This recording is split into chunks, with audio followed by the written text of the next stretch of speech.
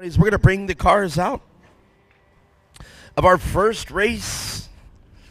Our first race today is going to be the 170 Limited Experts. Will start us off today on Sunday, round number 3 out here at Firebird International Raceway. It's the Championship Off-Road Racing Series of 2024, brought to you by R&R Steel.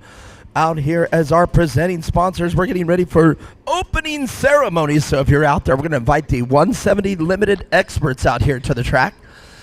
Shane's got the American flags with him, so as soon as Shane brings those experts out here, we're going to do opening ceremonies. And what a great day of racing. Welcome back to Firebird International Raceway. Branded for 2024, it is once again Firebird. As we know, it used to be called Wild Horse Pass Motorsports Complex. That's all right. You say tomato, I say tomato. But I do know the name of it now.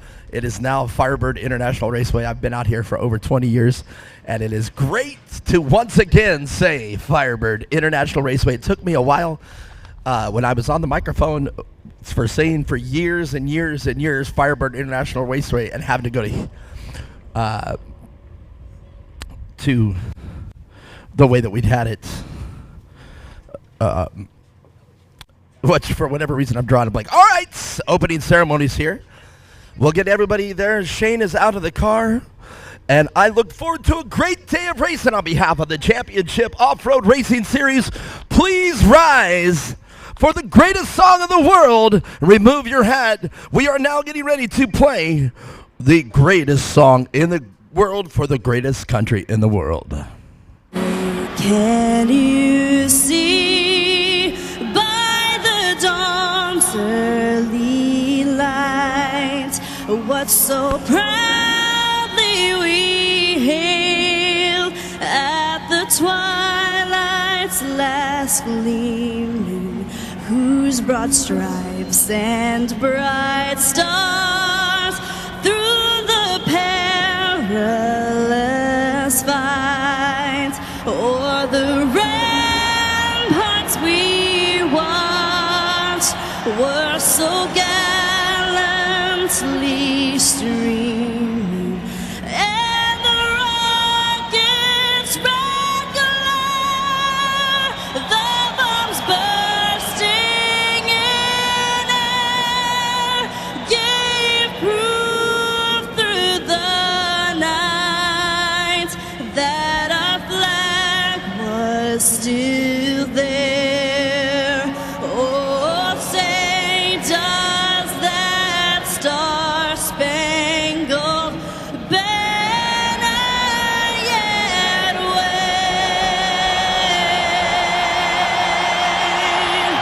o'er the land of the free and the home of the brave? Yes, indeed. Let's go racing. It is the Limited Experts out on the class right now, the 170 class. And we're going to meet the drivers here in a second as I make my way back over here to my desk. And we will meet the drivers out here in this Limited 170 Expert class. A great day of racing yesterday dictates where they are going to. Wow. Can you say sound system? Wow. I still want to. Let's meet the drivers. Here we go. And row 1, it's Allie Easton. She is the inside of row 1. Right next to her, a racer all day yesterday. Up in the top 3, Jake Hill in the 170 right next to her. Luke Vale, another racer from yesterday, doing an incredible job staying in top 5. And Jackson Witherow of Witherow Construction in the 138 car. And Crew Hart, 136, the number 21 car, driven by Cash Martinez. And Logan Menser will end this field. A great field here, the 170 Limited Experts. Shane's going to take them around our pace vehicle so they can get their sight lap. And then it is all guns blazing coming out here on our first race here on Sunday, round 3 at Firebird International Raceway. And it promises to be a great race. Stick around. If you're live here on Rumble, I have to switch to my Korg hat. I came here in my comfy hat, but my son Clayton Thomas Wright up here also announcing with me yesterday, and we got a good comments from you, from a lot of the feedback. They were very excited to have you here with me. This is my son, Clayton Wright. He is 12 years old and still in, I guess you're in middle school now. Still in middle school. So 7th grade. Yep. Your birthday in 13, turning 13 here in 2 weeks or so. In fact, today it's 2 weeks. So, but, so yeah, if you're going to get in here on the shot on Rumble, you got a kid on there. Oh, jeez. I'm real excited to be here today. I think we're going to have a lot of good races today. And we're seeing a lot of the people already. Got something on your teeth. Let me see. All right, there we go. See, that's a good dad, making sure that you're live on a feed stream. All right, but here we go. Alexandria. Allie Easton yesterday putting it down to Dominating. number one podium. Indeed, she dominated, doing a great job out there. And we talked about the race program that's going on over there in the Easton pit. A little bit of drama for her older sister, Zoe. A complete racing incident happened yesterday with Jackson Witherow. They're coming into the tarmac, leaving what I call the runway, and a little bit of slip up and adjustments. And Zoe Easton rather took evasive action and ended up T-boning Jackson Witherow. It was written up as a racing incident, but Zoe Easton getting very emotional about it. She didn't mean to do it and everything, and her emotions really got to her, and she was actually very drawn by it on the podium, but because she is very passionate about racing, and she didn't have any malintent taking out Jackson Witherow in that corner. Jackson ended up being okay. The car was okay. Everything was fine. But she was very emotional. But here we go, back to racing. It's the 170 Limited Experts. We're going green. Get Allie Easton in the 190A car first. And we got already one of the cars almost taking it out. And I do believe that's Luke Vale. I think it is. And Luke Vale doing a great job showing off that he has definitely got the skills to pay the bills, man. He just kept that car on all fours. To beat Allie Easton is very hard, especially after she won twice yesterday on the podium. The Easton pit, they definitely have a big pedigree of racing, and the Eastons are tough over there. Their dad, very good spotter over there. And look at this, Luke Vale taken out here in turn 3.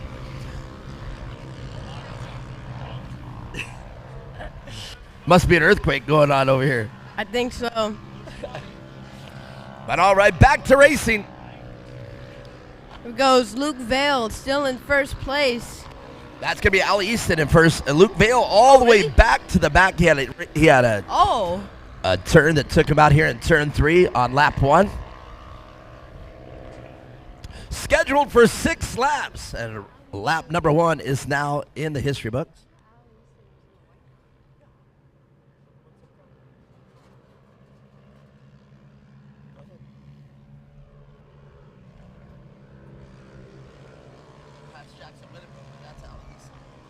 All right, so Allie Easton now in second place. Jackson Witherow in car number 138 will inherit the lead. And now this time around on our right, that's going to be Crew Hart rather, in third place, rounded off your top 3.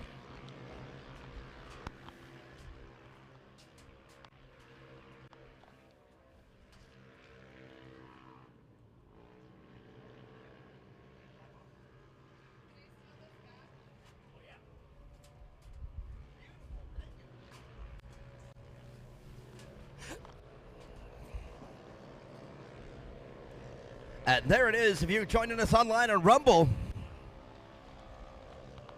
there's the overlay. Jackson Witherow now out front. And these cars blistering a 1 minute, 28 second lap time. It's crazy to see that these little cars with a 170cc engines are still capable of putting in a 128 out here. I think our fastest lap yesterday around the track was 20 seconds slower. So yeah. And that may seem like a little number, but that actually that's a big number in off-road racing. So, but only 20 seconds slower than our fastest vehicles out here. That's still impressive with a 170cc machine out here, as Jackson Witherow taking him across the line of that 138. And you can see the 190A of Allie Easton in second place.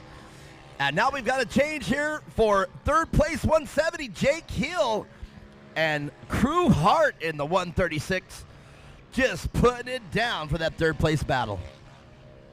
Not much of a battle between first and second place right now. Might change, might not. I think they're both very good, like racers overall, so definitely might see some change.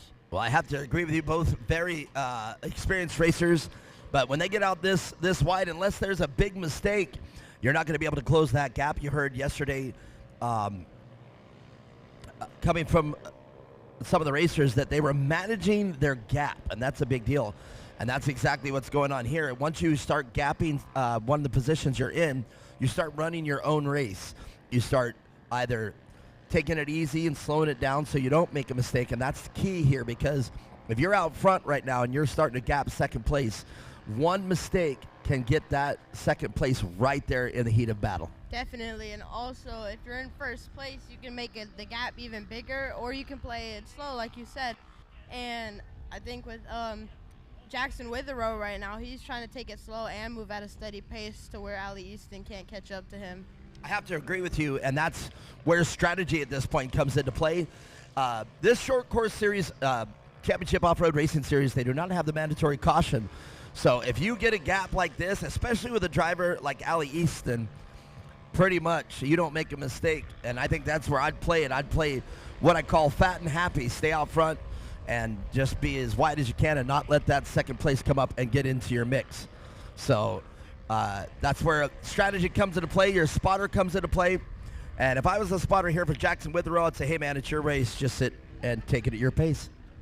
Yeah. If he can keep playing it safe with what he's doing right now, I think he's definitely got the win. Well, these top three drivers have been dominant all weekend long.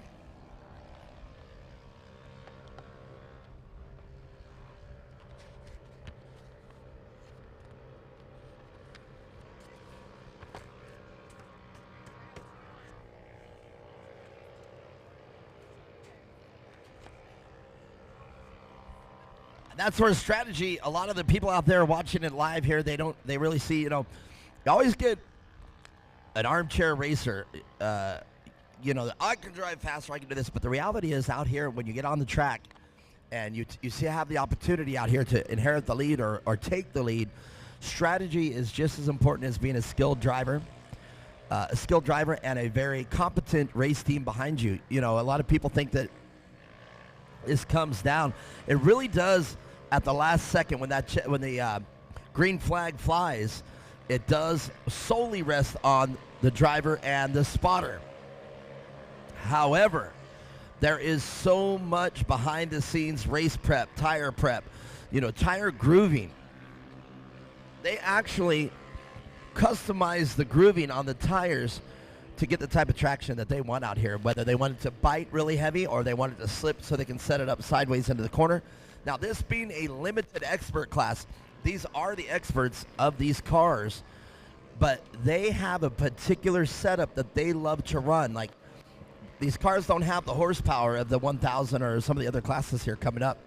So setup for these cars is almost crucial, but this truly is a driver's class. Indeed, and I feel like if people get used to what they've always used on their setup of the car, they can definitely get really good and move on to even higher classes. Well, that's exactly how it happens. Is you start off young and you start to learn. White flag will fly for Jackson Witherow, barring no major catastrophes coming up. I have a feeling that Jackson Witherow will be on top of our box. But back to what we were talking about, this is exactly how the careers of a lot of the major superstars in any place, happen. The majority of, NASCAR, flat track, any of the things we can think of, most of them started off racing dirt bikes. Now, racing dirt bikes really gets you the competitive edge and the knowledge on the setup, the ability to read the terrain, and actually sometimes including what I call racing heartbreak. You know, you show up at the race, you race, and you see a lot of the competitors are, you know, a little younger.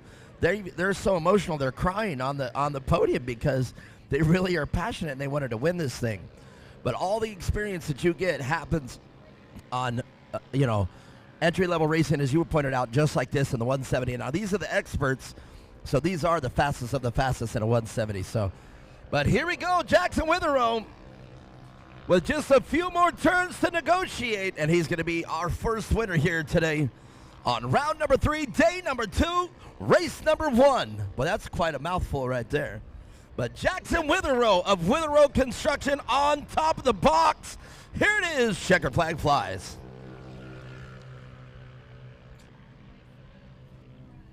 And Allie Easton, she's just going to have to settle for runner-up today. On top of the box yesterday, but looks like the Witherows got it together, got out front, and just ran away with it. And in third, we have Jake Hill. Jake Second Hill place. in the number 170 car, and Jake Hill's been strong all weekend, and Luke Vale, he's been great to deal with all weekend long, and the number 152 car. Now that's Luke Vale. And Luke Vale, unfortunately, the hard luck recipient here of this race, he actually got spun out here in turn 3, and he had to drive over that berm. We're going to talk with the racers, so stick around.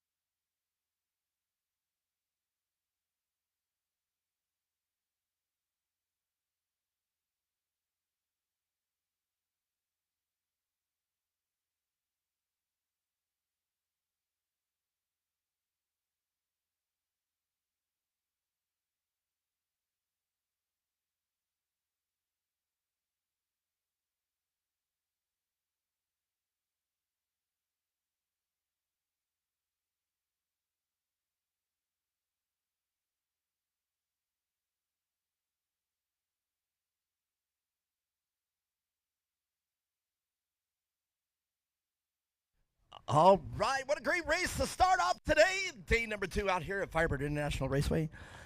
Very exciting. Race number 1. These boys and girls did a fabulous job out here. Luke Vale, the hard luck recipient there, had to watch the race here from behind. Get on up here. Let's get you going, Jackson. Just notice your shoes, man. Those are snazzy. I like the red, white, and blue.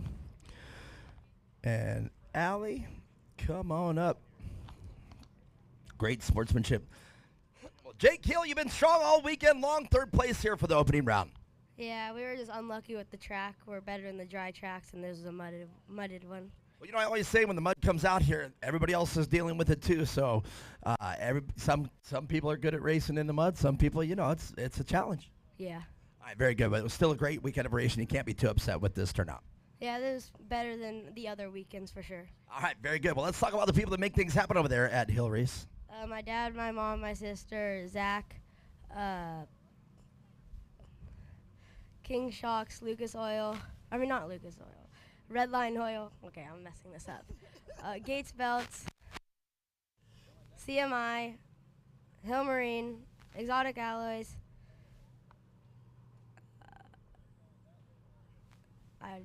And everybody else that I forgot, thank you. All right, Jake Hill, everybody. He's obviously caught up in the emotion of the race, and he did a great job there. Third place, not a bad weekend. But Allie Easton, man, you've been strong all weekend, and it comes right down here to this week, or the last final day here of the weekend in any class today. So, a little bit of tweaks to the car, a little bit of changes, but you're still strong for the weekend. Yeah. All right, very good. Tell us about the race. My dad was again on the radio just telling me that people were behind me, so I was kind of nervous about it, and he was telling me to catch up to first, but it didn't end up happening. Well, you know what? You're getting really good at running your own race and getting out there and making your own strategies and taking what your dad says, because it shows out there. Still very strong out there. Sometimes the other competitor just got the setup and everything else just right. Yeah. All right. You are an incredible driver. Thank you. And it shows. And you're consistent. You're always on my podium. Thank you. All right, very good. Well, let's talk about the people that make things happen for you. Extreme Machine and Fabrication, my mom and dad, Dynajet, R&R Steel, AZ Dentworks, Power Glass, Rob Muzzy, Hoosier Tires, anyone else I'm forgetting. Dude, Rob Muzzey's a legend, isn't he? Yeah. You ever hang out with him? No. No, you don't get to hang out with him. He's cool, man. I think you'd like him. Yeah. All right, make some rides out there. Allie Easton strong all weekend, but Jackson Witherow cool as a cucumber. Man, let's talk about the race. You actually had to get this position. It was just in the start. Everyone messed up and went out the outside, so I just took the inside the whole time. You just picked it up, man. I'm taking it. Yeah. All right, very good. Well, what a great race. You ended up gapping everybody and just kind of running your own race. Did you kind of just get in autopilot at that point, or were you still racing to the end? Still racing at the end. Oh, very good. So you were just smashing it down, and it showed. You did get quite the gap out there.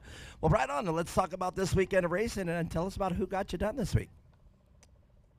Jimmy, Extreme Machine Fabrication, my mom and my dad, and Jaden, and God for keeping me safe, and that's it. All right, Jackson Witherow, he's a man of few words. What do we got here? Like 4 Chinook helicopters. Are we under attack right now? What's going on? Everybody say, hey, we're racing. All right. Once again, the first race. It's in the history books. Clayton, take us to it. Here we Those have the are 170 Chinook helicopters, limited the fastest intermediate. helicopter in our military inventory right there. In line 1, we have 190 Brianna Walton and 72 BJ Hathorn. And in line 2, we have 23 Kyler Mendoza. And here we have some helicopters flying over. Wow. After Kyler Mendoza, we have 124 Riley White. Clayton, I don't mean to interrupt, but I just want to yell, God bless America right there. 4 Chinook helicopters, the fastest helicopter in our military inventory, and also the heaviest lifting. Well, actually, I think the heaviest lifting is still the CH-53. But those are Chinook helicopters, and those are incredible. Those are actually Vietnam-era airframes. Now, those obviously are the newer versions, but they was originally designed back in Vietnam. All right, Clayton, back to it. And in line 3, we have 234 Jace Wilson and 99 Brooks Hopkins. And in line 4, we have 307 Leo Torres and 15K Kyson Christensen. And in line 5, we have 213 Blaine Proctor and 191 Cassidy Walton. And then in the final line, line 6, we have 471 Charlie McKay.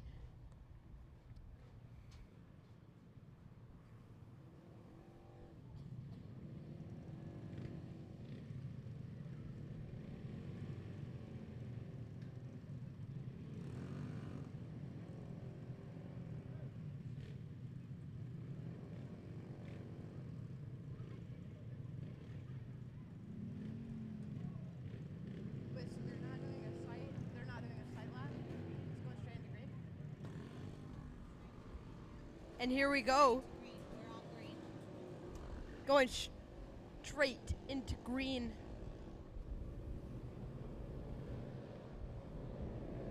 And the green flag goes up.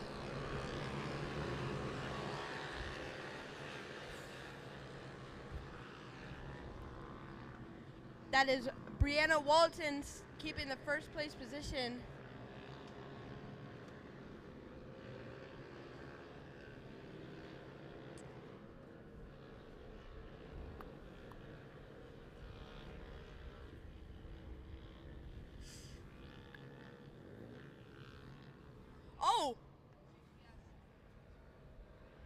we do see a flip. I don't know who that is, but they did make it back on the right side.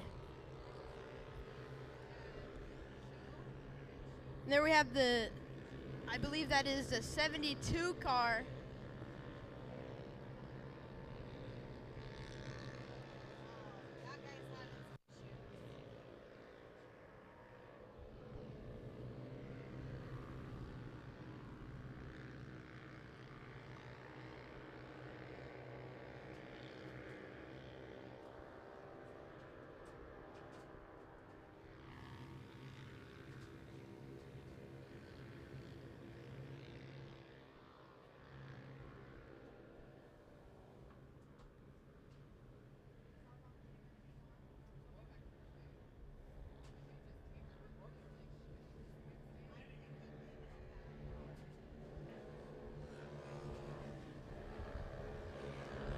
Oh, and here we have BJ Hathorn taking first place by a long shot.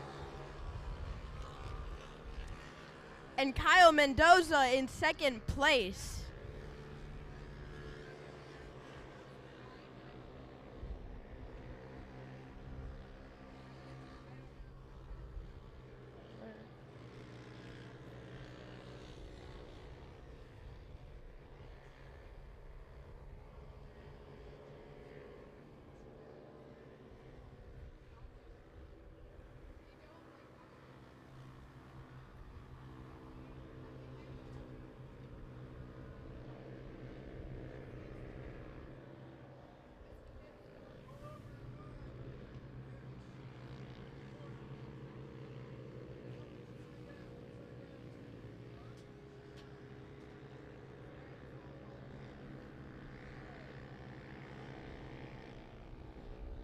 All right, turn 3 here. Clayton, what do we got over here? We got a turtle.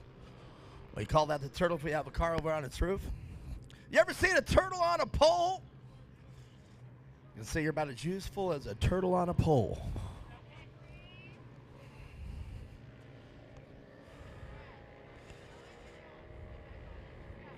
All right, all right. Think we're going to do the local yellow, keep the local yellow out there. Trying to get back up here to Race Command, but we got a little bit of drama on the course. We're seeing a lot of problems going on, a lot of slip-ups, some of the cars.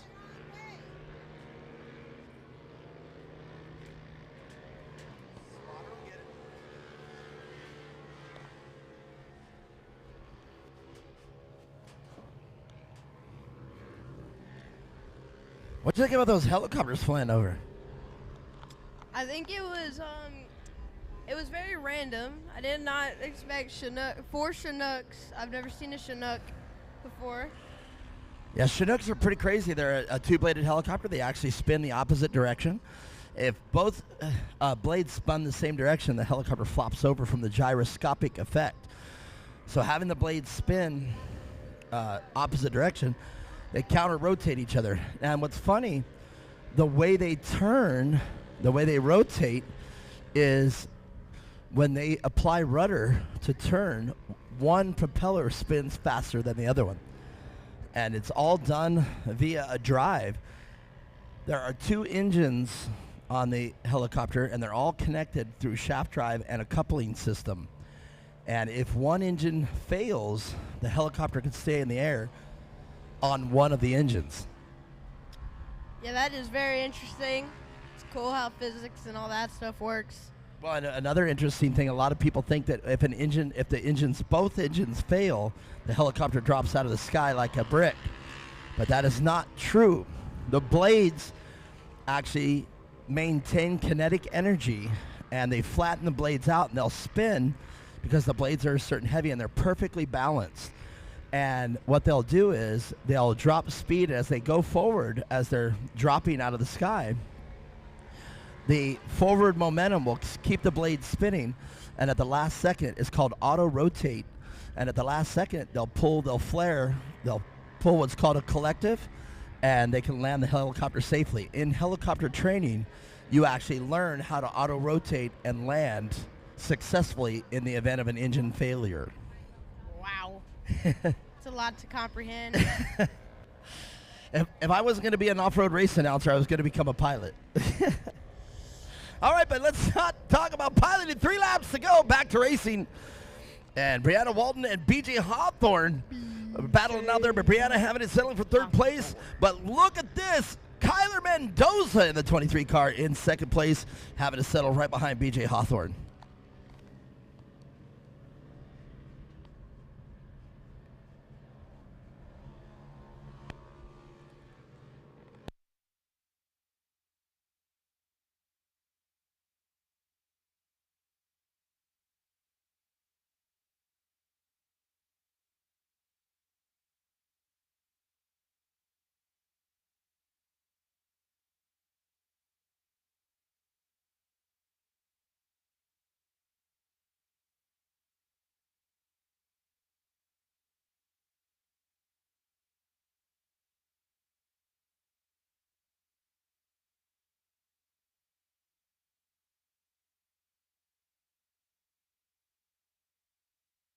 Kind of thumb through these, and that's Merch. like this one stuff.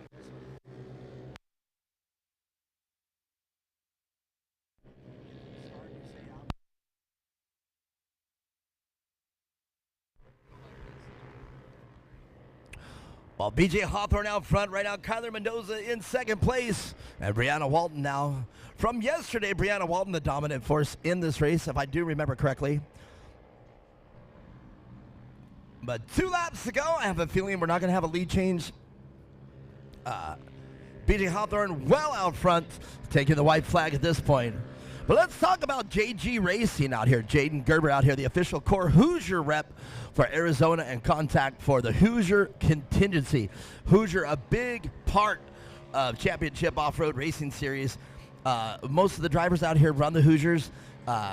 Jaden brings out tires out here, so if you guys need tires or have severed a tire or you need another tire or just need fresh tires, go talk to Jaden. He's got plenty of tires here on premise to put on your race car. And here we are in the last lap. Not looking like any difference happening between the 2 first place, 2nd place, and even 3rd place. Well, no, BJ Hawthorne right now out front enjoying a very comfortable lead as you see BJ go into turn number 3 right there. BJ doing a great job in the number 72 car and that blue livery.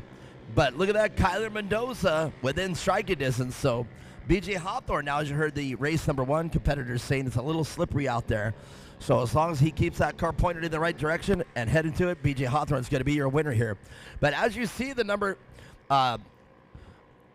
the 234 car of Jace Wilson out there, it's time that we talk about HMD Designs. Brian Moore and Brandon Howard out here is the official wrap partner of Championship Off-Road Racing. They do vehicle wrap, stickers, banners, and everything. And but HMD right here out of Tempe, Arizona, making Core look so good with all our swag. BJ Hawthorne taking the checkered flag in the number 72 car. And great camaraderie right there. Charlie McKay making sure to get out of the way to not interrupt the leaders as BJ Hawthorne, and you saw Kyler Mendoza. Man, Kyler Mendoza, I got to interview him pretty much every podium yesterday that he was racing in. And Kyler, man, I really like his style. Gets up there, and he's like a rock star, man. He's just got it all down pat on that podium. But there it is. And this time, Kyler, my apologies. See if I get it right. Riley White in the 124, unofficially 3rd place. I just say it unofficially so I don't get in trouble. But it is officially unofficial. Or wait, unofficially official. That way, you see, I don't get the parents go, hey, your announcer said they took 3rd. But I'm just the announcer. I make mistakes. Just the announcer. That's right. That's exactly right. I've learned how to not get in trouble doing this job. Oh my, next race, guys. Make sure to stay here for this next race. 20 racers. We were looking to schedule. Somebody was asking that we had 24 racers, and I was like, Man, isn't 20 enough? 20 racers out there on this course. I know it's a big course and very wide. Still. 20 racers. There is 2 pages? So 21 racers. 21. We forgot one. Well, 2021, that's still a lot of racers. A lot of Definitely. racers to be out there on that track. And look at a great view if you're out there joining us on Rumble. The cameras out here in Core, second to none. Our live stream. I tell Glenn all the time, man, we gotta sell this package to other people. This is ESPN ready right here, ready to go straight on ESPN. Oh, by the way, we did learn yesterday that there was an ESPN TV live link yesterday, and we do believe that was a phishing link. So if you guys saw that, do not click on that because they asked you to sign up, and above all, do not sign up. That's exactly what they're trying to do, is get the phishing. Now, if you go to Rumble, that is, you do have to make an account, but Rumble is not after your information. Rumble just needs you to sign on there for the advertising. But we are officially live streaming on Rumble, so you can get on Rumble and just search Core Off-Road Racing. It will come right up. Or you can go to the official Core website, click on the hamburger or the menu button, and click on Watch Live, and it will take you to our Rumble account. You'll have to make an account, but you too, with about a 30-second delay, can watch this race live on Rumble. Look at that 124. Riley White covered in mud. Getting a great picture. Love to see, Mom, I'd love to see that picture on our website, so definitely get that out there. That's going to be a great picture. Get on, cameraman, you got to see that. Where's Riley off before? Well, too late. Got her helmet off, but that was awesome. Covered in mud and definitely doing battle out there. Rumble.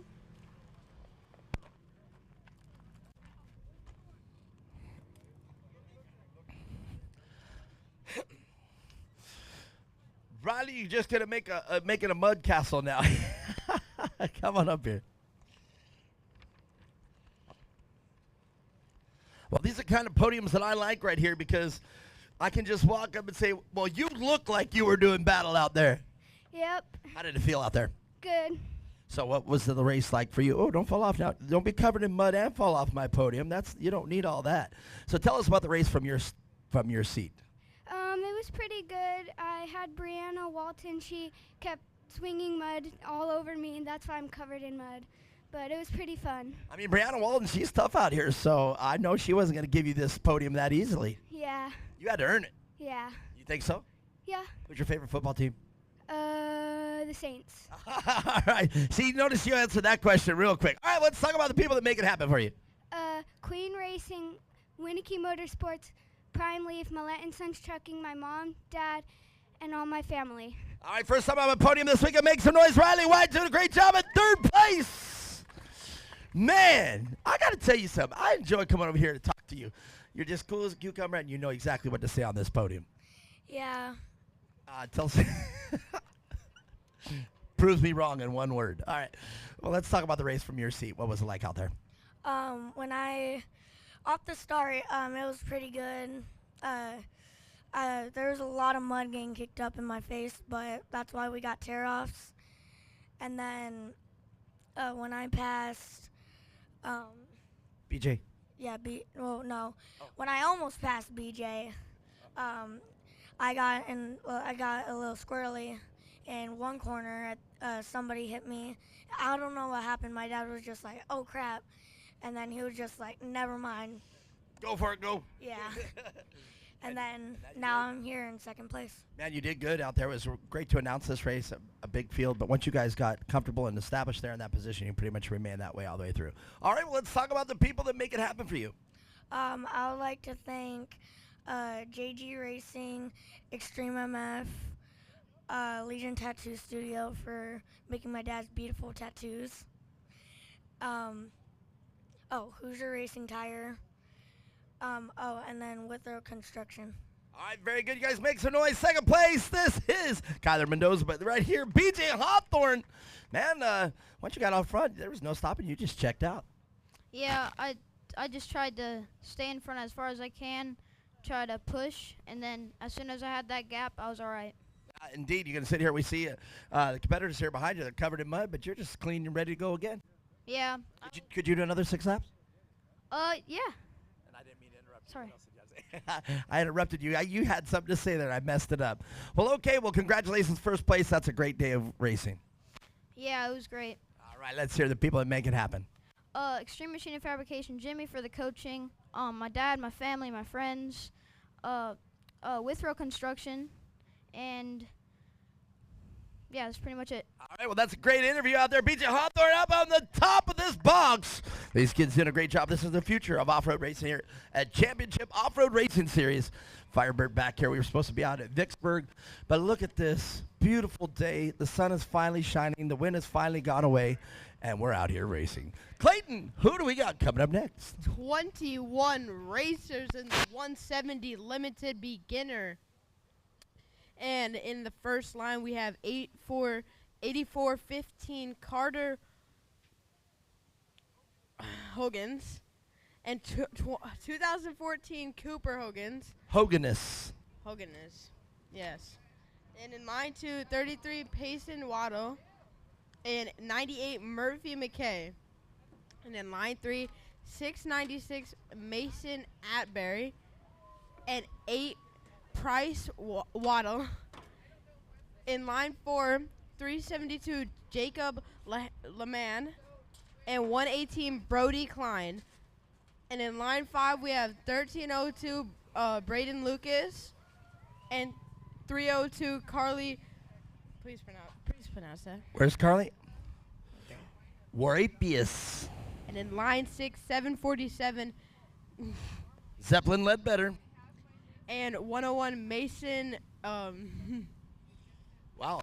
I. Bulgarian. Okay. Line 7, Elliot Brook, 16 Elliot Brook, and 108 Keenan Morois. And in line 8, 109 Truly Espinoza.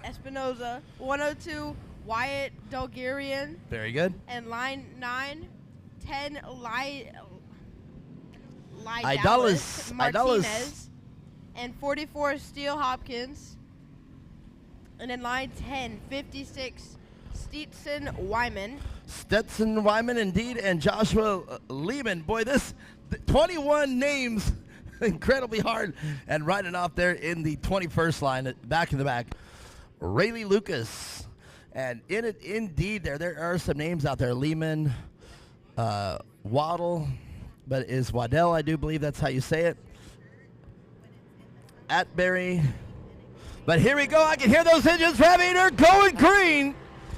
As the 8415 car of Carter Hoganus and brother Cooper Hoganus, 1 and 2. But look at this up there early. Payson got into second place, but Cooper Hoganus able to regain that second place back and start chasing his brother.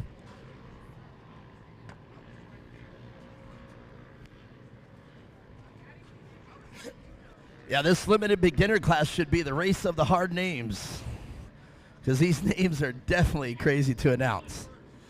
But here they go, the Hoganus brothers out front as they've been doing all weekend.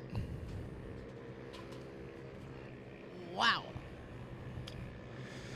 And I do believe if the Hoganus get up here, if I remember correctly from yesterday, we've got a special thing to talk about on the podium if these two brothers stay up front and get on the podium. Special. We got another special. Yesterday we were giving away Nintendo Switches and $200 checks. So what do you think today could be? Let's go around the 200 range. I'm going to say maybe like, I don't know, actually. All right. Well, Cooper now will lead his brother into turn 1 of the second lap. Cooper Hoganus, but now Carter Hoganus being out front early. But Cooper out front this time around. What is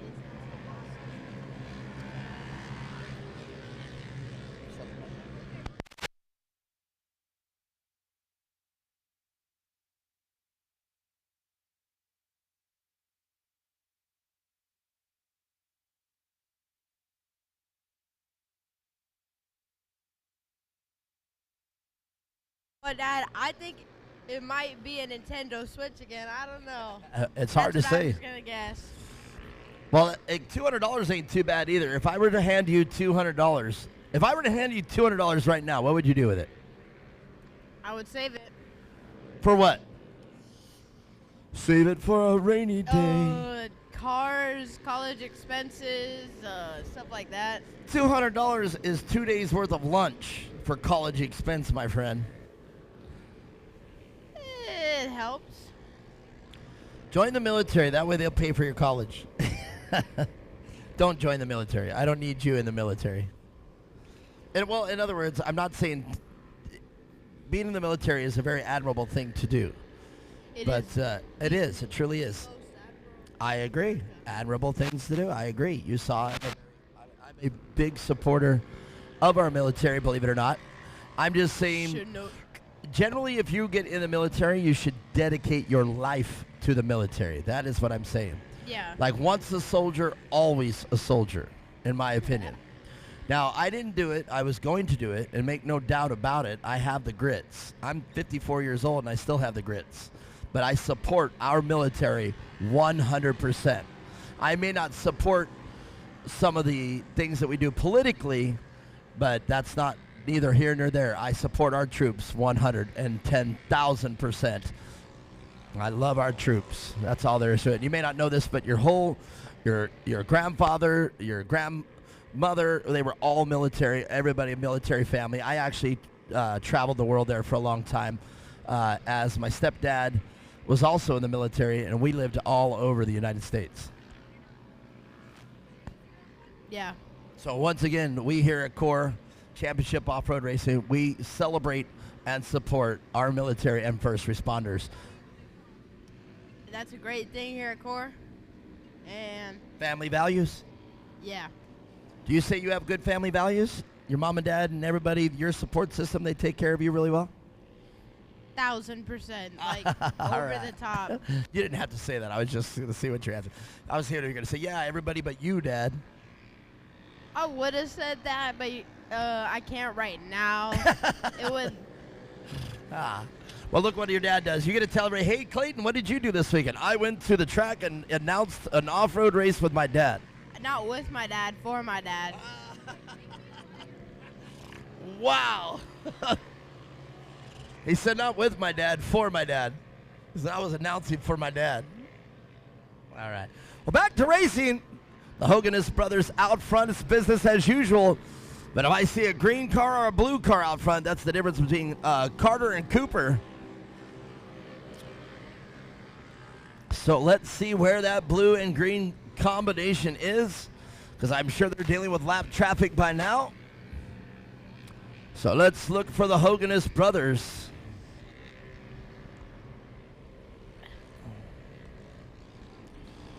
And I don't know if you've seen them. They're both sporting mullets. Do you know what a mullet is? I do know what a mullet is. All right. Do you know your dad used to have a mullet? I do. Back when it was cool, but I guess it's cool again to have a mullet. Cool again. Cool again. Cool again. We just coined a word. It's cool again. That's actually, we should coin that. www.coolagain.com. That's actually not a bad idea. Write that down. Go make $1 million. I'll make more than that. Cooligan. Are you a hooligan? No, I'm a cooligan. There it is. Speaking of cooligan, the 84 15 of Carter Hogan is out front.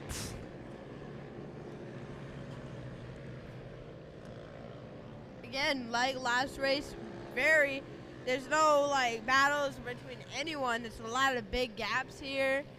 And yeah. Well, as we heard the brothers talk yesterday, there is sibling rivalry going on between those two brothers. And the younger Hoganist wanted to beat older brother, but he just was on the podium saying, ain't gonna happen. Wasn't buying it. Yeah, they were talking yesterday. Definitely pretty big rivalry between them. Well, Carter Hogan is victorious yesterday, top of the box. And Cooper Hogan is having to watch older brother run away with it. And I think we have a repeat of yesterday. And you can see the livery I on. think we do. Well, you can see the livery on both those cars. The same livery. But I would imagine if green and blue, I imagine that's going to be the brothers' favorite color. What's your favorite color this week? This week, why is it changing? I don't know. You tell me why it's changing. It used to be green, then it was blue. What is it to now? Your favorite color? Aqua. That's why I said what I said. It's been like that for 3 years. Oh, it hasn't. Okay, well, you're 12. So, all right, white flag flying for the Hoganist brothers. Do you know what my favorite color is? I do know what It's your right in favorite front of color you. is.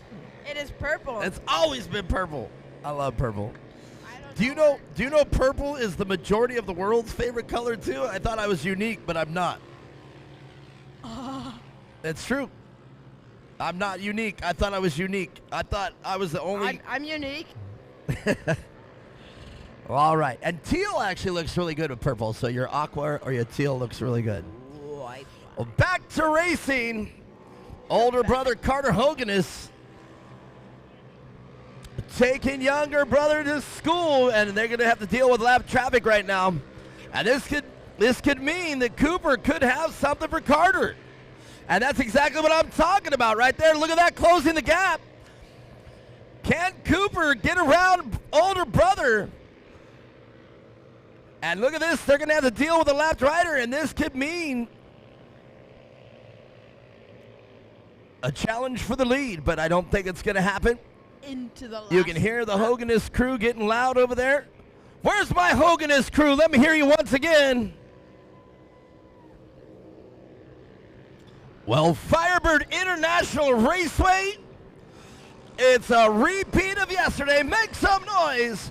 Your winner, Carter Hoganist, and young brother Cooper Hoganist right behind him.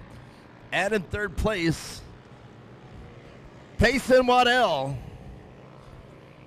in the number 33 car, rather. My apologies.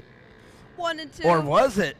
Right. It's no. My apologies. It was the number 8 car of Price Waddell, not Payson Waddell. My apologies. There's Payson now finishing down the line a little bit in 5th place. Still a great run.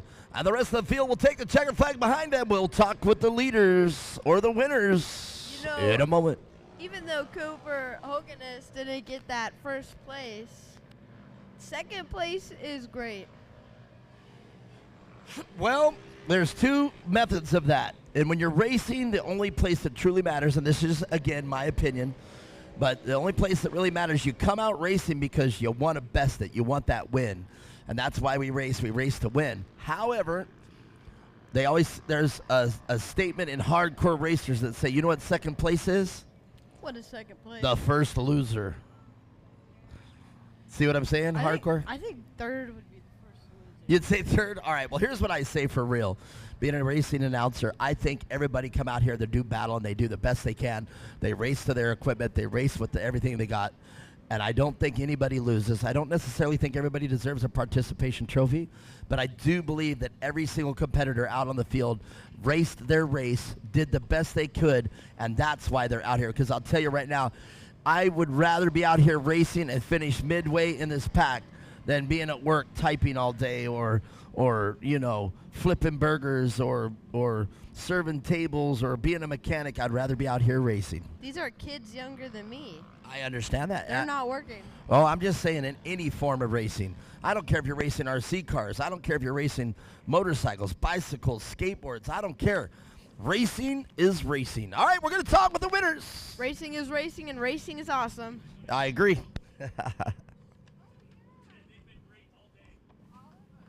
21 cars. Look at those cars out there.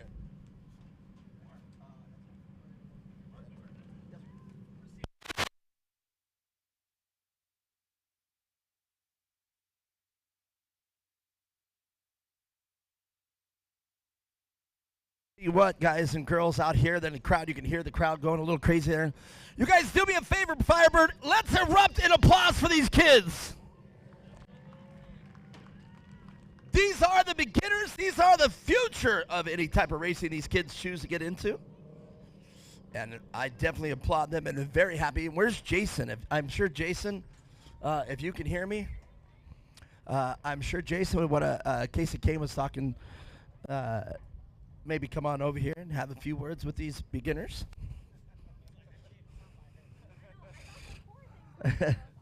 Well, I know this one over here. All right, look at these kids. They're already on this podium. Oh, hey, Jason, here we are.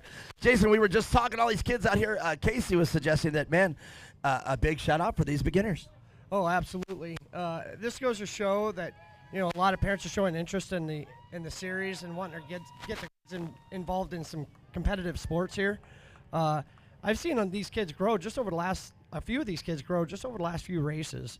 Their ability to control the vehicle and start picking lines is incredibly important. That shows that the parents are taking their kids out there and practicing. Hugely important. Finding your line, keeping your cars off of other cars, and not bumping. Well, now, as your job over here at Race Director, how soon for these kids should they maybe think about going up to the next class? Going to the next class, it's all up to the parents. When they're ready, it could be a year or two, but it's all based off experience and time in the car and time in the seat. So. All right, very good. I mean, that's a very important point because sometimes we kind of lag in this beginner class. All right, well, I'm going to go over here and talk to the winners. Go get them. All right, well, we're heading on over here. Look at this. Bryce Waddell in third place. Got to be pretty happy with that. Yeah, somebody's happy out there. So, man, 21 cars out there and getting the top 3 on the box. Still got to be happy with that. Yeah, I'm really happy and pleased with my race today. I mean, they just kept pulling away from me. It wasn't as close as yesterday, but I still got third. Yeah, these two brothers, they're tough, and I think today, as we talked with them on the podium yesterday, they had a little something to prove today. Yeah, they didn't want me on their tail that much. All right, well, very good. Well, let's talk about the people that make it happen for you. My mom, my dad, my stepmother, Lonnie, and my spotter, Oliver. Bad Decisions Racing, and God for getting me through it. All right, that's a great list right there. Bryce Waddell doing a great job. Third place for the weekend. Can't be mad at that. And this young man, well, you know what? It's still a great race out there, you guys. And I knew you were going to have your hands full. Your brother, man, he's tough to beat. Yeah. All right. Well, tell us about the race. What did you have for your brother? What was your strategy? At the beginning, I had a good corner to pass him, and then when I was coming on that little tabletop, my dad told me to go a little high, and then he started coming low and then passed me. Well, hey, this is what it's like. Older brother, younger brother. This is the way it's supposed to be. You're still happy for your brother, right? No. No! That backfired on me bigger than everything, but you know what? Oh, he's the older one? Oh, okay. Wait a second. Now I understand. Now it all makes sense. Older brother, he's like, dude, what the heck I got to do? My younger brother beating up on me? Is that something like that? No, I beat him up. Oh, wait a second. I meant here at the... Man, I'm doing it all wrong. Okay, no fighting on... No, I said no fighting on the podium. All right. Well, you know what? You do love your brother. Is that right? No. No. All right. I got to watch what... Now he's laughing. Look at that. All right. Well, very good. Well, I'm proud of both you guys. And you guys moving up for the next year or next race? Yeah. I think you guys should because you guys, both of you, just flat out checked out. Yeah. All right. Let's talk about the people that make it happen. 2X Motorsports, Donkey, Christian, Brad, my dad, my mom, Andy, CJ, Oma, Opa, Jake, and that's all. Paxton and 518. All right. Well, make some noise. Very emotional out here. The older brother, but Carter, man, it's only taken me 3 races to get Hogan this right, but I think it is implanted in my head. But, man, all right, another weekend out here. You got it done. Yeah. All right, talk us about the race. So when Cooper got in front of me, I was watching the order cars yesterday, and I was just trying to do what they were doing, and it worked, and I got first. That's smart. Follow what your competition's doing and kind of emulate what they do to get you on top of the box. I think that's very smart. Yeah. All right, very good. Let's talk about the people that make your race program happen. Friends, family, Paxton, CJ, Andy, Jay, 2X Motorsports, 518, Uncle Kenny, Bob, Donkey, Brad, Boss Hog, 911, pink pineapple. That's it. And that's it. All right. Tell me who that is right there that has the shirt on right there. Who's that? Which You know who one? that? Which one? Right there, black hat. That's your family, isn't it? Yeah, Who is that? Christian. That's your cousin? No, Kristen. Oh, Christian. Christian, are we doing this or not? Oh, all right. Well, Christian had a special announcement out there, but congratulations on your first place. Thank you. All right. Well, there you have it. I'm going to get out the way. Sibling rivalry at its finest, and I had it backwards. I understand now why older brother Hoganus is a little upset. Don't hop the fence. Come on through. There's a gate there. All right. Once again, make some noise for these beginners for me. Woo!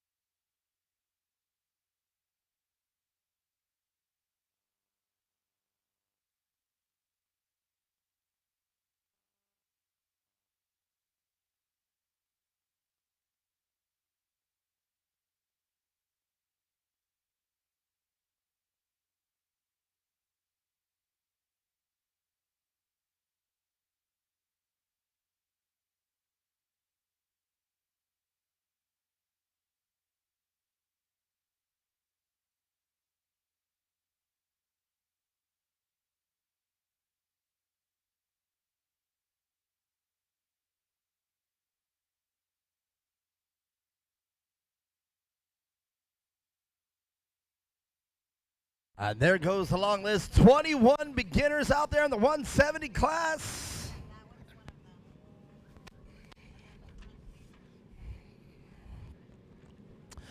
But coming up next, it is the 170 modified. You know what? I'm excited for this one. Tell me why. Because it's modified and it's very different from all the other races. Will it need these cars a little bit? They're not limited to certain specs, and that's exactly why we call them the modified class. And it's not quite open, but it is modified, and the regulations and setups and everything, you know, you can't always build a car with just a fast engine and put it in the same chassis. The chassis has to be up to date as well to be able to handle the horsepower of the modified engine, and vice versa. You don't want to make a chassis that outruns the engine. So everything is very important here in the modified class. And right back to setup once again. Got to have setup. This is where setup is imperative. And we already know Allie Easton. She's out here in this class now. A lesser class, like a limited class car, can race a modified class. Okay, it's like modified class is a little higher class, but you have to be challenging because a modified car can take it. But there we go. We're going green. Little bit of bumping going down the front straightaway, bumping early into turn one. But they've all made it through turn one clean. And it looks like Allie Easton out front again. She's been dominant all weekend long. That's not a surprise right now, for me at least. Well, I don't think anybody should be surprised there. If you got Allie Easton or Zoe Easton in the lineup, you can almost take it to the bank that they will be top three. Definitely. We've seen all the Eastons every time they've raced on the podium. Whether it's second, third, or first, they've been in all places. They definitely have what it takes here to get it on top of the box and anywhere there behind the leader. So a very tough team. You see the Eastons out there, you better be ready to do battle.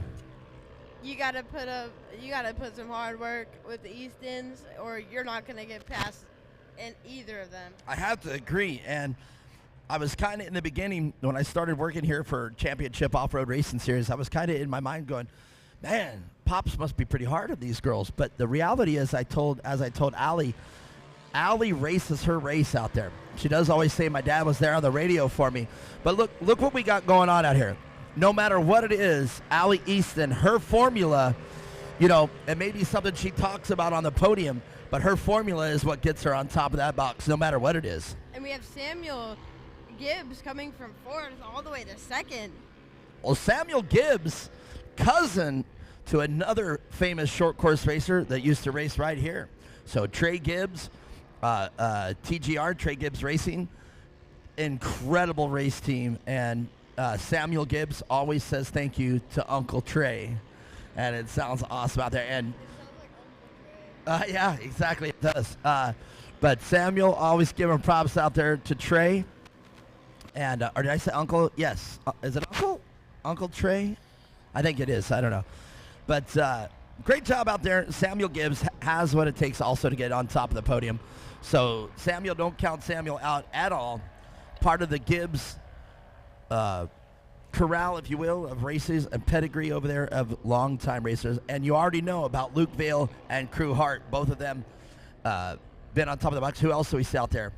Jackson Cotter, another racer. Luke Torres, all these names. Jake Hill, 170. You know that Jake Hill, he's in third place right now. So Jake Hill started off fifth place, but he's up in the top three. So Jake Hill doing a fabulous job.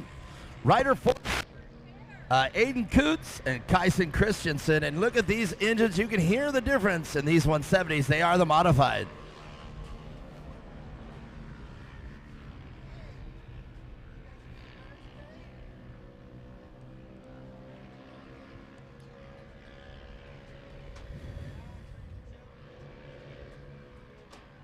Look at that drone work.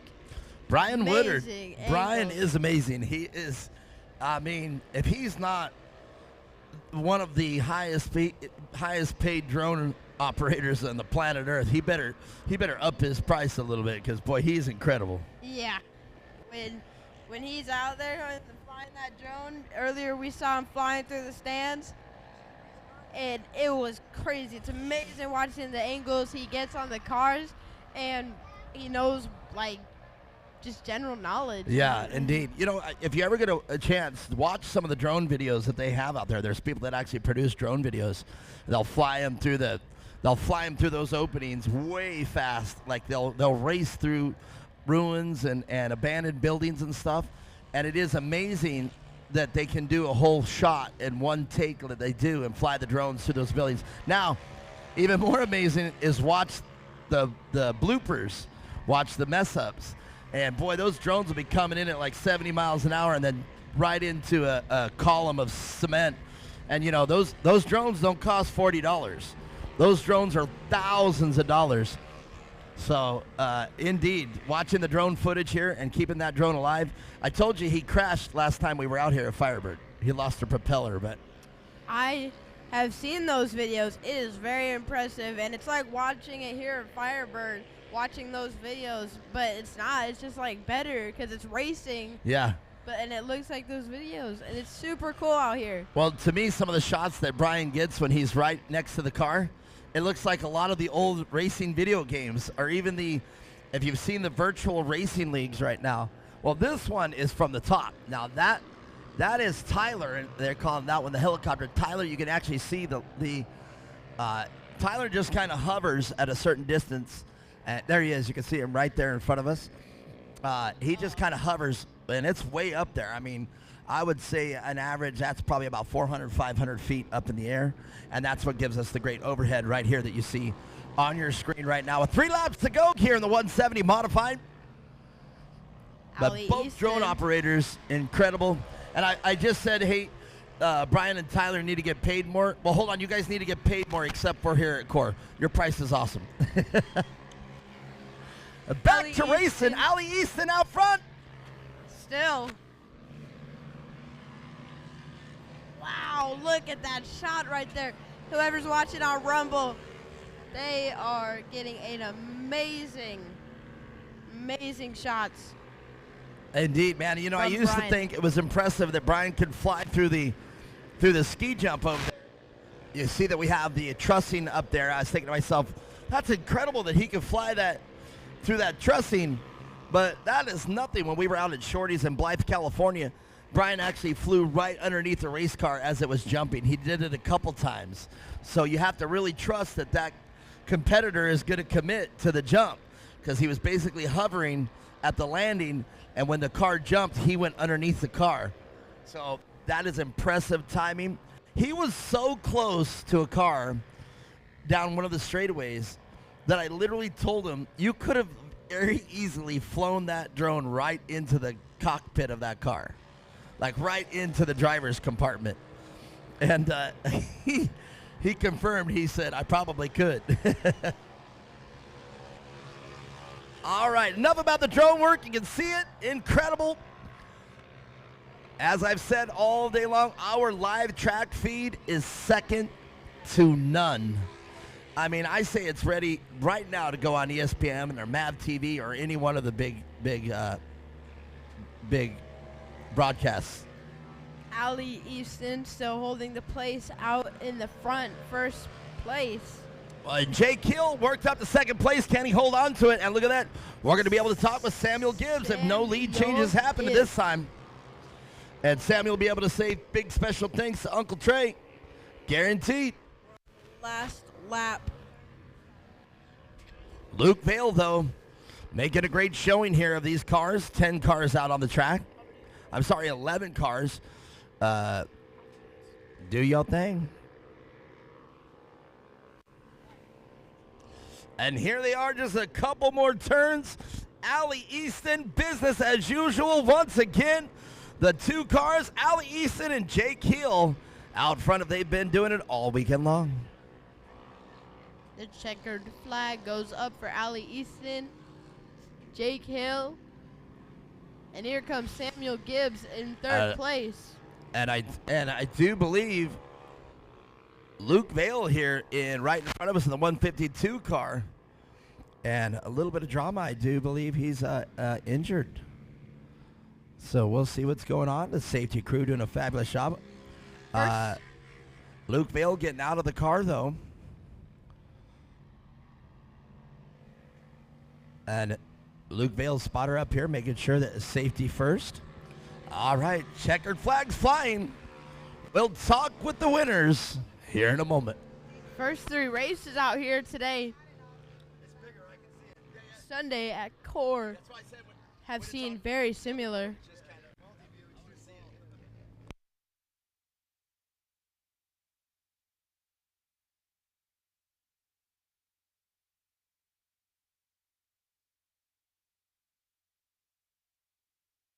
Fabulous day of racing so far. The weather, just incredible. Boy, it comes and goes, though. The sun comes out, it gets warm, and then here comes the wind, just like right now.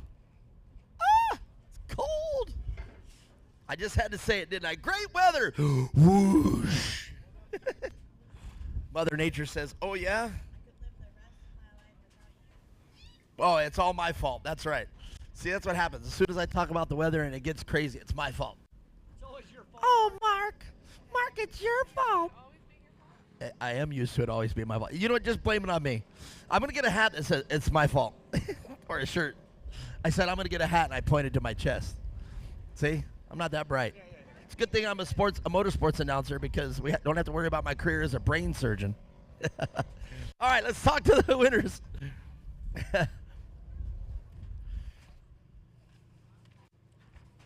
Samuel Gibbs, first time I get to talk to him all weekend long. Pretty excited about that. But Jake Hill and a young lady I've been talking to all weekend, Ali Easton. What a great day of racing. Hey, are you guys having fun out there? You like the off-road racing? Are you having fun? Yeah. She said, yeah, I'm having a good time. It's all about the kids out here. And a big class out here, 11 cars strong. And these are the 170 modifieds.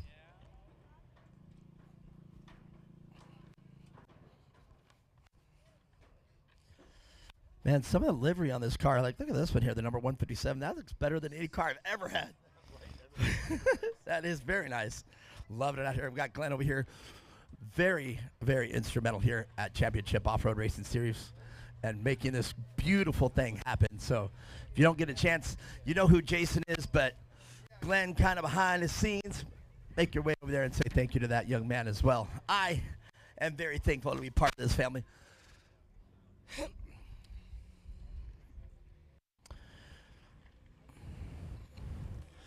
A great race here in the 170 modifieds.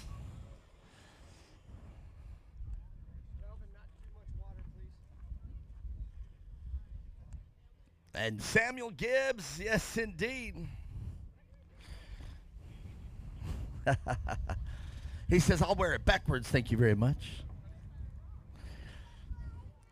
Well, Samuel, we'll get right to it. Man, these 170 modifieds, this is a tough class, and a lot of cars out there, 11 cars, and you got it here to third place. Yeah. Had to work for it. Ye- Tell us about that. What'd you have to do a little different to get it here to third? Well, yesterday I was a little bit off. I dropped from second to fourth, but today I just drove through the corners, just never lifted off the gas. Yeah, these 170s, man, it's almost like you could just pin it and just steer it. Yeah, you can't lift in this class. Yeah, not the modified class, that's for sure. Yeah. All right, great job. Well, let's hear the people that make it happen for you. I want to thank my dad for spotting for me, Uncle Randy, Steve, Uncle Trey, and my grandma Sandy, KB Engineering, TGR, and everybody else who I'm forgetting. Well, you love it. I said you were going to say thanks to Uncle Trey. Make some noise out there, Samuel Gibbs. And we're going to move right along. Another person on this podium all weekend long, Jake Hill.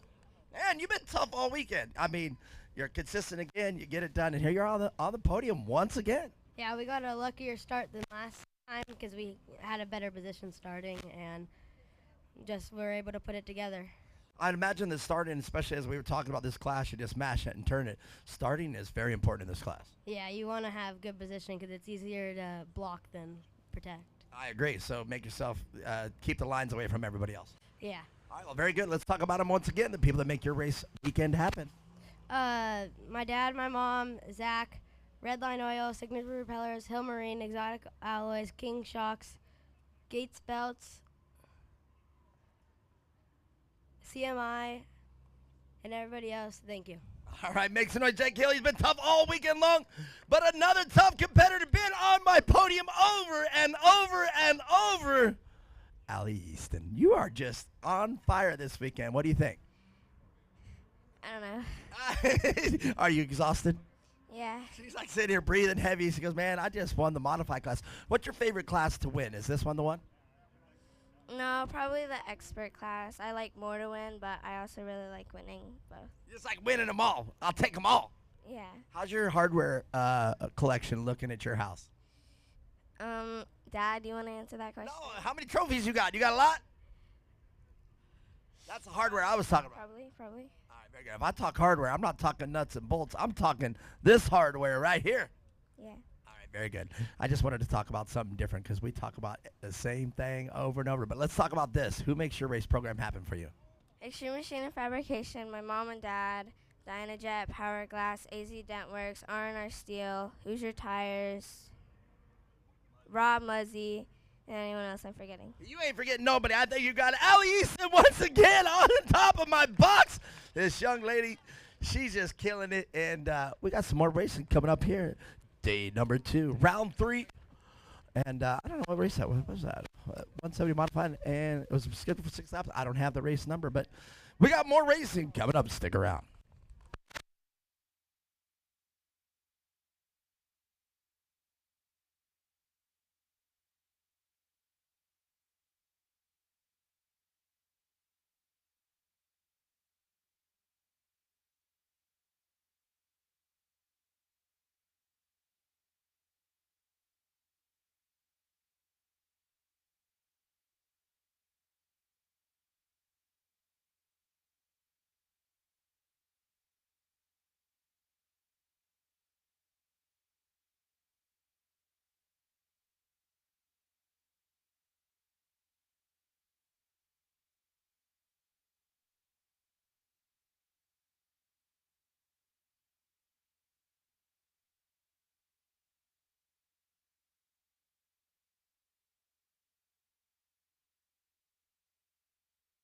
weather's kind of coming and going, but it's cooperating for the most part.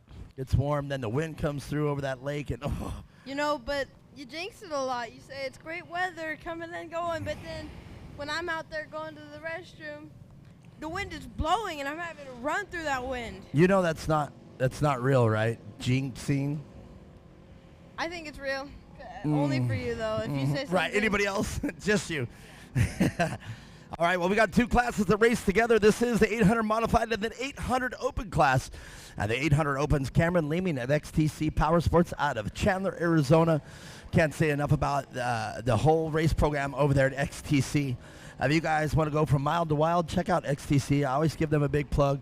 I got a lot of friends over there at XTC, and I love the perseverance and racing challenge of XTC. But in second place in the 593 car, or 583 rather, Olivia Woods. And you'll see the 138 of Jackson Witherow. He's the open or modified class, getting around the open of Cameron Leeming. But now we'll get into the 800 modifieds. Jackson Witherow in the 138 car. Audrey French, second place yesterday in the 122. And rounding off the top three was Kaya Sane. Not Kaya. Kaya.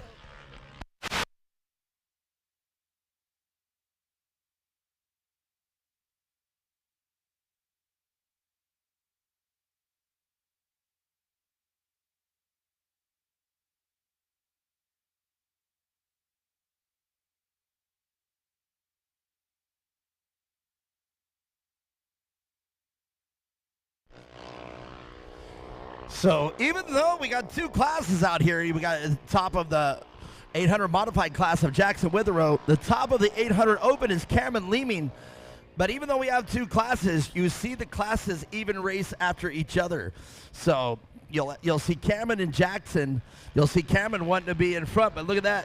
Jackson Witherow, you give this man, again, you hand him the lead like that, it's over. You know, look at the way he just drives it in, but Cameron Leeming right there, as you see them both check out, that's an unofficial race, so they love to do it. But while we're watching this racing and you're out there in the vendor row, make sure you stop by and get some great core swag. Super comfy. It is pretty super comfy, and man, our logo, I think it looks really sharp. Off-road racing, a lot of logos out there, but the Championship Off-Road Racing Series, that's a great looking logo. As you see, we got it everywhere. Thanks to HMD Graphics right here in Tempe, Arizona. Hats, jackets, everything. What's your favorite out there, Amanda? We got the hats, the shirts, the hoodies. We got the hoodies. Man, everything.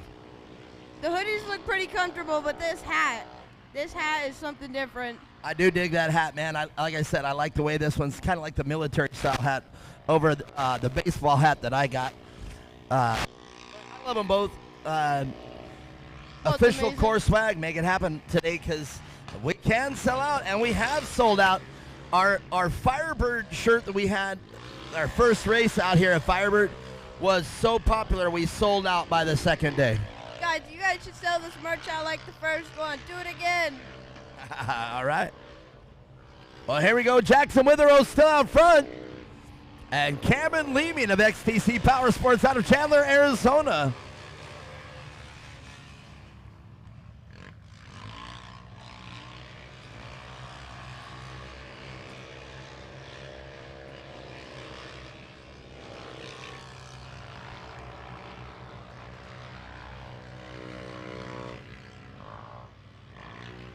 Cameron Leeming currently leading the 800 Open, and Jackson Witherow leading the 800 Modified Open. And Blaine Proctor yesterday, I don't know if you saw or remember from yesterday, that's going to put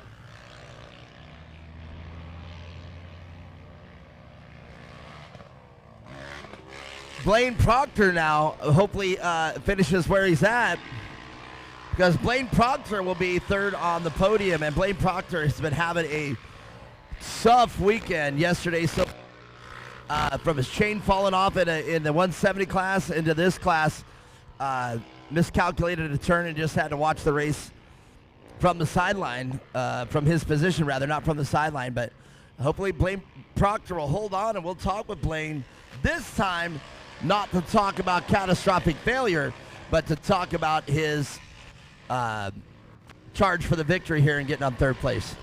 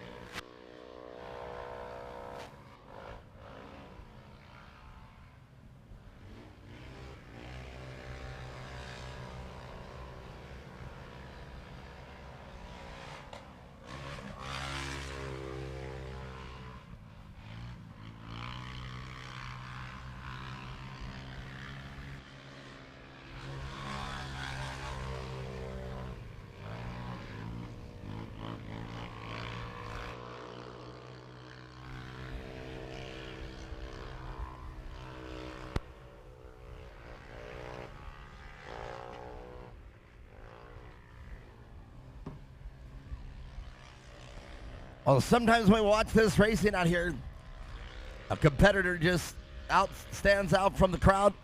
And this is a prime example of that. Jackson Witherow right now just enjoying clean air and going to bring it on home to first place once again if there's no problems with this race. And we've got 4 laps remaining of a 7-lap race here for the 800 modified.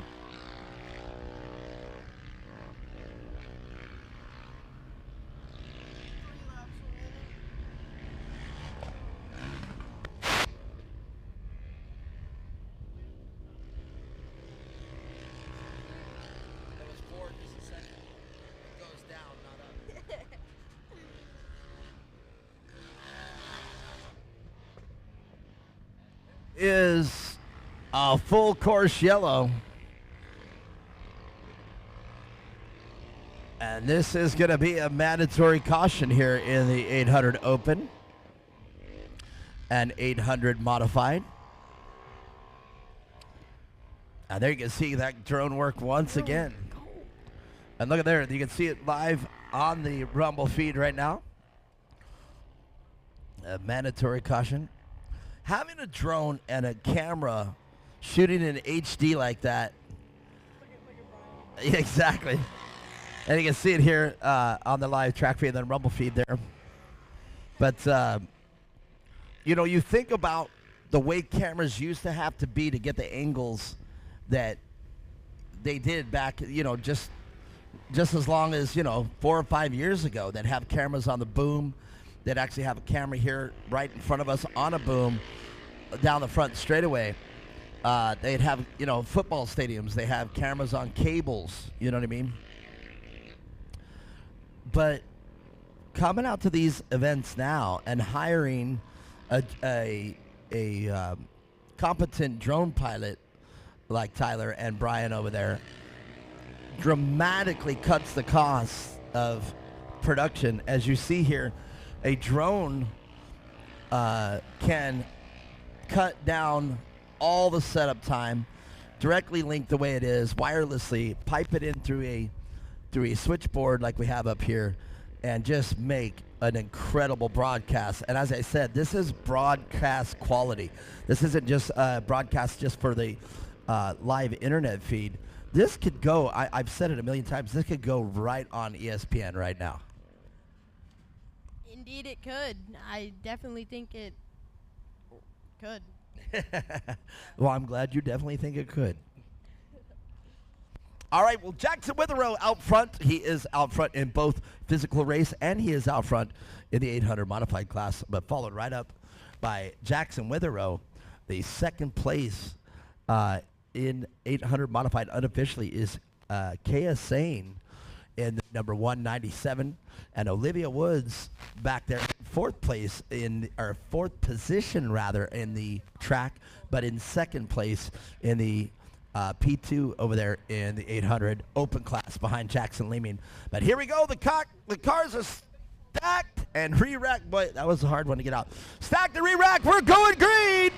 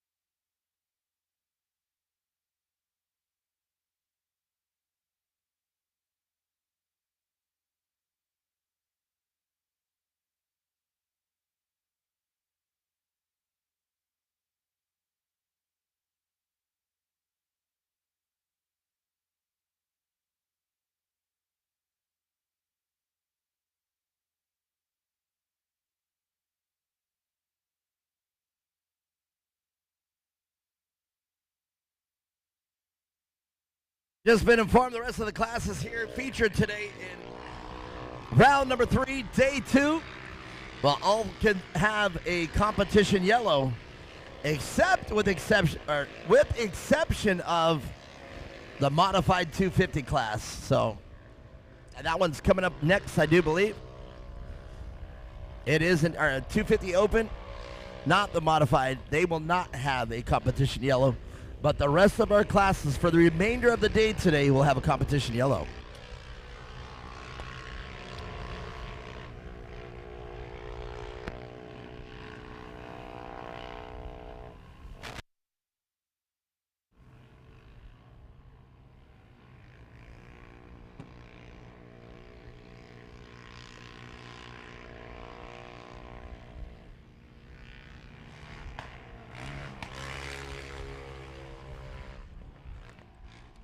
White flag flies As we go for on to Jackson the Wither on last the rest. Oh, I'm sorry. Go ahead. I'm saying white flag flies for the rest of the field. Both leaders in the 800 open and the 800 modified just passed got the white flag. So the white flag for the rest of the field as the number 583 car. The first of the rest of the group coming through. That is Olivia Woods, second place. Jackson Witherow in first place currently. Kaya second place in the 800 modified. And Blaine Proctor. I can't wait to talk to Blaine Proctor on the podium. He's almost won the races yesterday, but catastrophic failure has left him off the podium. But today, a little bit different. Went back, regrouped. Third place, that's not a bad day for after yesterday's racing. He was doing amazing out there yesterday. He was in a really good position with first place. Then, chain, everything happened, and the checkered flag goes up. Jackson Witherow, your winner of the 800 modified, and Cameron Lehman of XDC Power Sports out of Chandler, Arizona, in first for the 800 opens. We'll talk with the open drivers first. And the next vehicle across should be Olivia Woods.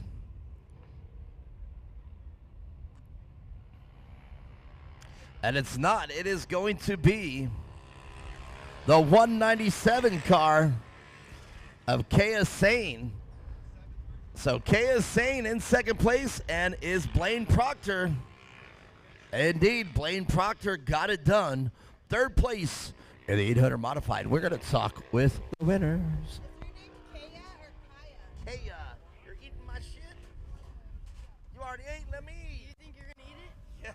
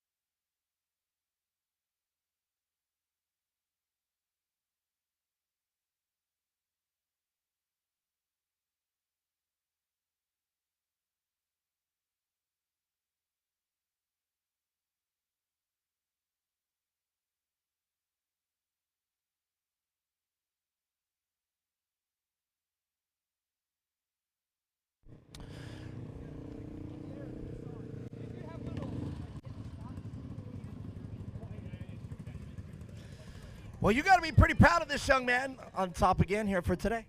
Yeah, he's came a long way from yesterday, drove his heart out today, and he's moving. Olivia there is still out there to get it done here in second place, but man, he got it out front again. And XTC now on top of the box once again. That's what we come out here to do. Tell us about the latest and greatest here at XTC.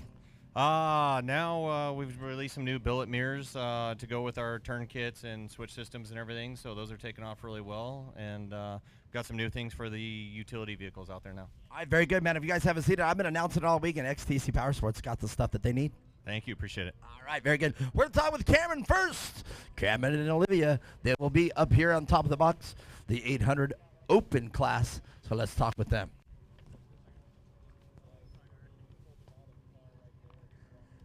Mikey Childress just walking around.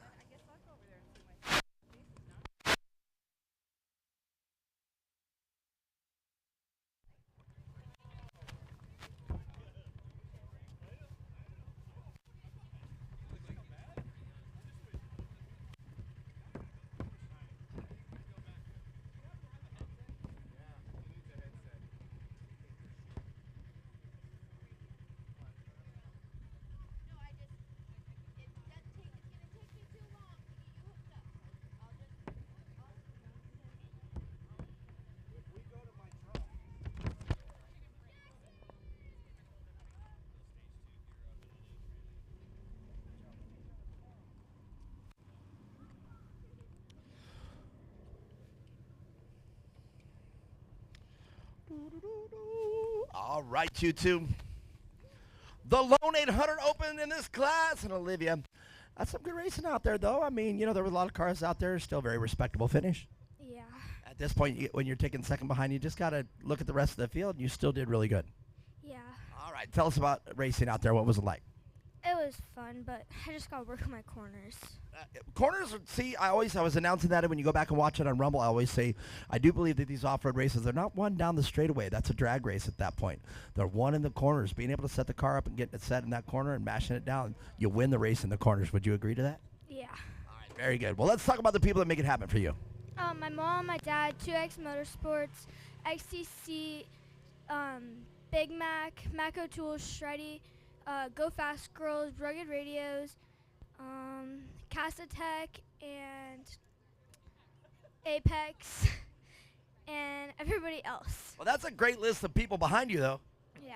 All right, Olivia wins everybody. A little emotional on it, but hey, it's Sunday day of racing. But man, a young man that just business as usual, get it done. Let's talk about it, Cameron Leeming. So I had a decent start. Withrow got me off the start, and I just tried keeping up, but I couldn't. I was talking about that. You know, even though your class is a little separate from them, it really does boil down to the other class as well. You really do want to finish in front of them. Yeah. I mean, the 800 Open, you say, I just wanted to get him. But Cameron's tough, man. He's quite the competitor. Yeah. All right, well, very good. Still a great weekend of racing. First place for both days. You're pretty happy. Yeah. How's your hardware collection looking? I don't know. You don't know? I mean, I got to stop by the shop and check it out because at this point I've been handing them to you. All right, let's talk about the people that make it happen for you. My mom and dad, XTC Power Products, 2X Motorsports, Quick Lift USA, GBC Tires, Shalene Co., All Media Co., Simpson Race Products, Rugged Radios, and everyone else who's helped me. All right, Cameron Leeming, everybody, your winner of the 800 Open class. I'm going to get out the way for photographs, and then we're going to invite the 800 Modifieds up here. Kea, hey, and look at this, a young man that I've been waiting to talk to on the podium this time. I can't wait to talk to you. Dad's laughing. You're even laughing, and that's good. That is a very good sportsmanship right there. All right, come on up here. Let's do it. Blaine Proctor, I'm so ecstatic to talk to you on the podium this time. Yesterday, just chaotic over there for you. Just one tough luck after another, but today getting it down to third place. I know it's probably not where you want to finish, but hey, on the podium is better than getting your interview over there because you messed up. Huh? All right, so tell me about it. Yesterday, when in the 170 when my chain came off, I was just past first place. I was really mad.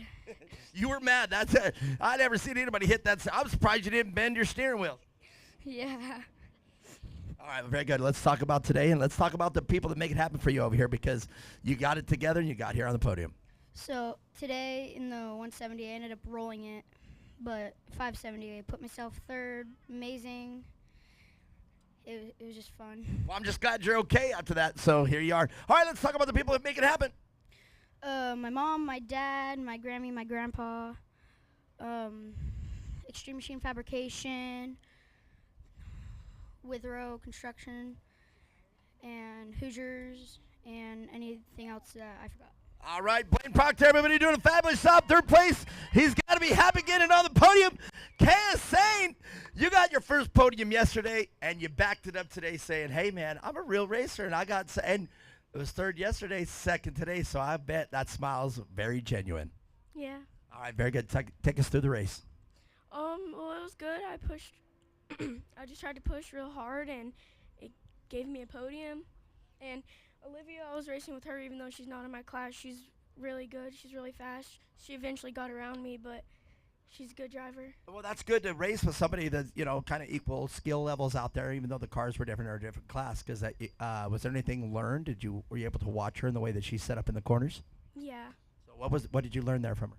She, she takes the corners more in the middle instead of like super high or down low.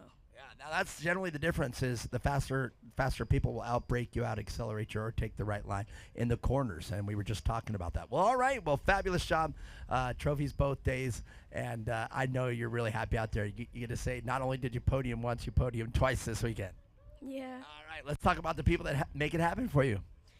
God for keeping me safe, my mom, my dad, my brother, all my family and friends, Lusk Plumbing, Signs Unlimited, Glenn Johnson Cooling and Heating, MRT Tires, and any other sponsors I forgot. Well, you did a great job. She's a lot less nervous today than she was yesterday. Getting her first podium. Make some noise. Kaya Sane.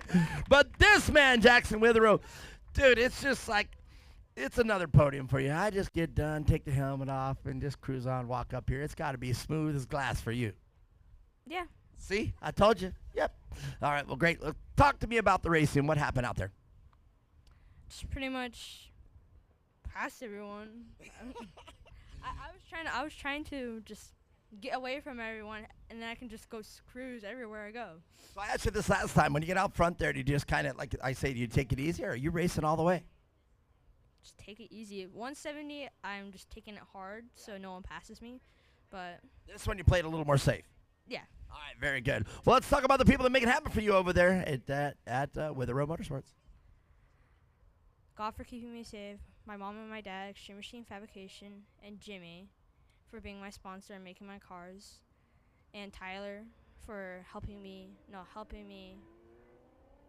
build my cars, and my parents, pretty much, and my grandparents. All right, well, they make it happen now that he's on top once again.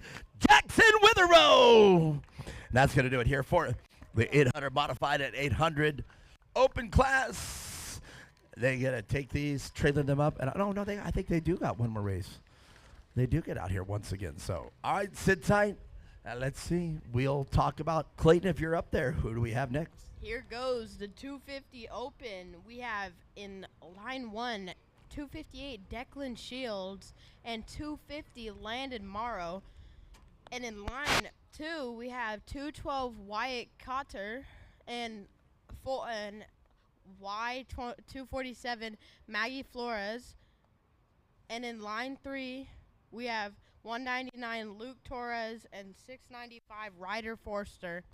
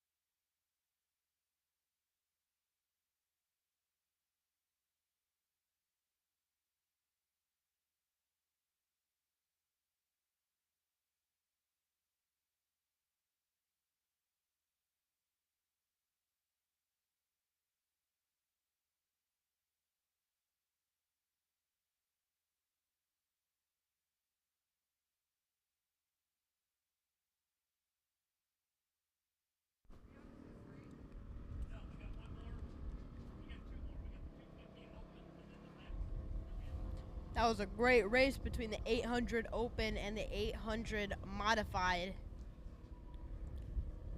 The two classes did pretty well in that race.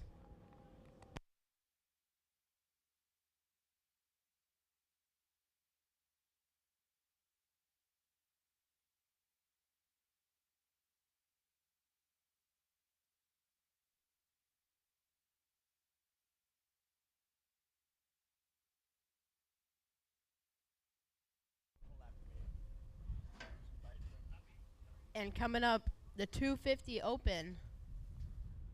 Stay ready.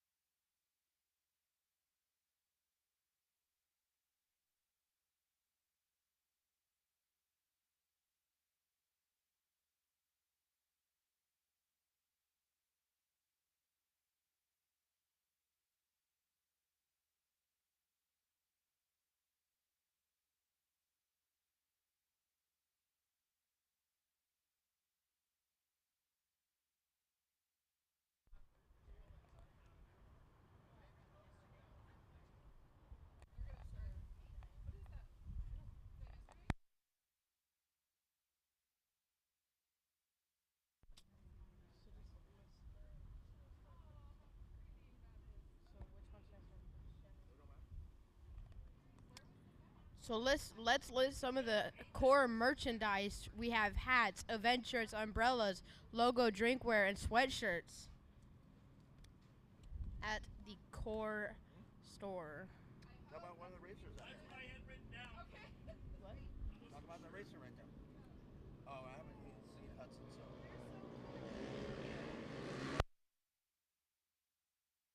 It's green.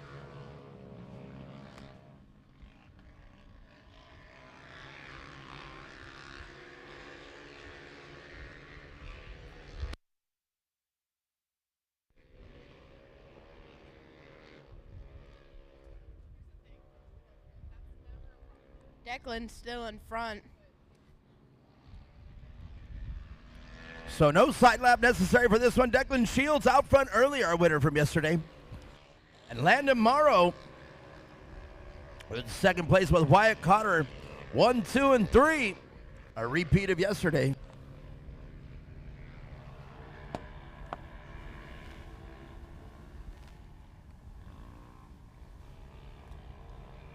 Landon Morrow giving a challenge for Declan Shields.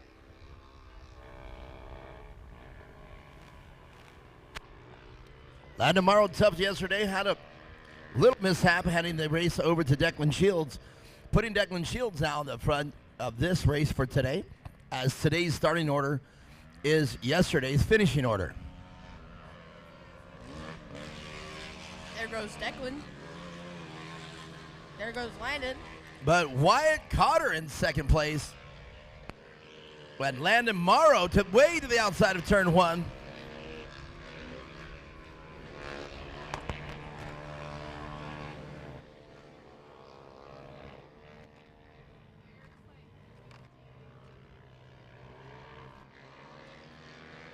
Declan Shields still out in front.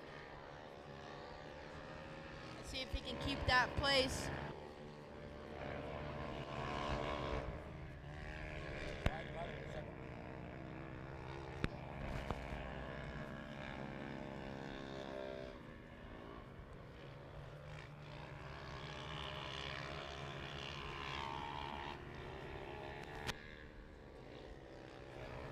Wyatt Cotter not too far behind Declan Shields.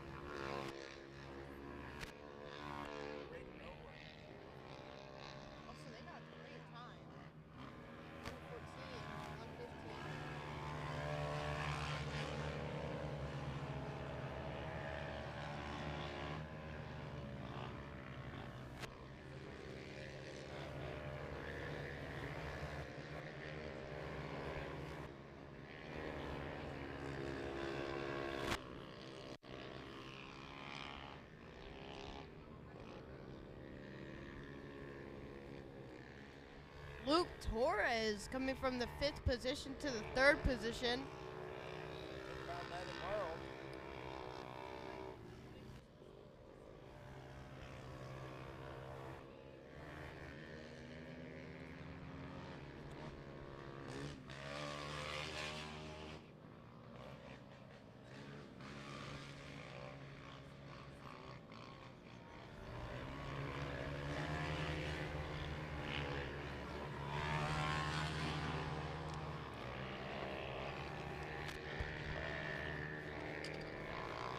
Declan just making the gap between Wyatt Cotter and him even bigger as the race goes on. I think Declan Shields got it. I think he's locked in to get this win.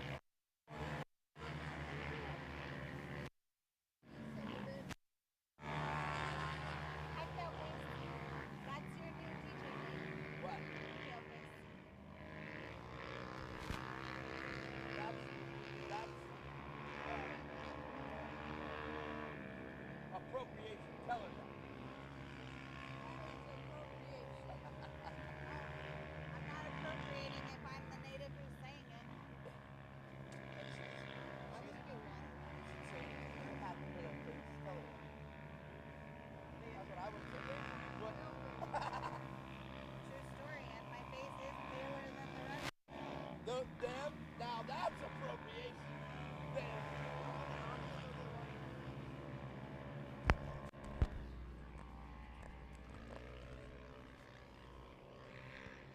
Well, all right, I'll apologize to everybody out there that I was a little quiet there. I am scarfing down my food while I have a chance.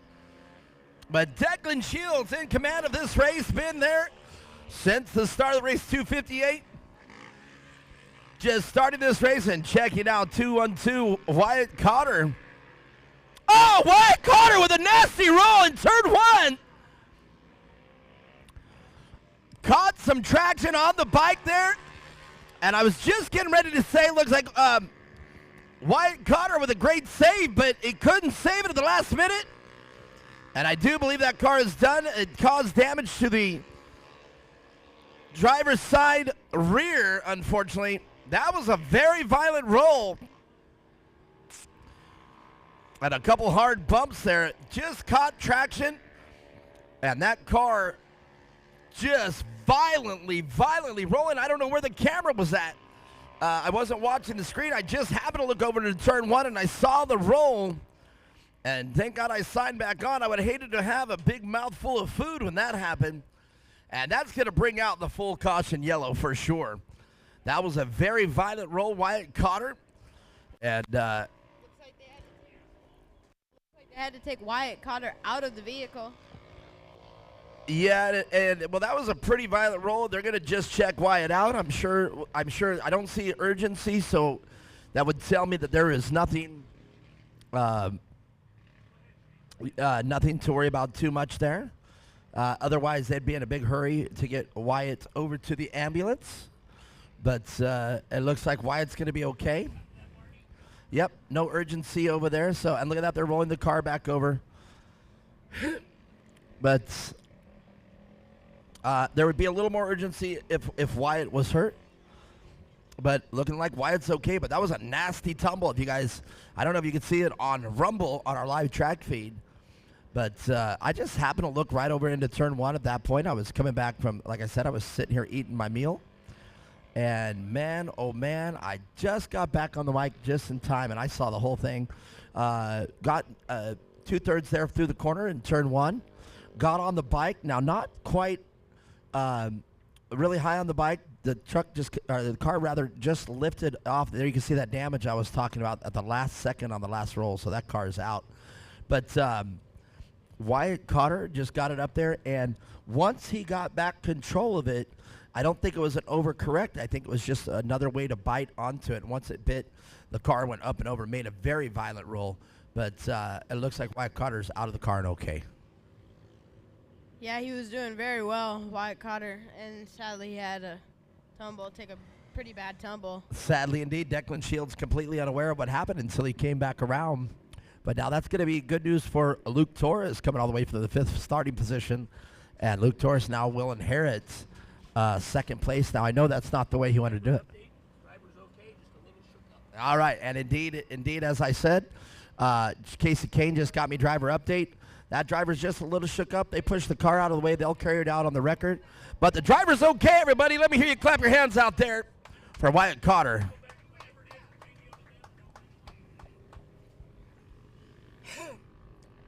So tough luck there for Wyatt Cotter. And that is, man, that's telling you that was a lot of traction going in there to turn 1. And that's really where we were talking yesterday about your instincts on racing. And once the car gets out of shape like that, it's almost got to be second nature. When you get the car up on 2 wheels, you got to kind of turn into it, not turn out of it. If you turn out of it, that's where you start to high side and away you go. Turn into it, back into it, so the car wants to sit back down and then regroup and get it. And to Wyatt Cotter's credit, that's exactly what Wyatt did there, was turn into the corner, make sure, basically you're turning out of the corner, and the car sits back down.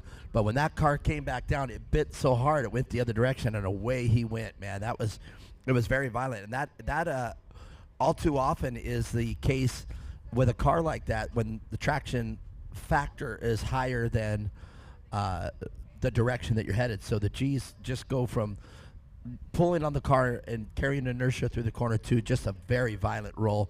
And that can be, it may not have looked that bad, but, he's fine. So luckily that car stayed pretty tight and the impact did not hurt him too bad. So as we said, Casey Kane said the driver's fine, just a little shook up. And I don't know about you. I don't care what I'd be driving. I'd be a little shook up too. Yeah, that's the least I could say. I would be shooken up and everything. It would be pretty scary being in the air. So I have to agree with you out there. So that's pretty crazy. All right, well, let's while we are racking and stacking, we are probably going to carry out the car on a wrecker. I'm not sure. But if not, let's talk more about the core merchandise. If you haven't talked, Clayton's been talking about it here all day long. We don't want to carry any of this core merchandise home with us, so run on over there, spend the money, get you a core hat, get you a core sweatshirt, core shirt.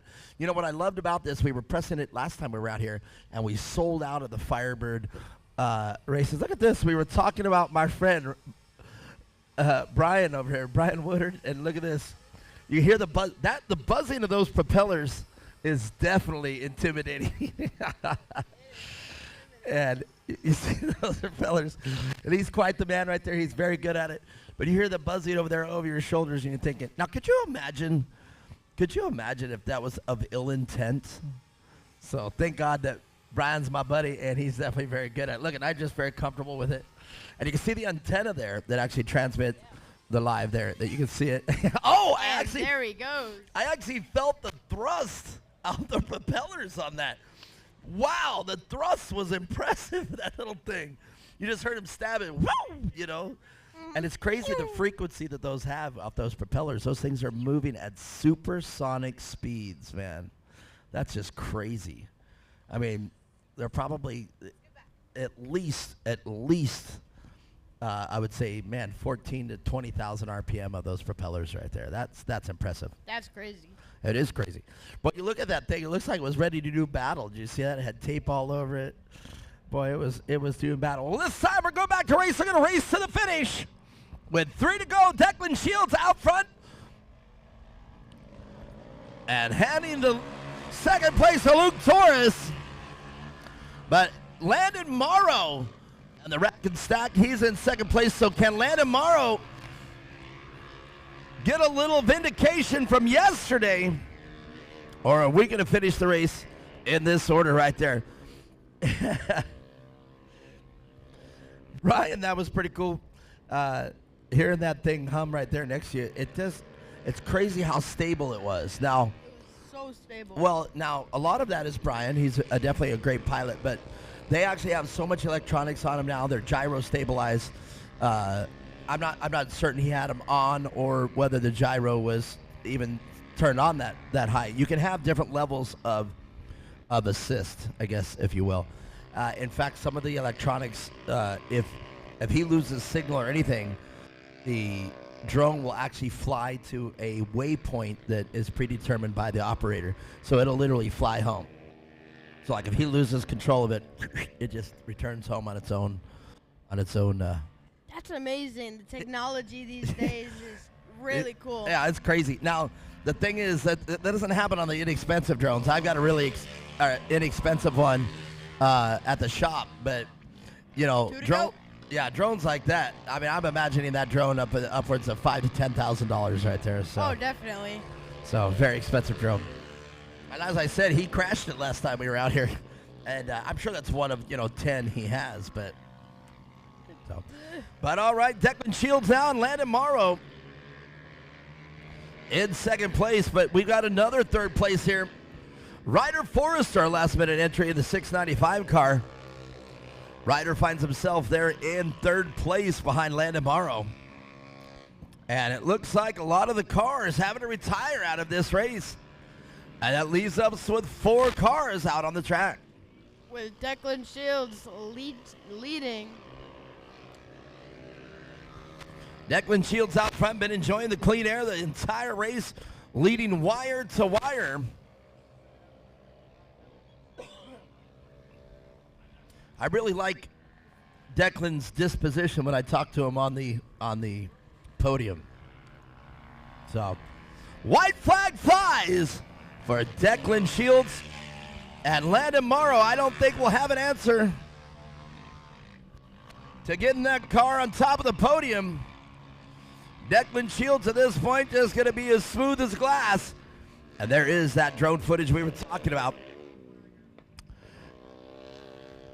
Declan Shields just cruising around home with the rest of the field. The remaining 2, Ryder Forrester, the final transfer position onto my podium. I will say, though, Landon is doing amazing out there in the second place position. A little bit of rough things for him yesterday, but today we can honestly say that Declan Shields on his A game today brought it to Come Racing, and he's done a great job here. Don't you touch this. I will throw you off these bleachers. Watch me. That's a threat now on live streaming, so I'd get in trouble if I did it now. No, I'll keep you around. I like you. Checkered flag for Declan Shields. Landon Morrow. And in third place, let's see what we got. Anything from the car of Maggie Flores. And Maggie definitely getting it done here, getting close to the rear bumper. Does Maggie have anything as they come onto the tarmac?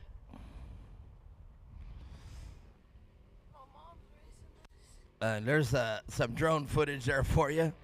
Brian flying it right behind. Look at this. It's a drag race.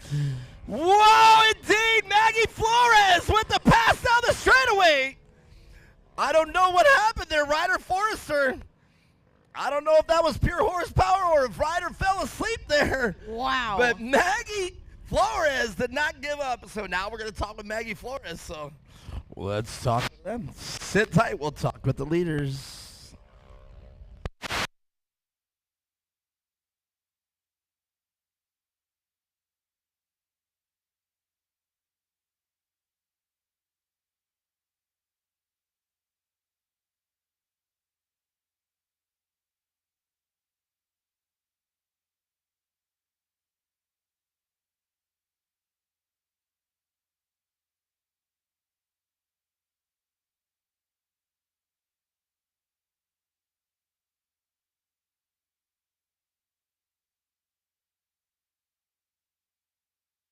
Tell you, I know I've been talking about Brian over there in that drone, but it is just, I know that technology, it's not anywhere new anymore. It's been around for a while, but man, I still love seeing that that drone.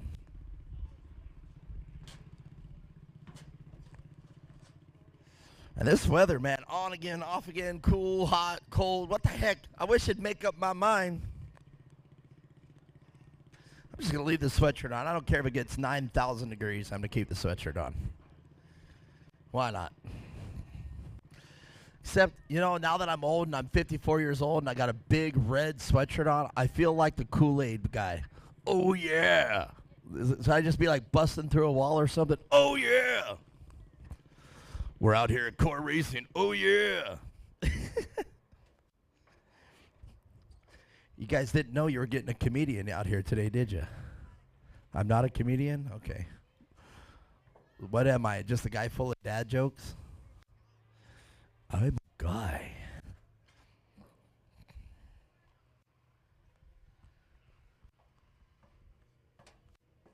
Not a comedian. Did you laugh? But did you die?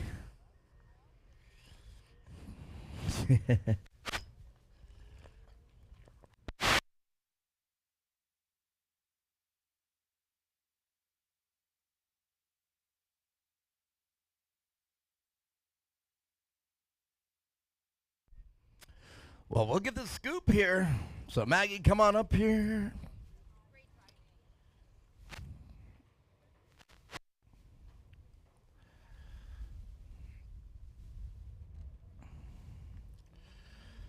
Oh, set that right there. Well, I'll tell you what, Maggie, you were back there down the straightaway, and it looked like that he had you, but you came around and drag race to the end there, and you got it done. Yeah. Tell us about it from you. What did you do there coming down the front straightaway? I just kept my foot on the gas pedal as far as I could go. And it just got right around. Yeah. All right, very good. Well, you got your phone there. You want to say thank you to these people. Let's talk about it. I'd like to say thank you to Olympia Drywall, Jerry Cotter, Cotter Boys Racing, Gates Belts, PCI Radios, my mom and dad, my grandparents, Core for this great race. Well, that was pretty good. Now, you've been on this podium before, right? Yes. All right, very good. Just making sure there. Third place, great drag race there to the end, and you got it done. Yeah. All right, Maggie Flores, everybody, great job.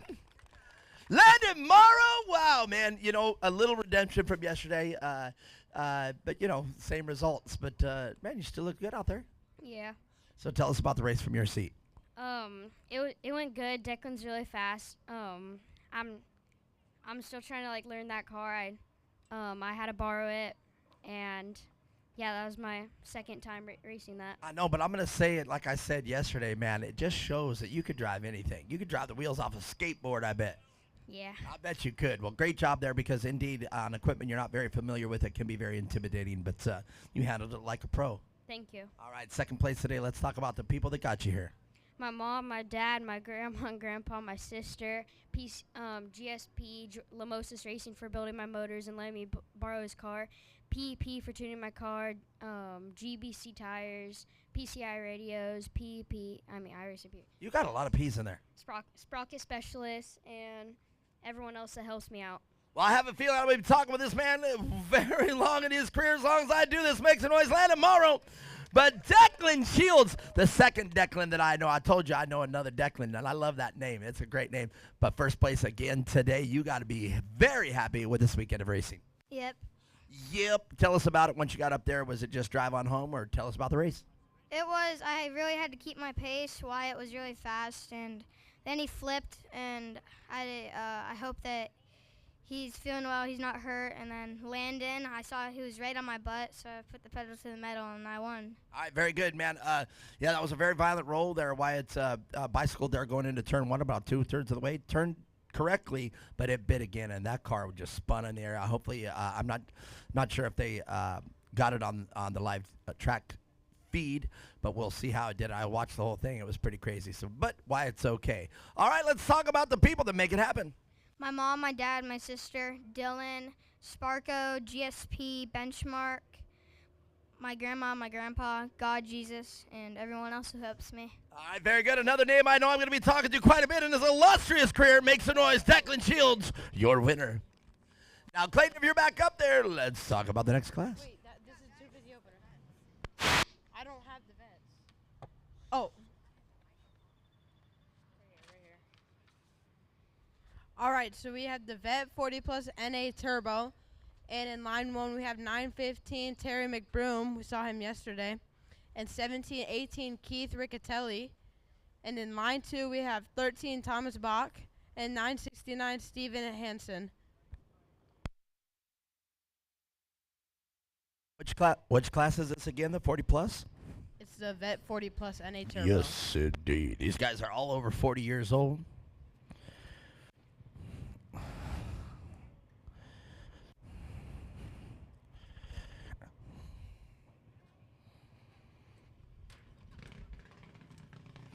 I think somebody's playing a joke on me. I think these steps get taller and taller every time I come up them. Got adjusting bleachers here or something? Or I'm just more tired and more tired.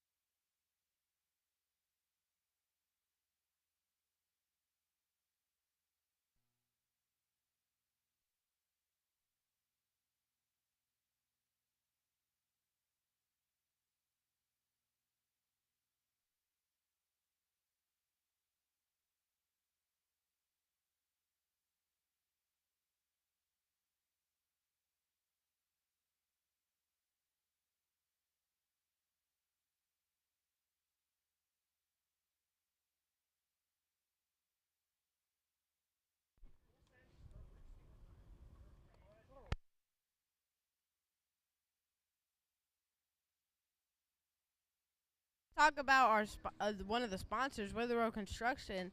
It's a land development company based out of Surprise, Arizona. Jason Withrow established Withrow Construction LLC in 2017 with his wife Ashley's assistance. Support and a very tiny budget allowed the business to develop and thrive in the heavy civil construction industry. Withrow Construction is a tech-driven land development company that provides itself on using project plans and procedures that are technology-focused to keep ahead of their competition. Completion.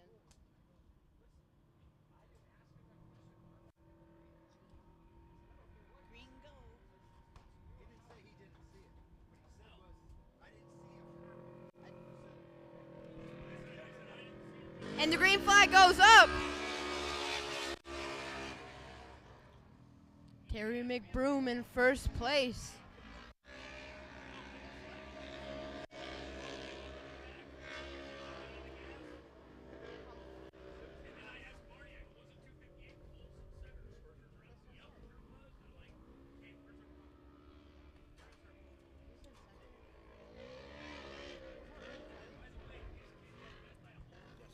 And Riccatelli not far behind Terry McBroom in second.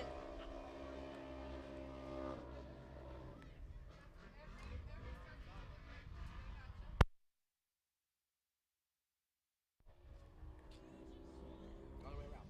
That's not correct. See the big 13 on the bike arm? Yeah.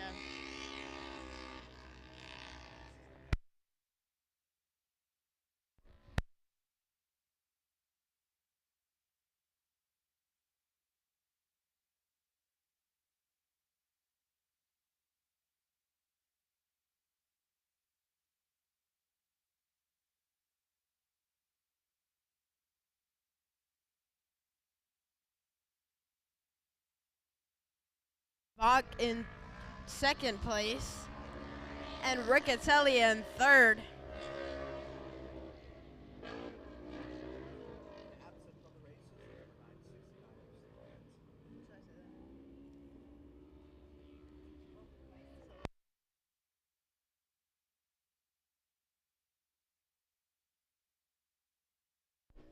And Thomas Bach challenging for the lead. Thomas Bach challenging for the lead. And we do have an absence from the race, 969 Steve Hansen.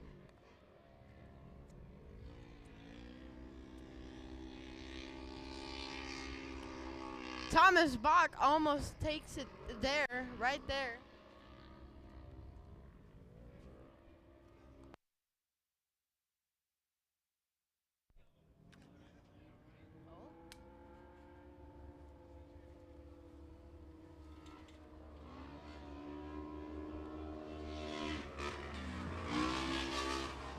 All right, these 40-plus naturally aspirated or two-row cars, and I do believe that's going to be Terry McBroom is a turbo car. Also, Thomas Bach.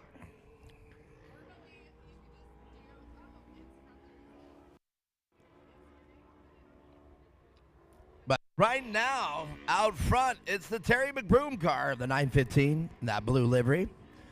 Challenging up there, the T3 of Thomas Bach. Number 13 car.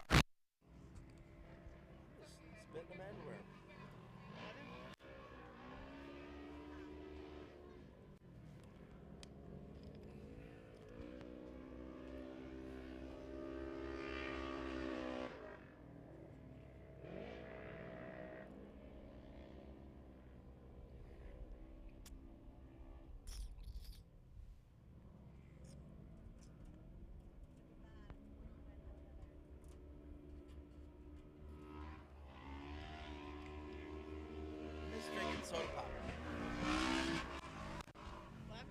I miss drinking soda pop.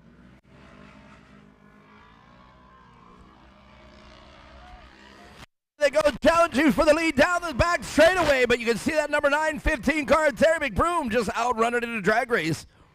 But Thomas Bach trying to get creative with how he gets that car and get it around Terry McBroom. It would appear that Thomas Bach's line is a lot faster around this course. You can see the line a little tighter there, coming in out of turn 3 into turn 4. And that short little straightaway there, that is a crazy turn to negotiate right there. It's been a hard turn ever since they put it back in here at Firebird. But here it is now. 3, 4, 5, 6, 7. So 7 corners. 1, 2, 3, 5, 6, 7. So here we go with the drag race once again. This is where Terry McBroom makes up a little time over second place Thomas Bach. Look at that line in turn 1. I think Terry McBroom has got turn 1 dialed. Definitely. Is it working? Wait, hold up.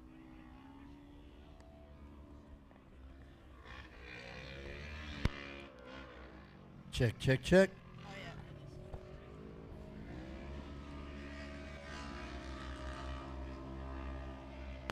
yeah. Wow.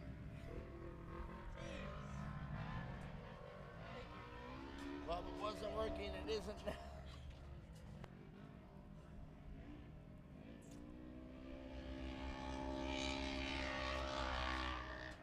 Well, Terry McBroom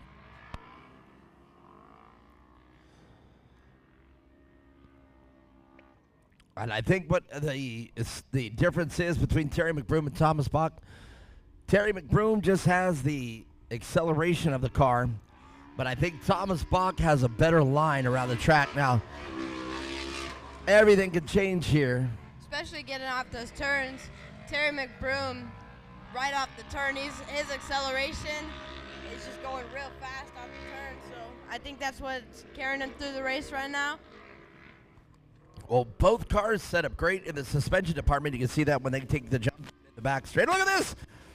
Thomas Bach, I was just talking about it, but didn't make it stick because Terry McBroom to the outside carrying that speed. And you can see Thomas Bach catching up to Terry McBroom every time they go into a corner. But that horsepower of the number 915 car, Terry McBroom, just starts to pull away. Hats off to Thomas Bach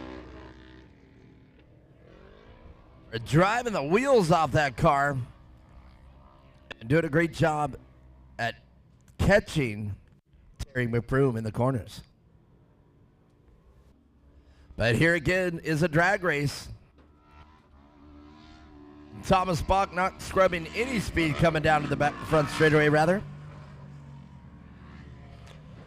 So mandatory caution. We're going to group them up again. I don't know that this is really going to make a change in the outcome. These three competitors in the 40 plus, this is both naturally aspirated and turbo. Who's got the turbo out there? I do believe it's Terry McBroom with the turbo. These could be all three turbo cars. So they are naturally aspirated. All right. As I just was informed by Glenn up here in race control, these are no turbo, naturally aspirated. That's what NA stands for. No turbo. No. No, it doesn't. It stands for naturally aspirated. Yeah. You don't argue. Respect your elders. You said NA stands for no turbo. You don't think I'm a comedian yet? You never will be. You still don't think I'm a comedian? No. Turbo starts with a T. A starts with aspiration. Aspirated starts with an A. So. Well, yeah, it's just like when I'm watching a basketball game, I say, oh, I don't like baseball. That's not funny either? What? That's not funny? I thought that's really funny. So wait, you think your dad's all business? He's not very funny on the microphone?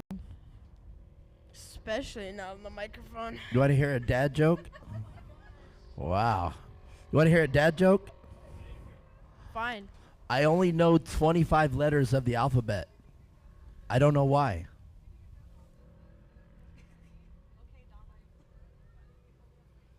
That's not funny?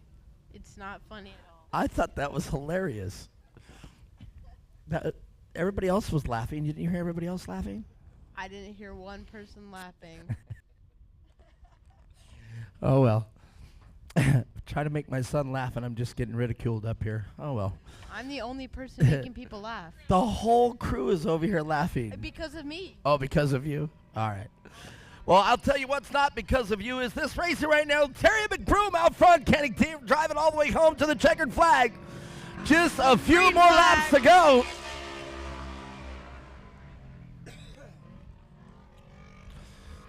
Sunday here, round 3 at Championship Off-Road Racing. Look at this. But you can see the horsepower of that number 915 car. So no turbo over here because they're NA, no turbo. But definitely the horsepower not going to Terry McBroom as they drag race down the corner. But Thomas Bach, man, has got some fast lines around this track. So I'm wondering here as the race progresses here, is Thomas Bach going to use his line to the advantage of getting around Terry McBroom? But not only is he going to have to worry about getting around Terry McBroom, once he does get around McBroom, he's going to have to make that pass stick and make himself as fat as he can going into the corners. I feel like even if Thomas Bach passes McBroom, I don't think he's going to be able to do it because Terry McBroom is just so fast when the acceleration on in the car.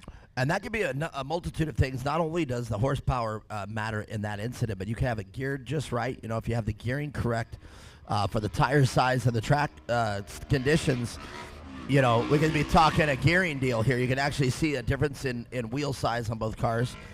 It would appear that Terry McBroom is running a little bit smaller wheel with a larger tire. And it would appear that Thomas Bach. Now, this could be also the beadlocks that they have on the car, too, so I'm just saying it's an observation. I'm not saying it is 100% correct, but it does look like Thomas Bach has a little larger wheel and a smaller tire. So what that does, it can give him traction into the corners with a lower sidewall on the tires, creating more bite. If you have more sidewall on a larger tire, that allows the tire to roll on the rim and not quite have the handling capabilities, but a lot softer and a lot more traction down the straightaways. So different tire sizes, again, goes back to choice and how the drivers, how it suits their driving style. Yeah, and when you look at Terry McBroom on the straightaways, he's just going straight past Thomas Bach. It's really cool to watch that. And Indeed, that's been the race. It's a little bit of cat and mouse here. Thomas Bach, as you see, going into turn one, side by side. But here they go to the drag race once again. And the car number 915 will drag race and just make him up the corner. Again, a little game of cat and mouse. The T3 car, the number 13, into the inside will catch him again, make the pass. But here's the horsepower once again from the 915 car of Terry McBroom. But this is where Thomas Bach is just going to have to just make his mark and run his own race and make sure to get that car out in front of Terry McBroom. But I don't see how it can happen, because whether it's the gearing, whether it's horsepower, whether it's whatever, that 915 car of Terry McBroom just very easily outpulls him under acceleration. yeah, it's hard to beat Terry McBroom out there, especially with, like you said, the acceleration. Well, there it is again. Thomas Bach coming up side by side. Getting a door going a little bit to the outside there, trying something different. But you're going to see a drag race once again. Victorious is Terry McBroom. They got one lap to go. Can Thomas Bach do it on the last lap? We always talk about a great race. Well, this has been a fabulous race. But here it is again. Once again, look at that. Thomas Bach to the inside, but you're going to see that power once again of Terry McBroom.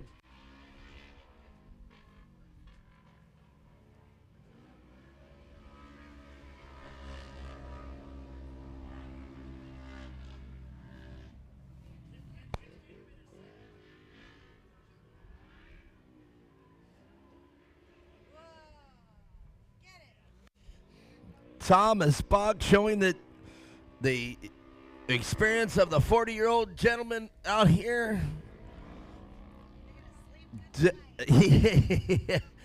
Yeah, when you get over 40 here, everybody thinks that you're just sitting in this car sawing on the steering wheel, but these bumps, these jumps, and these corners, they take their toll on the body. But there it is, one last straightaway into the drag race for the checkered flags.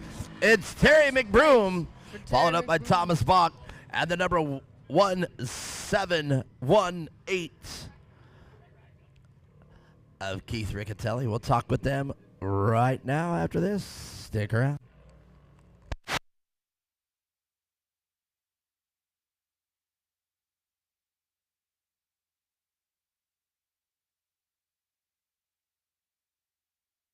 All right, I was just told we're gonna talk to these drivers, and we're gonna take a short intermission. So stick around after that. I'm gonna be walking down. Look at that. What's up, Shane? What are you doing? While the intermission happens, core merch.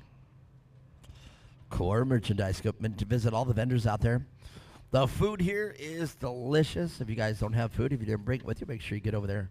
Check out the food that we have here. Also, is Shannon over there? Stop by the Baja Racing, our official PCI vendor out here with Shannon out there. Guys, he's look been at up this hat. It is a dope hat. I know. Go buy it. Hey, look at that. Also, if you guys want to get something, the Core sweatshirt, that's what's up. One of my favorites. Great material. Great, a lot of times, a lot of the people that I work with, they'll skimp on the swag, but here at Championship Off-Road Racing, we don't skimp. We're going to talk with the winners. Stick around, and then we're going to take a short intermission. The Core hoodie is also very thick and will keep you very warm in this back and forth weather. Boy, that's a great way to call it, back and forth weather. I'm hot. I'm cold. No, I'm not. I'm hot. I'm cold. I'm hot. No, I'm hot. But guess what? I'm going to give you some wind. Right over the window. Right over that window. That wasn't a rap. Or should I have rapped? Hey, I said I was a comedian, not a rapper. Yo, I'm hot. I'm cold. I never do what I'm told. You want to know why? Because I'm bold. No, I'm a horrible rapper. You're right. I'll go with that. I'm horrible at rapping. Thank God I'm a sports announcer.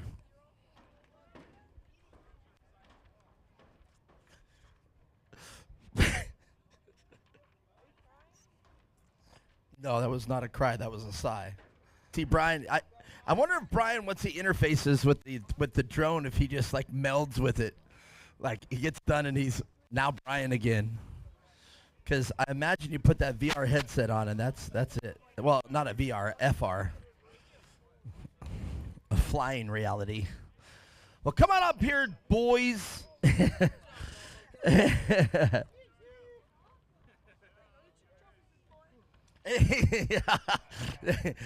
I said boys plural. That was almost a little crazy. Well, Keith Riccatelli did a great job out there. Yeah. 40 years old, still get it done, man. That's a tough race. Talk to us about it. That was my first race ever.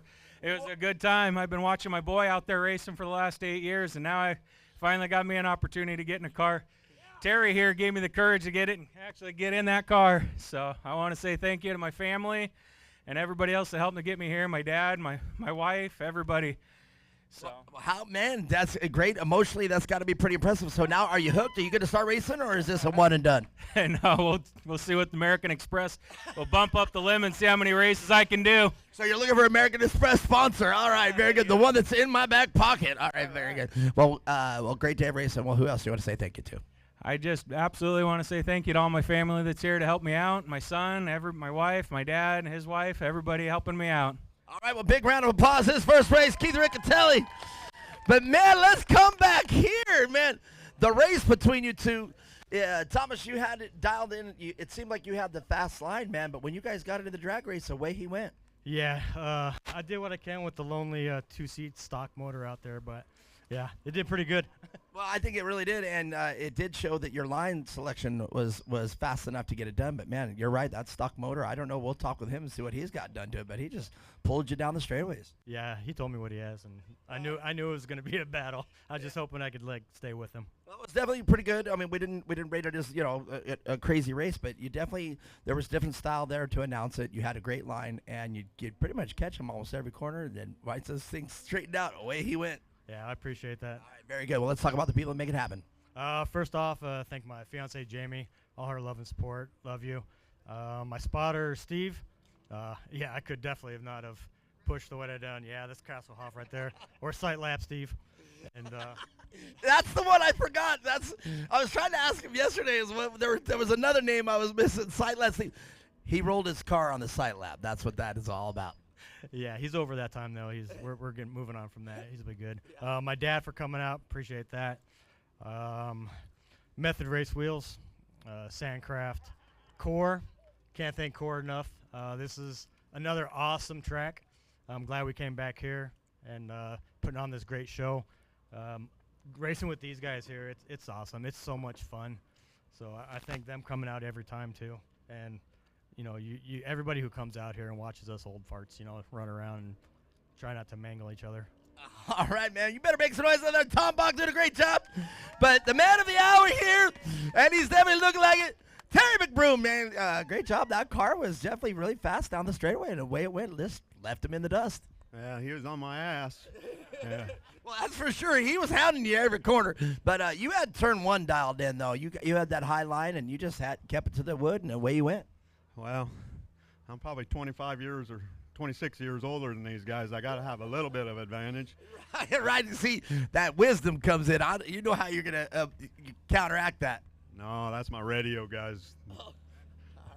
Very good. Well, it was definitely fun to watch. Let's talk about the people that you want to say thank you to. Yeah, I had a lot of fun. I like racing with these guys. They're a lot of fun. I like what Core did for the track. Did a great job. To thank my sponsors, Apex Trucking and Cattle Company, DBA Construction, Metro Traffic Control. There's another one, Sneaky for tuning, Factory Edge for building my engine, and Tyler Herlock for all the work what they putting my engine together and in the car, and Daryl and the Riccatellis when I need parts, when I'm busted, they always come through for me. And I like all you people out here. I met a lot of new friends. Well, that is a good list. And I just want to say thank you very much. Wow, man, that is a great way to do it right there. Terry McBroom, your winner here at the 40 Plus, and that's some good. You know, that experience comes through real good. I like hearing him talk and say those thank yous. Well, what most people don't know is that, you know, us old guys stick together. I've known the Riccatelli family for about 20 plus years, right, Paul? And Tom up there in number 2, we've been friends since elementary school. What the hell? Yeah. So we've known each other a while. And not only that, I want to throw kudos out to Tom. This guy's out here, you know, four days ahead of the race, and he's out here pulling wire with me, setting up the scoring system, setting up all the, you know, audio, video stuff. I mean, this guy's out here, true friend. By the way, I did tell him, though, I am the race director. At that point, it's me. Yeah. Hey, business is business, babe. Follow the rules. No, but in all seriousness, you know, all 3 of these guys, fantastic. I love seeing the vets out there. It's one of my favorite classes. Good job, guys. All right, hopefully we can get this class up pretty big, get a lot of these old dogs back out here. Yeah. Let's go. All right, you love it. Stick around. We got intermission coming up. We're going to take a quick break, even online. Stick around.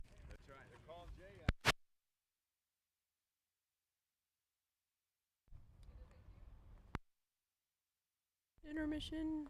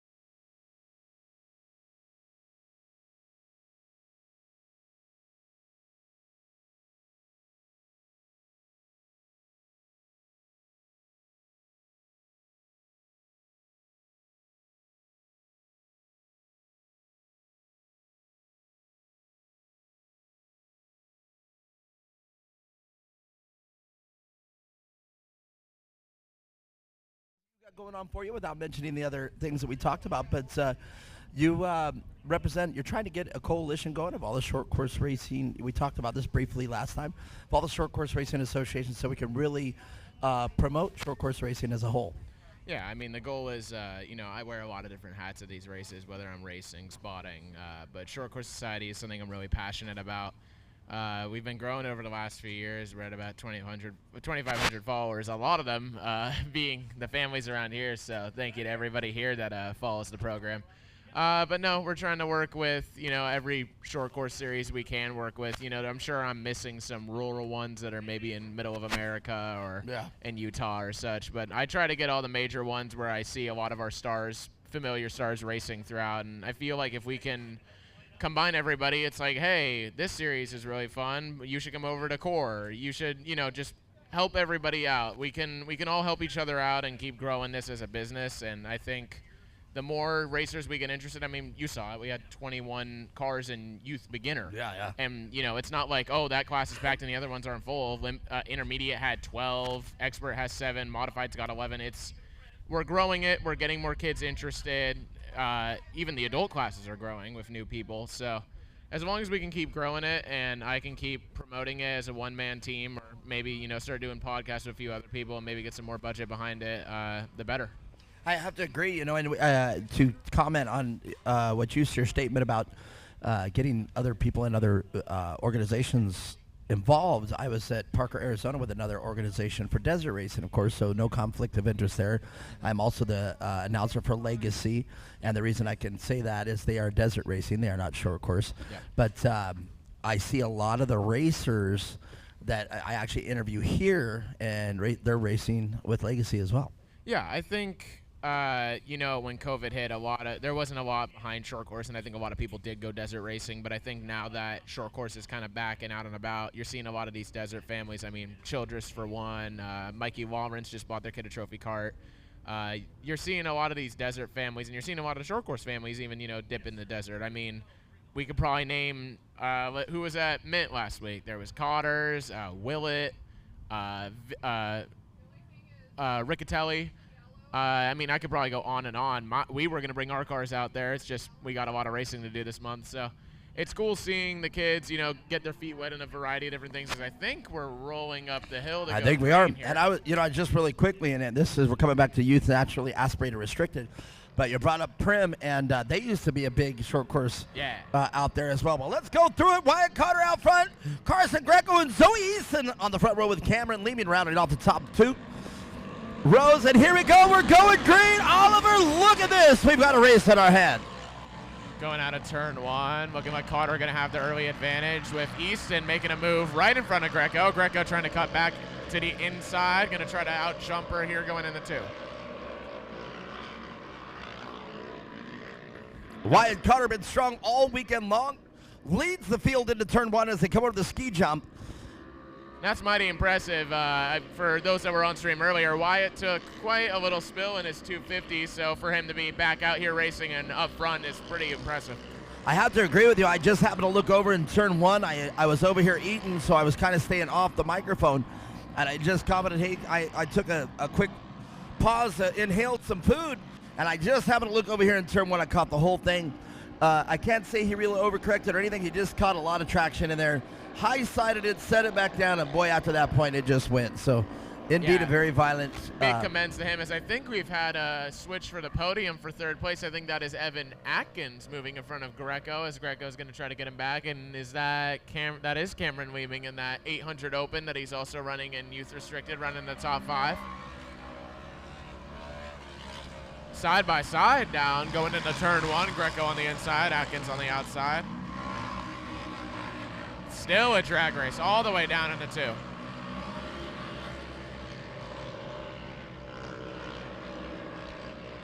Carson Greco, he's been strong all weekend long there for the R&R Steel car under the umbrella over there with the Van Beekums. So it's good to see Carson Greco out here. And we know that one right there.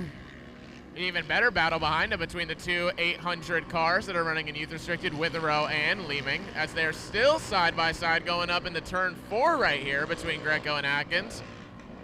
And it looks like Greco's going to have a little bit of a better line through there, getting back into that third spot. Now looking for second on Easton. Well, we watched the shuffle going on the turn one after the start. Jackson Witherow. And I think Zoe Easton is having a problem, as it seems there's about 4 cars that are going to get by here, and it looks like it's slowing down big time. Oh, yeah, that does spell disaster for Zoe Easton. But checking out, look at this. Wyatt Cotter enjoying the clean air and clean to go into turn one, already almost a full straightaway out front. Yeah, it's always nice when you have the comfortable lead. Are we doing the same competition caution we did yesterday? Yes, indeed. Everyone from look at that on the bike. Every race from here on out for the rest of the day will have competition yellow. Even the Pro NAs and some of the stuff we didn't do yesterday? Every single one. I was going to write down which ones had them, but then the girls just came over and said they all got them except 250s. I said, okay, well then. That makes me nervous. I got a Pro NA driver that's starting second. All right. Well, there you go. Makes it a little exciting as we look. Wow, Witherow looking to make the pass for third on Evan Atkins right now in that little 800. Be door to door going into 4 here. Well, that's what I was talking about. Jackson Witherow, he was starting off in the last row all the way up to third place already. And he looks to have the spot. He'll have the preferred line going into 5 here. And Cameron Leaming's trying to look through his way through, right with Warner right behind him. And even greater battles. I mean, for 7th and 8th, you see Jake Hill out there. You see Warner. It's a great race. Even in the very back, Coots and Bernstein going at it for that last place position. As Cotter comes by the front stretch, I mean, just putting an absolute clinic on right now. Our second place car coming by with Greco. And it looks like it's going to be Witherow passing us in third with Atkins and Leeming. You're running on your top 5 so far. I love that way you say that. I say taking them to school, and you said putting a clinic on. And that's a beautiful way of saying showing them the short way around the track. Well, I got to switch it up. I can't say the same thing over and over again. We got to come up with new terms. I agree. I completely agree. And sometimes as an announcer, a lot of people don't realize it's very hard to do is keep it, always vibrant and refreshing for a whole day. I'm out here for 10 hours today on the mic just babbling the whole time. So. Hey, if you get bored, I'll join you up here. All right, deal. I love it. Well, back to this racing, though. Wyatt Cotter just extending his lead. And we were talking about it. You were excited at the fact of the advent of the mandatory caution. Yeah, I think, from this weekend and what we've seen, I'm not sure a midway really affects Cotter. You never know. It gives Carson a great chance to, throw it in the 1 and 2 and see if he can make a move and then play defense. But Cotter just seems to be gone, as it looks like the field is starting to spread out a little bit towards the front. It looks like Greco's got about a 5-car lead on Witherow, and Witherow maybe a 5-car lead on Atkins. But there's still some great battles going on back here between Leeming and Warner. Well, I think in this case, you had mentioned it. Even my son was up here, and he observed, and he doesn't actually do a lot of racing. He said, well, God, look at the way, I didn't mean to interrupt when I was saying Wyatt Cotter just found the short way around turn 3 here. But anyhow, where I was going with this is, with this particular incident of this race, you got Wyatt Cotter. The mandatory caution is just going to bunch him up again, just for him to start the next race and run away again. So, I don't know that the mandatory caution will be beneficial here to anybody in this field. I think the spotter definitely thinking about the midway is just like, at that midway, you go. Just hook his bumper. Don't give him any room and just try to, make a move. That's really all you can do at this point. But, I want to give a shout out to Witherow. Had that little gnarly spill yesterday, came back today, got first in expert, first in 800 modified, and if maybe he wasn't a little down on power in this class, he might be running up front. But I think his dad Jason might be thinking about getting him a 1,000 restricted in a minute. And that very likely had happened. That's exactly how these races dictate where they're going to be headed or what race they're going to race in the next. It kind of just depends on where the action's at. And right now, the action is right here in the NA restricted. Yeah, and it seems like we're getting more kids out here every race, which is great. We had the addition of Jake Hill this weekend. And, we're getting more and more. This is Harper McKinney's second time out here, and Evan Atkins' first time out here. We normally saw him at the beginning of the season in 800 modified. Talked to them. They said they wanted to bump up the power a little bit and go race somewhere they felt they could be slightly more competitive with some of the top kids in the sport. So he's doing great. He's running 4th right now, and I'm sure on the restart he's going to be trying to look for a way around Witherow, try to get his first podium here. And Witherow, regardless of down on power, man, what a great driver that Witherow is, and demonstrates that all weekend long. Knows the short line around this track, knows how to get it done and get it on the podium, as you see this going on right here in this race. Yeah, and I think we just got our mandatory yellow. It looks like, yep, our flag mantle and that solid yellow out, so we'll re-rack them and restack them and get them ready to go here. Competition yellow flies, and in this case, you can see Wyatt Cotter getting behind our pace vehicle. The rest of the field just now getting into turn 1. And if I'm not mistaken, I think Jake Hill started almost last or very last and is up to, I believe, 7th now. So Jake Hill making some moves in his 1,000 debut.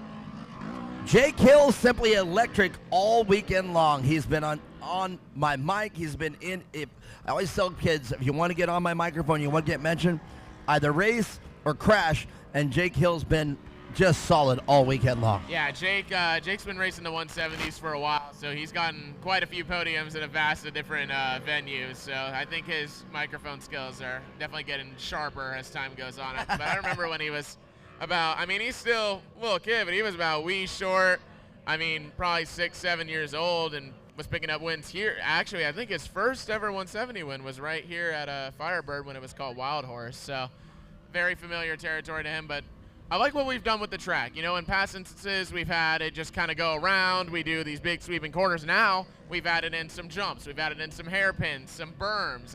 Even an asphalt section, which I think is cool. It throws the kids off a little bit. They got to adapt to 2 different terrains. So I think we're doing a great job here at Core, making some new tracks. Big thank you to, Mr. Dan Kelly, who we'll see later in Turbo, for bringing all the dirt out here and giving us a pretty cool course, and I'm looking forward to see what we do at Glen Helen next month. Well, it's great that you mentioned that, because we had some of the veterans return yesterday. Brandon Kilgore, Scott Webster, Jason Weller, Corey Weller. They actually came out here in the SR1s, and on the podium, Brandon Kilgore, he actually said, "Man, I love the track." He goes, I wish we'd have done this, because we raced out here for almost 7 or 8 years straight, and the track hadn't changed much. But now a drastic change, as you brought up the tarmac over there that Nitro Rallycross brought out here. So, and we see the big gap jump that Nitro brought out here, and they are responsible for a lot of the hairpins and the things that we see now.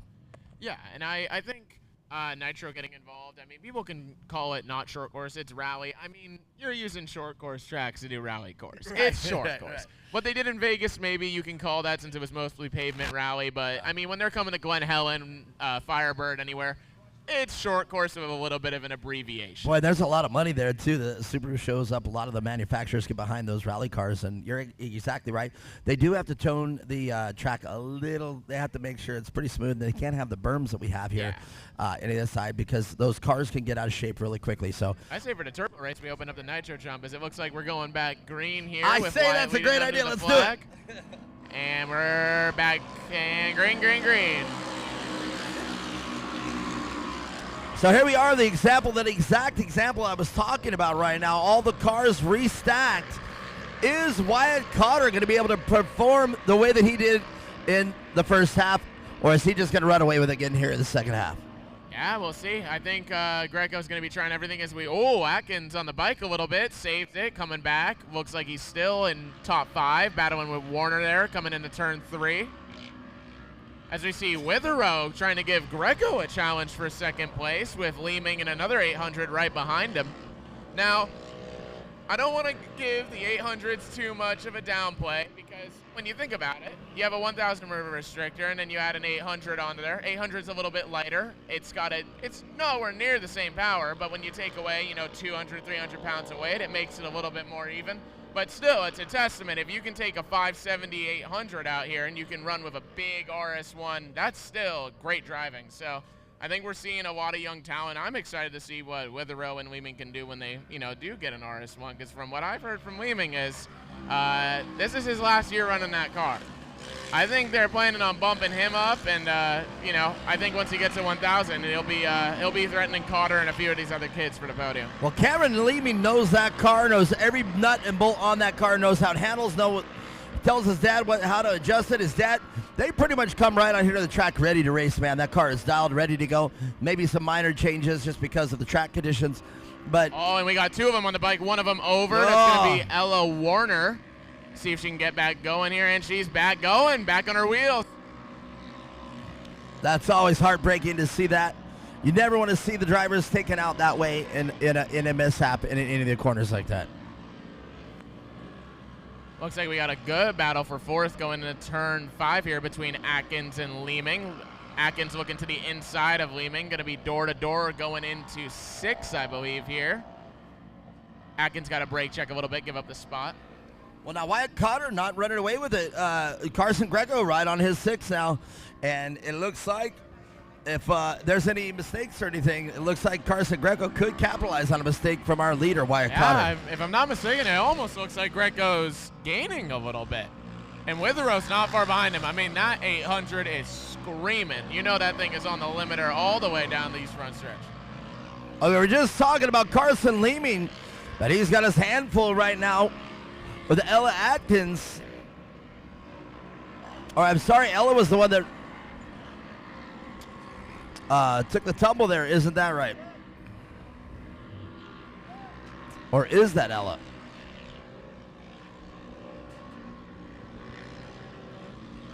So I got to apologize out there. That is the 531 car of Evan Atkins, not Ella Atkins. Ella Warner and Evan Atkins. All right, now we got it straight. Let's go.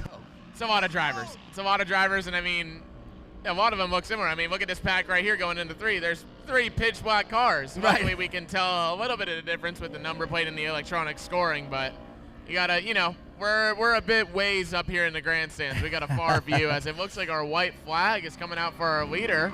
See if that increment maybe changed. I believe it was 1.2, or I believe the gap was 2.5 last time. Now it's down to 2. So Greco 5/10 on Cotter. Well, that's what I little said. Mistake, he'll be right there. That's exactly why I said Wyatt Cotter better not make a mistake here. 2 seconds, that's not a big gap. That's quickly made up here with 1 mistake. And Witherow is just not going away. I mean, he is stuck on Greco's bumper, trying every bit he can to try to get, I believe it'd be 3 for 3 on the podium today. And man, Atkins on the bike again. It looks like turn 2, a lot of these youngsters are getting on the bike through there, maybe trying to send it a little too hot on their competitors. Well, that's the way it runs out here on this Firebird circuit. A lot of room to pass, very wide, very fast. You're starting to see the blue group developing right now here in the second half. Yeah, the rubber's definitely weighing down. And what I tell my kids, and maybe I'll share a little bit of a secret, is turn 1 becomes a sprint car turn as the day goes on. That dirt keeps getting pushed higher and higher up there, and the grip on the bottom is just less and less. You can put your right rear against there as our checkered flags come out. It looks like it's going to be Wyatt Cotter sweeping the weekend in restricted with Greco falling behind. And the 800 car running in our restricted class of Jackson Witherow following in 3rd. Wow, and this kid, he's awesome to talk to. He just gets up there and he says, yeah, I just drove it on in. I did what I did. Give it up. Let's give it up for Evan Atkins in his first weekend in restricted. Is running top 5, beating some of these kids. And looks like we had a pretty good 3-car battle between McKinney, Morrow, and Hill, I believe that is, for the 6th place spot. We got a few more coming by here. Looks like Rylan Bernstein, Aiden Coots, Ella Warner, and Ella Warner Zoe able to get it Easton. across after a bad tumble. It's so cool to see so many of these youngsters that we've seen in 170s and everything bumping up in the classes and getting faster. Because, I mean, whether the old guys of the sport like it or not, these are the ones that are going to be coming for them in a few years. Who knows, maybe even months. You see guys like Mankin, Burchard out there in the desert, and they're almost overalling events. I agree, and they almost did overall. We were just talking about Parker. Mankin was out there, and they were the winner of all side-by-sides. They did overall the side-by-sides, but they did not overall the event. But you are very close to doing it. We had a racer, Tonka Todd. He almost overalled an event in a side-by-side. He had a really fast Arctic Cat that was almost a cheater side-by-side. But, you know, that's long before they started really regulating the rules on the side-by-side. So, Yeah. And you know. I think you got some youngsters to go down there and interview. Better go talk to them. Great having you up here, Oliver. Yes, sir. Well, we're going to talk with Wyatt Cotter once again for the weekend. As you heard Oliver talk about it, a sweep. And that's exactly what it was, the sweep here for the weekend. Right behind him, Carson Greco representing the R&R Steel sponsored car. And as you heard, in a much smaller displacement vehicle, Jackson Witherow.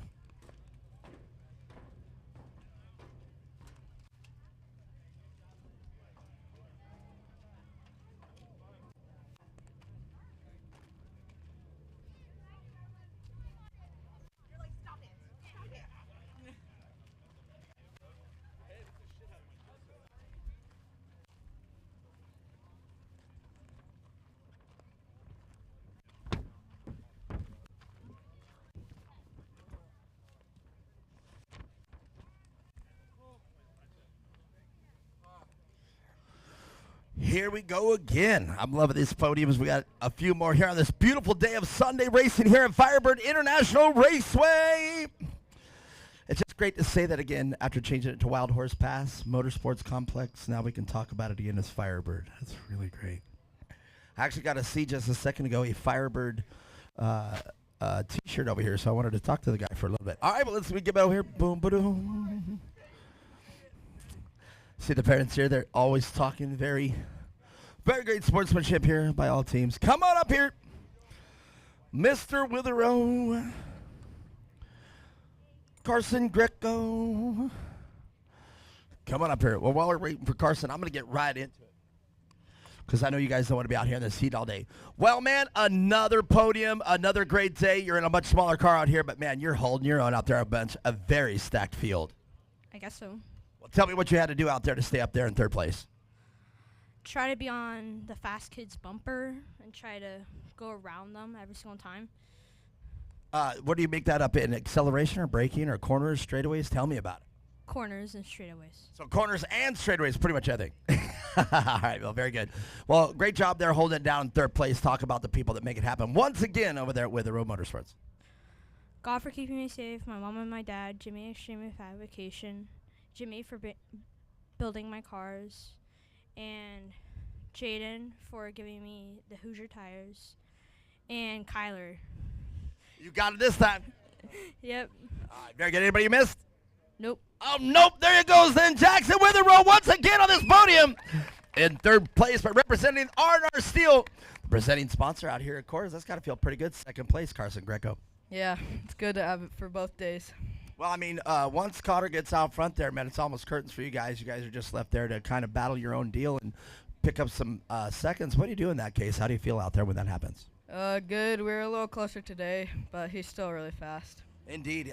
In the second half there, I think you had a little more for him because you were able to run your own race and choose your line a little more picky. Yeah. All right, well, very good. Let's talk about the people that make it happen over there for you. My mom and dad, R&R Steel, Bobby Van Beekum, 2X, and everyone else. All right, you guys, make some noise. Carson Greco with a great job. And look at this, the man on top of the box one more time. I mean, just business as usual for you. I'm going to climb in. I'm going to go out there and win a race. And here I am on top of the podium once again. Yeah, it was really fun. Just sliding those corners is super fun. And thanks, Sneaky, for setting up my car so I could do that. Man, turn 3 for you, and I'm sure you know this. Turn 3 coming in here, you were already sliding sideways. You had turn 3 faster than any other car out here for the entire weekend. I love watching you come into turn 3. Thank you. All right, very good. Well, let's talk about the people that got you here. Hoosier, Polaris RZR, Gates Belts, ATC, Dro, my dad, Brad, Andrew from Sneaky, and Landon. All right, there it is. Wyatt Cotter once again on top of the box. And a great dial there. Look at this long field of cars. And the Hard Luck Trophy, I saw her walking around over here. Zoe, where are you at? Where's Zoe at? I want to talk with her. Where's she? I'm coming over there. I don't even care. I don't care if the camera can make it or not. Where's she at? Did I see her over here? Is she over there? No? Oh, she's on her way? Okay. There she is. Zoe, let's talk about it. Going a little bit backwards there. What happened? My car just lost all its power. What do you think happened there? I have no idea. She has no idea. Man, you know, this is why I wanted to talk to you. I know you guys are very passionate about this today, but you were up there in the front, and then backwards we went. Mm-hmm. All right, well, I always say, win it or break, and you're the break on this time, but let's talk about the people that make you happen over here. My mom and dad, Extreme Machine Fabrication, Method Race Wheels, Hoosier Tires, Rockland Trailers, JMR, Rugged Radios, AZ Networks, R&R Steel, and Jimmy for spotting for me. Bam! Look at that. She got it done quick. That's Zoe Easton, everybody. Hard luck recipient in that race. She said you heard her say it right there. She had some problems, and backwards she went. But we got more racing coming up. Here we go. Oliver, tell us what's up next.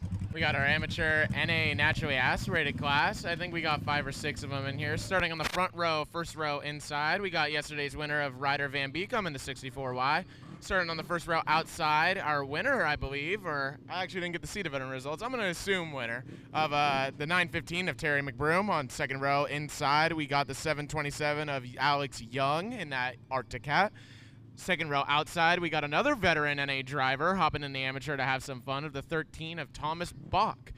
In fifth place on the inside, we got the 498 of James Cummins in that orange Yamaha. And if he made the call, I believe on the outside of the third row, we got Andrew Cotter. And I talked to Andrew. Andrew's out here trying to have some fun. Obviously the dad of Jackson Cotter, who runs in our 170 modified class. So we should be rolling them off here rather soon. One of our very diverse classes. I believe we have 2 RS1s. We have 2 RS1s, 1 Arctic Cat, 1 2-seater Polaris, 1 Yamaha in our field. So this is definitely our most diverse class here. As you see the Youth NA Restricted have followed up. You'll notice a lot of single seats. I actually don't think there's a single car that isn't a single seat down there. A few 800s, but all RS1s for the most part. And that will be the story for most of our days. We move into Pro NA and Youth 1000 Limited. As we're looking here onto our field. If I'm not mistaken, it actually looks like Alex Young is on our front row. I could be wrong.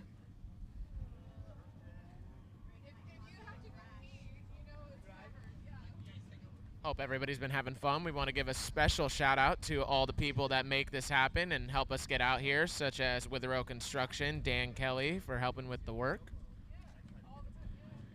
And go down and get some merchandise. Go down, get some shirts, some hats, some t-shirts. It always helps out our series and helps us do everything. We want to thank Baja Racing Gear and Shanna Mahona from PCI for helping us out, and Dan Hearn from our Sinfab Racing and our Rugged Radio dealers. So want to thank all the people that come out here and make this happen as we see our 1,000 restricteds heading on down to Tech.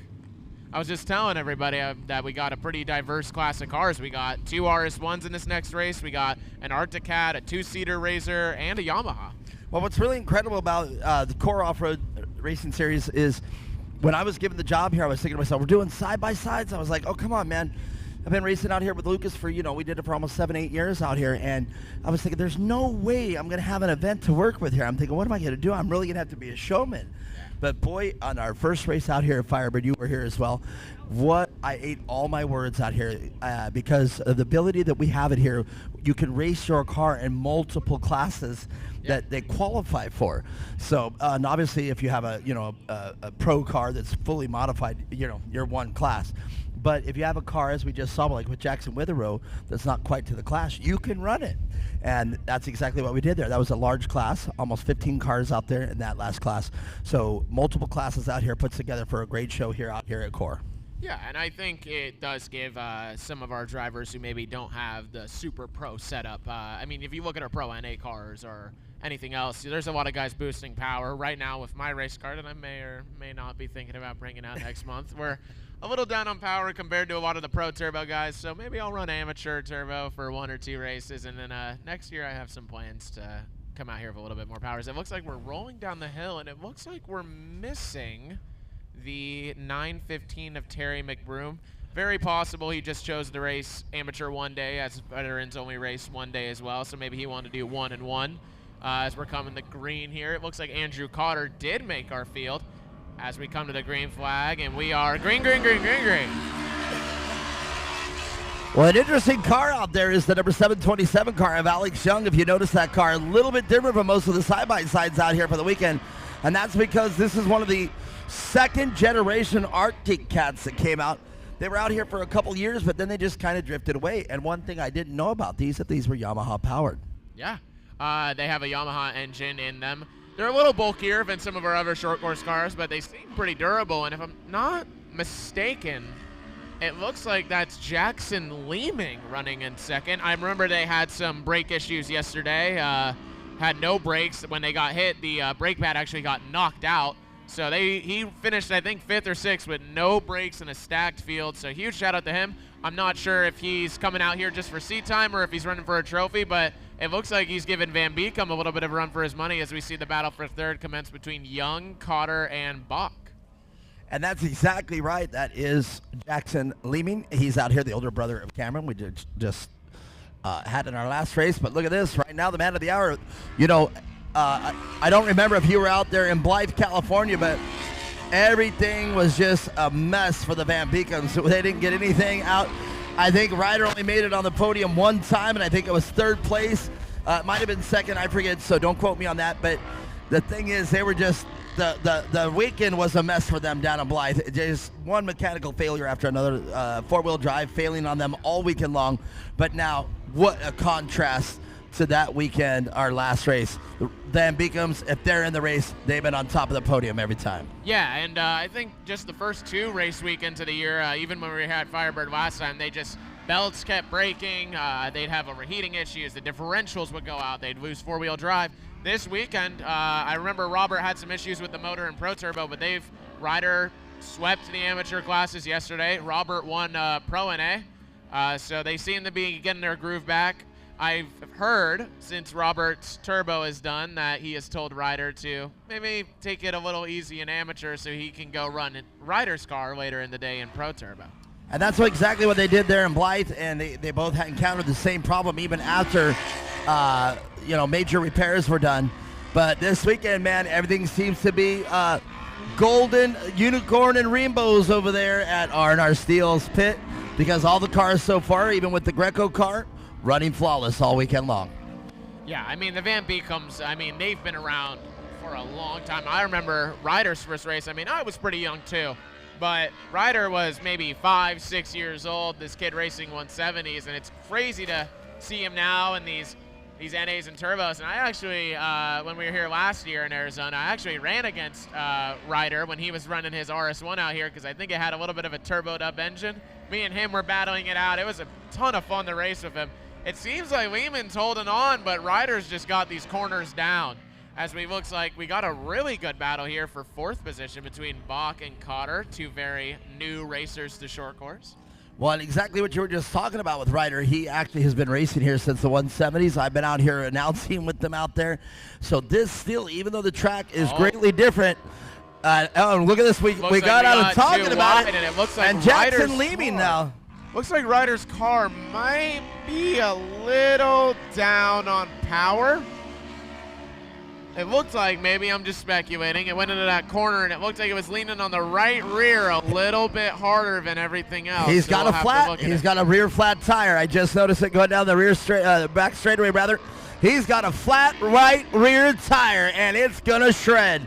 And you can see it deflating there as it comes in. So you are correct, Oliver. He does have a tire down on the inside right. There it is. You can clearly see it. Yeah, but knowing Ryder, he's not going to stop.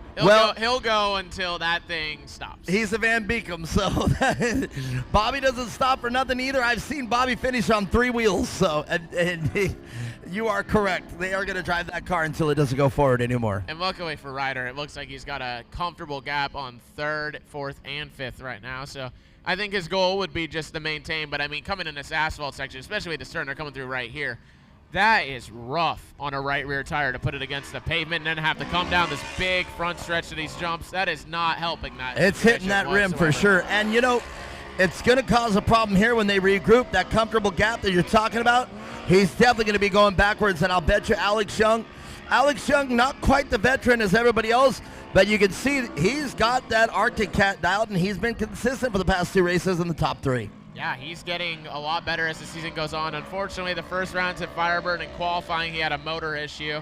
Took him out for the whole weekend. He came back at Blythe, got a podium finish, and is carrying that on to here. I believe he got third yesterday, so it looks like he's going for another podium spot today.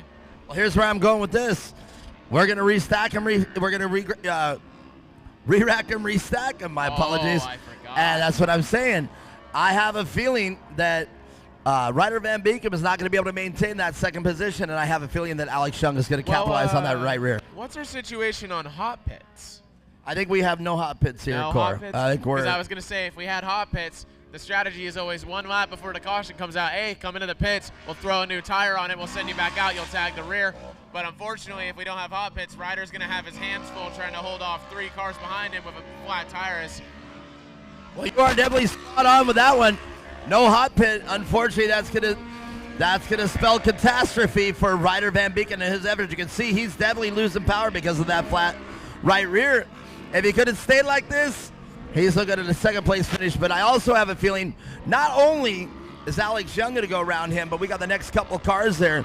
As you pointed out, Andrew Cotter out there. And Cotter name and Cotter pedigree, they'll get around him probably as well. I remember Jackson, that is Jackson Cotter's dad, Andrew, and he came out to a little local series we have in California, and I asked, "This is Jackson's car?" And he goes, "No, I'm going to run it for a few years, and then it'll go to Jackson." So this would be his second race, first podium. I know they had some electrical issues, I believe it was yesterday. But, you know, we've been talking about Van Beekum and stuff. You know, we got to give some love to Jackson up here. Jackson, after fighting a super hard race today yesterday, is dominating today's race so far, as the halfway caution will come out and we'll re-rack him and restack him, as it looks like Van Beekum is going to stop back there, and I believe there is a golf cart of a few people getting out, so we may have a hot pit situation. So we may have it here exclusive to this, or? Oh, we do have hot pits. Okay. Yeah, okay. So that was my bad. I didn't mean to announce that and bring that into the drama of things.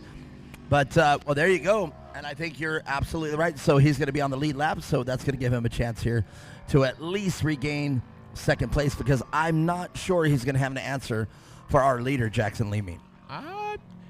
I'll say this. Ryder has shown incredible speed throughout the entire walk. He's got to pass Cotter. He's got to pass Young. But if he's able to somehow pick a few of those off, he's going to be gunning for Jackson up there. So I think if we can get him past a few cars at the beginning, we might have a killer race on our hands towards the end of this thing. Well, I mean, he's got 5 short laps to get it done. So. And he's coming back out right here on course. Well, there it is. And you can see he's a man possessed. He's got a man on a mission right here. And you can see Kevin, our flag man, saying, "Come on, get in line, get in line." That he's got to literally race it to the bumper of our number 13 car, Tom Bach. Yeah, I've had to do that a few times in my career, and I can tell you it's not fun. Very stressful coming out of the pits and having to gun it to catch up to people that are going, 10 miles an hour. And I've had some instances where I haven't quite gotten up to the field, and that's the most frustrating feeling on the planet. Sometimes I can work to your advantage. I've done this to where I've been that guy. Got out of the hot pits and I raced all the way. I never lost my momentum. And when I came down the straightaway, my spotter said, "Stand it." When that flag waved green, I was able to get just past, because we had a do not pass line. But I was able to carry my momentum and pick up almost 4 spots because I was on the gas down the front straightaway where no one else was. Well, luckily for Ryder, I think he is going to tag the back of the number 13 of Thomas Bach. So right now, your podium currently is Leeming, Young, and Cotter, I believe. That is correct. Leeming, Young, Cotter, Bach, Van Beekum, and Watkins.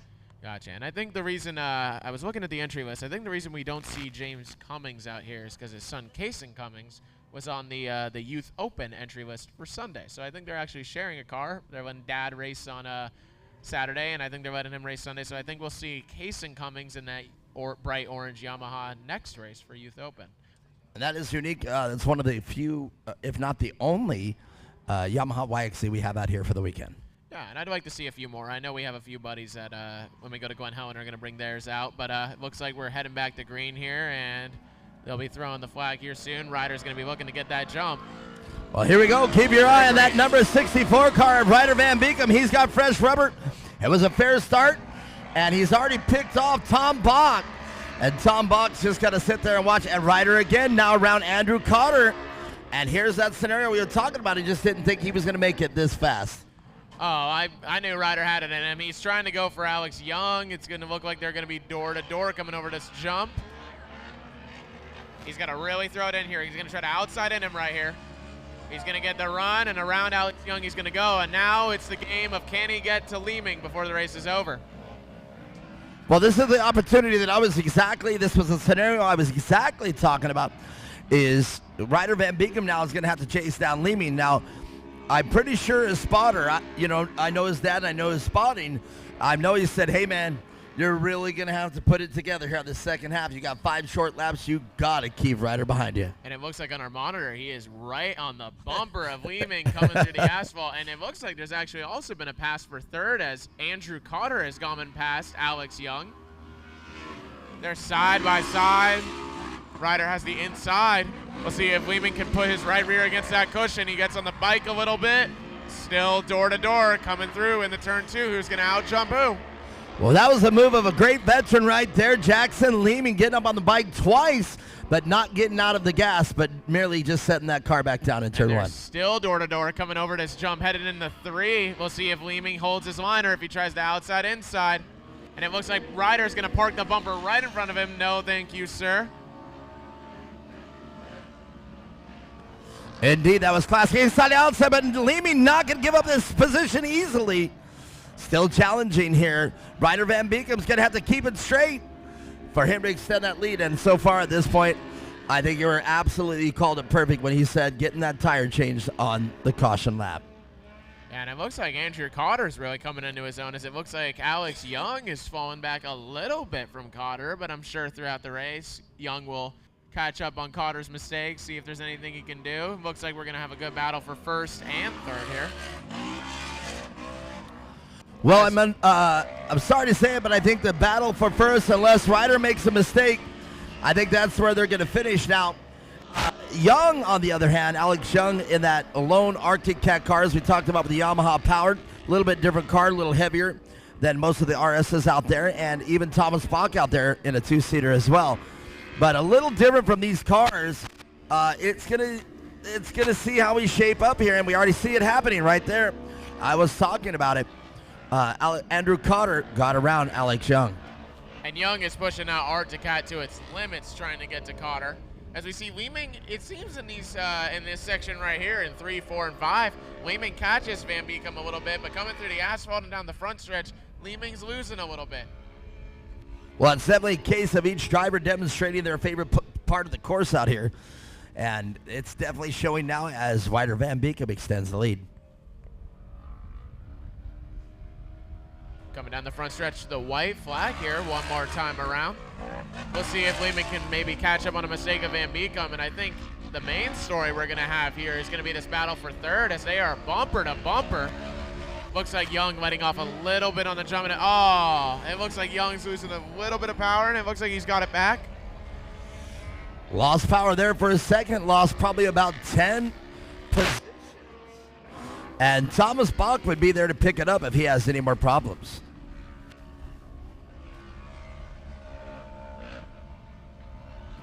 Great shot there once again.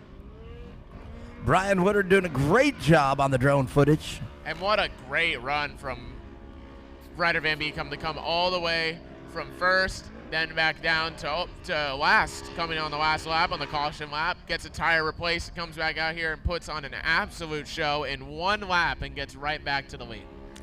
You know, that is exactly word for word the scenario that you speculated, and here it is. Here it is, checker flag flying for the R&R Steel, presenting sponsor of Ryder Van Beekom.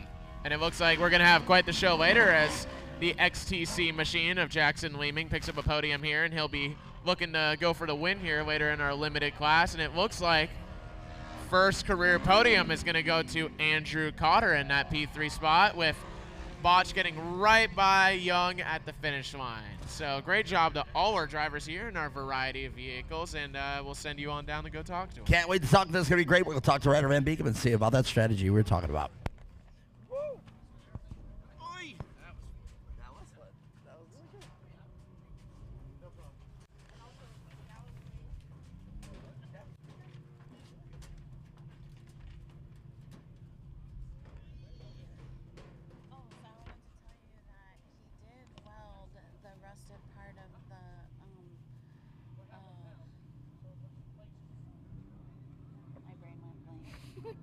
Apparently, I heard the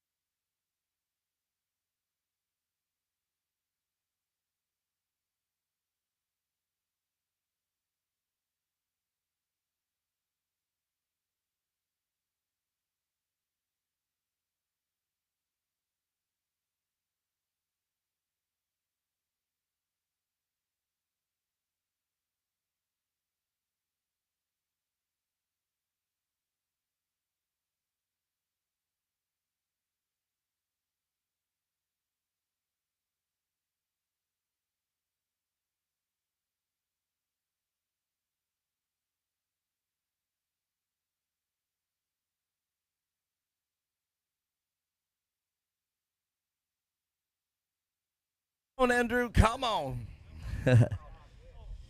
He said, "Oh, getting up here." Well, Andrew Cotter, man, that's a great job out there. This is quite a race unfolding in front of you. Yeah, it's all in front of me. I mean, it was still happening with you and Alex Young. He looked like he had some problems there at the end, and you were there to pick it up. I think we're all having our problems. This was who's going to make it to the finish, who can assess and overcome the problems we were all having out there. I have to agree with you. Well, all right, man. Great day of racing here, coming out here and getting to third on the podium. Let's talk about the people that make it happen for you. My wife and kids, my dad, and myself. Just like that, plain and simple. Well, you guys, that's it. Short and simple. Make some noise. Andrew Cotter getting it done in third place. But wow, Jackson Leeming, and from my vantage point up there in the announcer's booth, watching this happen and unfold, you were right there with Ryder, and you knew he got that flat, and he started going backwards, and you inherited the lead. Oliver actually called it as, man, he gets that tire changed during the caution, things might end up a little different. So tell us about what it was like from your seat. Just wasn't really planning on racing in class, so we started in the back, made up most positions on the first lap, and then had a good battle with Ryder. He got a flat, but he got that fixed, and he was gone again. I mean, a split second. It seemed like he drove over there and drove out. That's all he did. Yeah. All right, well, very good. Still a great day of racing for you, and you were able to hold him off while you were in the lead. Yeah. All right, let's talk about the people that make it happen over there next, TC. My mom, my dad, XC Power Products, Polaris Razor, GBC Tires, Method, Race Wheels, HCR, SDI, Bikeman Performance, and everyone else. All right, he didn't hand it to him, but there it is. Jackson Leeming, great job in second place, holding down the thwarts. I thought it was going to be a much different outcome once I saw that flat tire, but man, my man Oliver, he was co-announcing with me. He said he gets that tire fixed during the caution, he's going to come back. But I have to be honest with you, I didn't think you were going to have it all the way to catch Jackson. Yeah, I didn't see the rock when I hit it, and it was definitely a shock because it hurt. It was a big rock in the middle of the track. Yeah, that's big. That car's big. You're a big boy these days. That must have jolted you. Yeah, it actually kind of sent the car sideways when I hit it. Wow, well, great job being able to come back in that second half, though. You just fed through the field like they weren't even there, and you got here to first. Yeah, I want to thank everybody that helped me fix the tire over there. All right, well, let's talk about the rest of the people that make it happen since we're on it. I want to thank God for keeping me safe. I want to thank my mom and dad, Matt for changing the tire, Kevin for spotting me through it, R&R Steel Racing, Rob Muzzy, Yaw Power, 518 Design, and XMF. All right, man, he was from flat to winner. He makes some noise out there. Ryder Van Beeken from R&R Steel. And all the boys over there, the Van Beeken pit, boys and girls, by the way, they got it happen and got this man on top of the box. Andrew, great job. He got it done, too. And that was pretty exciting. Well, I got to come back here and talk to Mom. I mean, I saw that flat, and I was kind of hoping, what's going to happen now? Is we going to stay here? But the competition yellow changed everything. It did. When they said, we didn't realize they were going to do competition yellow, so we thought he was just going to have to muddle through with a flat tire, but they told him over at the hot pits or the staging that there would be a competition yellow. So you guys use advantage of it, yes. Thank God for that. And then I was thinking to myself, man, is he going to make it all the way through the rest of the field? That was still a stacked field. He loves doing it. He's just like his dad. He likes being in the back because then he gets to fight his way up to the front. And yeah. And me and Oliver talked about that, man. At Van Beeken, they will drive that car till it catches fire. And even if it does, they'll sit there and pound on the steering wheel until they get out. For sure. All right. Meredith Van Beeken, everybody from R&R Steel, our presenting sponsor out here at Championship Off-Road Racing Series. We got another race coming. Stick around. And look at this man, Tom Bach out here. Oh, they're pushing it. Oh, that means they either don't want to start it or the head car failed sitting there. So, well, very hard blow there for everybody else. But great job on the behalf of the R&R Steel. Hey, look at that. You going to eat all that? What the heck? Just got word Nolan Bishop Young is Witherow not over racing here. today. He got a lot of food. He got more food over there than I got, for Jesus' sake. Let's get on back over here. It's like I got to crawl to my hole. Mark, get up there. Oh, okay. All right, CT, you're back up here in the booth with me. Yeah. Oliver doing a great job over here. Man, that man, he can, I can talk fast, but he can talk fast too and quick, and he knows his stuff. And that's pretty cool. Man, he is an amazing announcer. Yeah, indeed. I have to give it to him, too. So hats off, Oliver. And you guys, both of y'all, all y'all could co-announce more for me. Hey, and by the way, if you are a racer in today's race and you are out there or you're a representative of your team, come up here. I'll give you an interview. Come on up here. Please do. All right. Well, who do we got up next? Is this our race here, the Youth Naturally Aspirated Open? Is that right? Yes, it is. Well, let's talk about it on row one. Mason Cotter out there at the 610 car. 952 would be driven by Brian Willett. And Brian Willett yesterday, can't say enough about this guy. He's a very humble guy. This guy he just does a great job out here in the racing. And Brian Willett, top 3 guaranteed here. Mark Queen, small in stature, but not small in competitiveness in the 87 car. And do you remember how to say this one? Howdy-gee. Howdy-gee, you got it. Now that we talk about Hoganist, okay? Hoganist says Hoganist if you know the pronunciation. Howdy-gee looks like 2 different words. That is not how you spell Howdy-gee, but it is how you spell Howdy-gee. Yeah. So Jackson Howdy-gee, that is a completely different word from how you read it. And it looks like Nolan Bishop had to pull out, and Josie Watkins there will be on the outside of row 3, and Casey Cummins at the 622, and rounded off those 4 rows with Cole Warner in the number 119 car.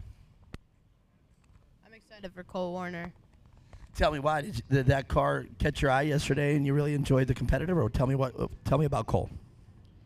It's very fun to watch him out there, in my opinion. And same with Mark Queen.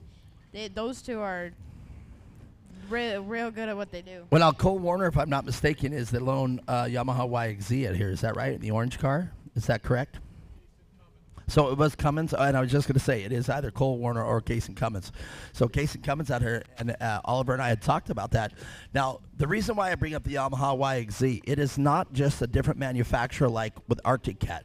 The majority, if not all of, with the exception of one car, are all powered by a belt. That means the primary drive that connects the engine and the transmission are driven by a belt. And the belt is what is known as a CVT, constant velocity. Well, actually a CV, it's just constant velocity. It's constant velocity belt. It's the more acceleration you put into it, there are no gears in a constant velocity setup. What happens is as you accelerate, 2 cones squeeze together and create more friction, which create forward momentum. But the Yamaha YXZ has a clutch and it has a gearbox, and you have to shift it. It is a sequential, but here we go. And I have a prediction. Mason Cotter and Brian Willett are going to be your top 2, and you're going to see it here. Can they thread through turn 1 cleanly? And yesterday we saw Mark Queen almost in last yesterday, going all the way up to 3rd. I think you called it Mark just. Queen in 2nd. I think you called it just right. Mark Queen coming into 2nd place in turn 2. But Brian Willett, I'll tell you what, they might know Mark Queen out of the track, but while you're on the track, Brian Willett is not going to play favorites out there. Nope. Brian Willett is giving him a tough time to get, just raced.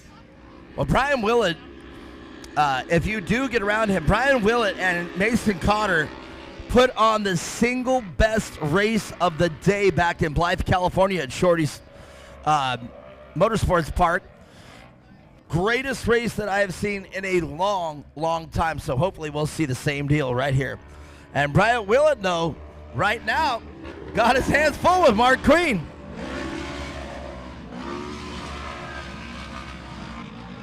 Mason Cotter, we've seen him yesterday. Once he's ahead of everybody, he's not going to be behind anybody. Unless we see something happen, he is going to be in first place the entire race. Well, and that's indeed what the whole Cotter story is. Wyatt Cotter out there, Mason Cotter, all these guys that get out there and have that lead. What's beautiful is you're seeing that the numbers 6'10", 16'10", a lot of similarities over there. And we were talking about the Hoganists, the brothers, and their sibling rivalry that they have out there. Same car, just different livery, different colors. Well, we got the same thing going on here with Mason and Wyatt Cotter. The same car, same thing, same numbers even, but with just a different livery. One orange, one green, and that's the way you do it over here.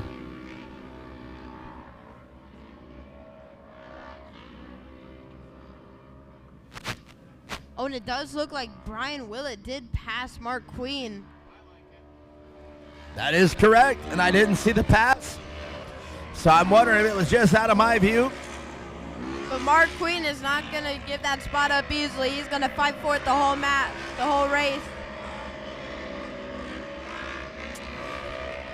Well, one of the cars to not take out of this mix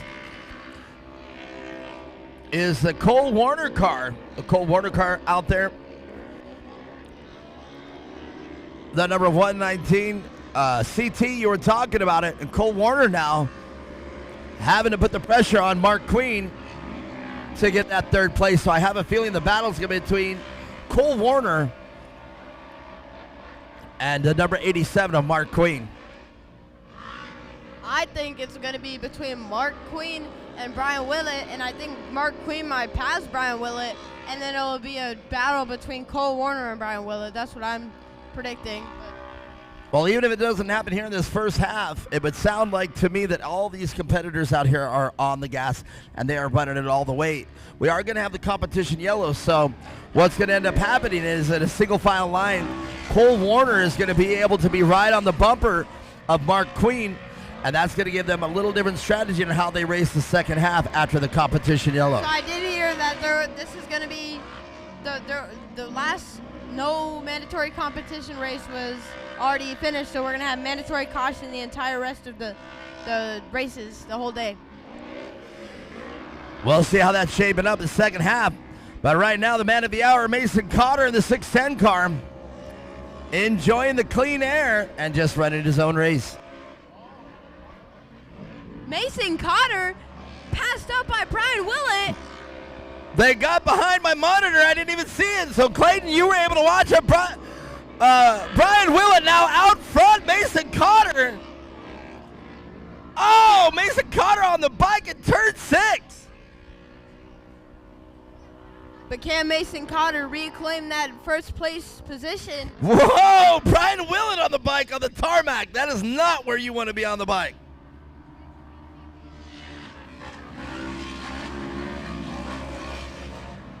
It makes me wonder if Mason Cotter is having mechanical problems with the car.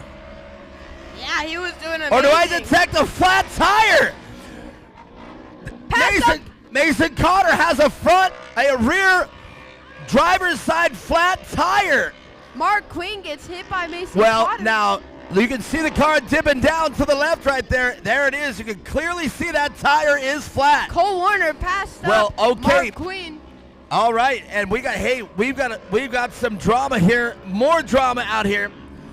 We just saw it happen with Ryder Van Beekem. Ryder Van Beekem with an inside, a right flat tire. But why Mason Cotter now with a driver's side flat tire? We have not had the mandatory caution yet. So, can Mason Cotter get in on the mandatory caution and get back to the end of the field before he loses a position and stay on the lead lap? I think it will be, and I think Mason Cotter might take this home. I have a strong feeling for Mason Cotter. Well, now check this out. Developing your boy, number 119, Cole Warner, now in third place. Going to get around Mason Cotter because Mason Cotter, you take away one of those wheels, you take away a few seconds per lap. Mark Queen still in fourth, trying to get back to that third place, even the second place. But Mason Cotter is holding up without having a wheel in the front. That'd be his rear tire, but you're absolutely right. That does definitely put a disadvantage here. It's his rear tire. It's his rear left tire, rear driver's side tire. I might have, but I corrected myself. So, but it is his left rear tire. And you can see when he does turn left, that car just all over. Here we go. We're going to see it right here. Cole does end up He's got to take the lap. And here it goes, the mandatory caution. They got to race to the finish line. Now, what's going to happen here? He didn't pull off. Well, no, he's got to race to the flag first. But now at this point, you're probably going to see Mason Cotter pull off and head to the hot pit. And he's going to do the same thing that Van Beekem did. That Van Beekem did. So let's see how this goes. right now we have Brian Willett still in first place with Cole Warner right behind him. And Of the 6'10" of Mason Cotter. He's going to have to pull off as you see them come. They're just now coming over the ski jump into turn 3. And I do believe that Mason Cotter is going to use the pull off here going into turn 4. So if we could hold this drone shot right here. I wish I had like the pin. I could circle this car right here and say we're going to see him go off to the pits right here. So here it goes. Will Mason Cotter pull off? Yes.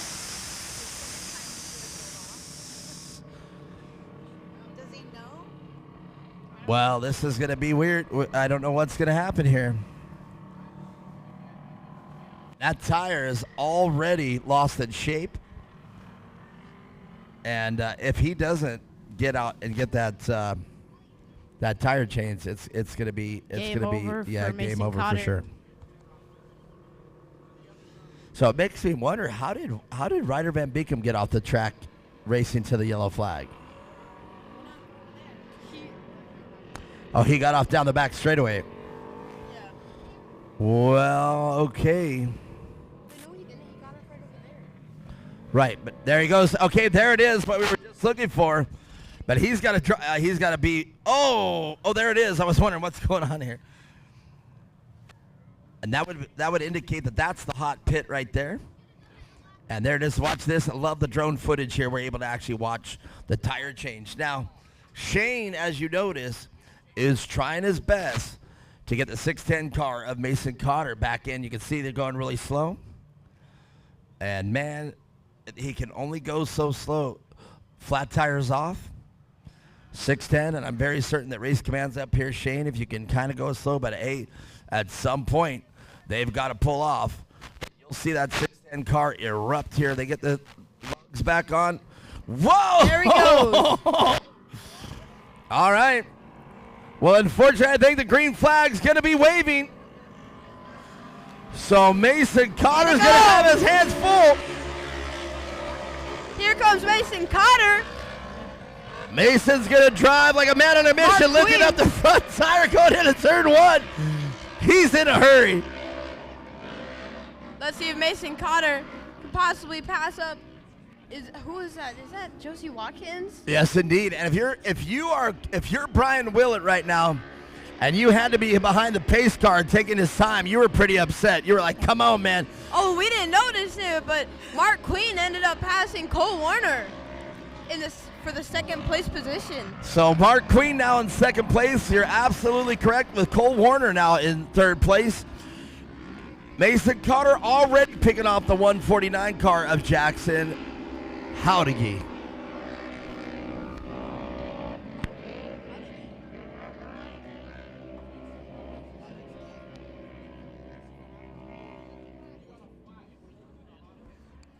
Well, okay, one down now, Mason Cotter. Mason Cotter look at passing this. Cole Warner. Whoa, Cole Warner out of shape on the tarmac. Mason Cotter already up to third place now, sets his sight on Mark Queen. Brian Willett right now. I think Mark Queen is going to pass Brian Willett. I wish we could stay with the drone here the whole time, because this is going to do it right here. Oh, man. Mason Cotter already back over the rear bumper. Right here. These three are putting up a fight. And Mason Cotter passes Mark Queen. Oh, I don't know, man. Mason Cotter. Can he do it? Can he pass Brian Willett for the first place position? Well, Brian Willett right now, he knows that he can look over and see that is Mason Cotter back up already. That's got to be very intimidating to be out there on that track knowing that Mason Cotter is out there. Oh, Mason Cotter. He's getting so close. I think he'll win in the drag race. Well, 3 laps to go this time around. I think Mason Cotter. Both green cars, first and second, Brian Willett. That Mason Cotter might have something for Brian Willett here in turn 1.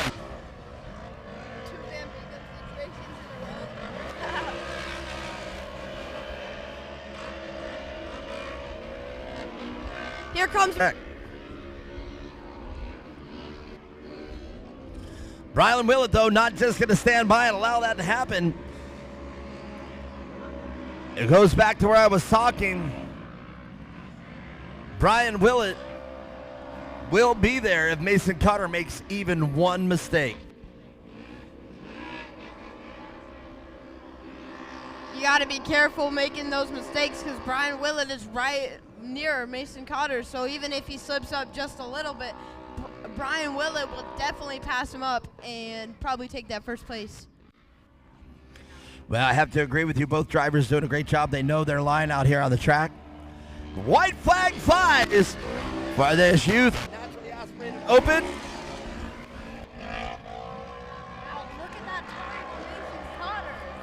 Mason Cotter making an amazing time out there.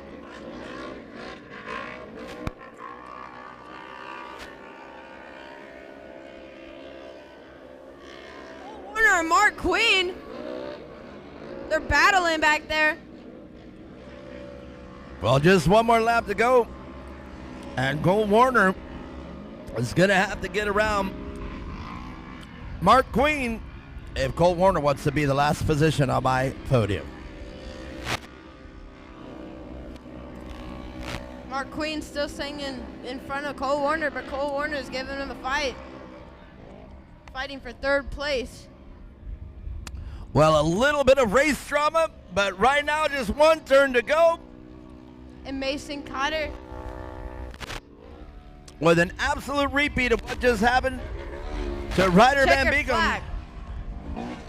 Mason Cotter, Brian Willett, and Mark Queen. Now, guys, that was an amazing race. I definitely enjoyed that one a lot. Well, the cold is back. It is.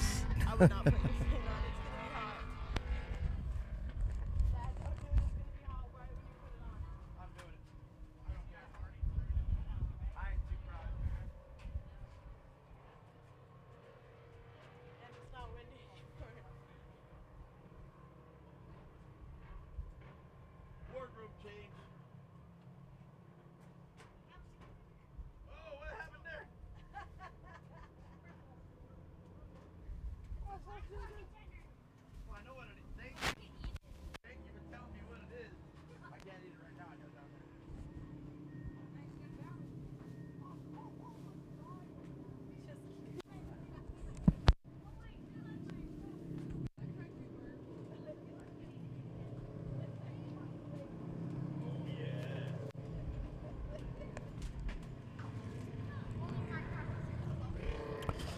Man, what an exciting race that was. We were able to see Mason Cotter just do a repeat of what Ryder Van Beekem had to do just the race prior. Yeah, I mean, I'm kind of in shock because the difference was with Van Beekem. I mean, he pulled off the lap before they threw the yellow, so he had a whole lap. They pulled off right at the asphalt. Yeah. They had a whole, like, maybe 20 seconds, 25 seconds max to change that, and then he has to come and pass 5 cars. Does in 2 laps. That kid is incredible. Well, we kind of knew that was going to happen. We had a very limited field this time around of only about 5 cars. But if anybody's going to pull it off, it's going to be one of the Cotters. And you just saw it, Mason Cotter pulling it off.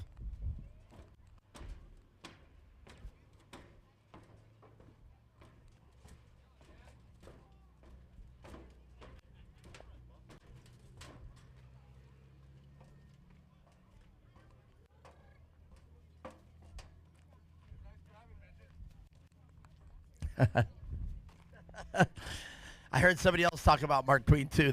I was kind of very nicely talking about it. So, that was quite a race right there for sure. Come on up here, gentlemen.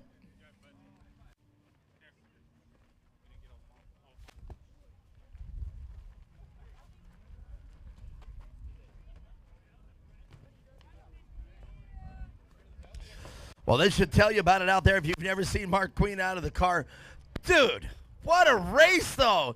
I mean, there was all kinds of drama going on there. You saw the flat, and you still ran your race and got it done again up here to third place.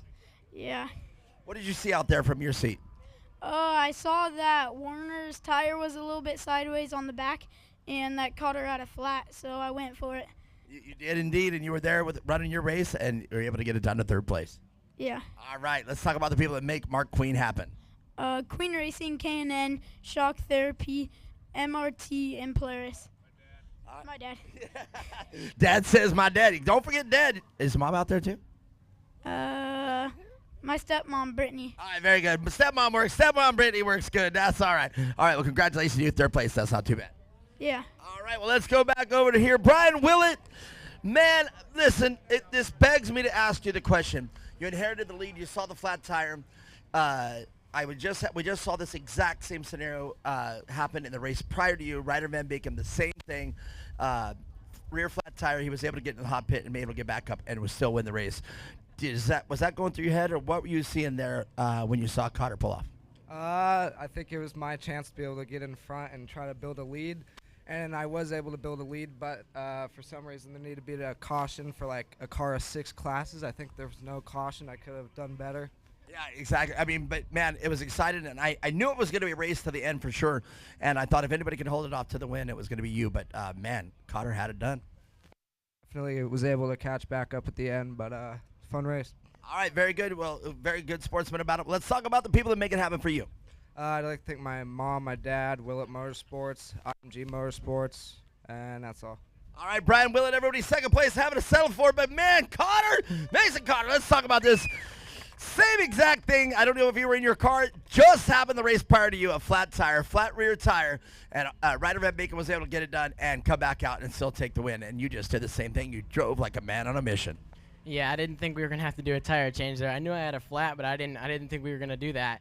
And I pull around to the asphalt, and I see them all wave me over, and I just stepped on the throttle and cut off the track, and they all got me up, changed it, and right when I got back on the track, they threw the flag. Now, I don't know how you knew that they were done. It seemed like where they dropped that car, they were having problems with the lug nuts, but at some point you just stabbed it and took off. I'm glad nobody got hurt. Yeah, we only got 3 lug nuts on, actually. We didn't even get to do all 4. So I was right. There was a lug issue. Yeah, I have it in my pocket. Oh my God. Yeah, I was going to say, shh, don't say that. Hold on here. So we had the drama of the flat tire changing anyhow, and more drama with the lugs. So this just gets, it's like the days of our lives. No, I'm just kidding. All right. Well, first place, let's talk about the people that make it happen over there at Cotter Motorsports. I'd like to thank Polaris, Rugged Radios, Ben's Asphalt, Hoosier, Sneaky, Method, Anti-Gravity Batteries, Gates Belts, and my dad, Brad, Andrew, and everybody else who helps me. Well, he drove with the wheels off that car, literally drove the wheels off the car. Mason Cotter, your win. Your winner after some flat tire drama. Good job, gentlemen.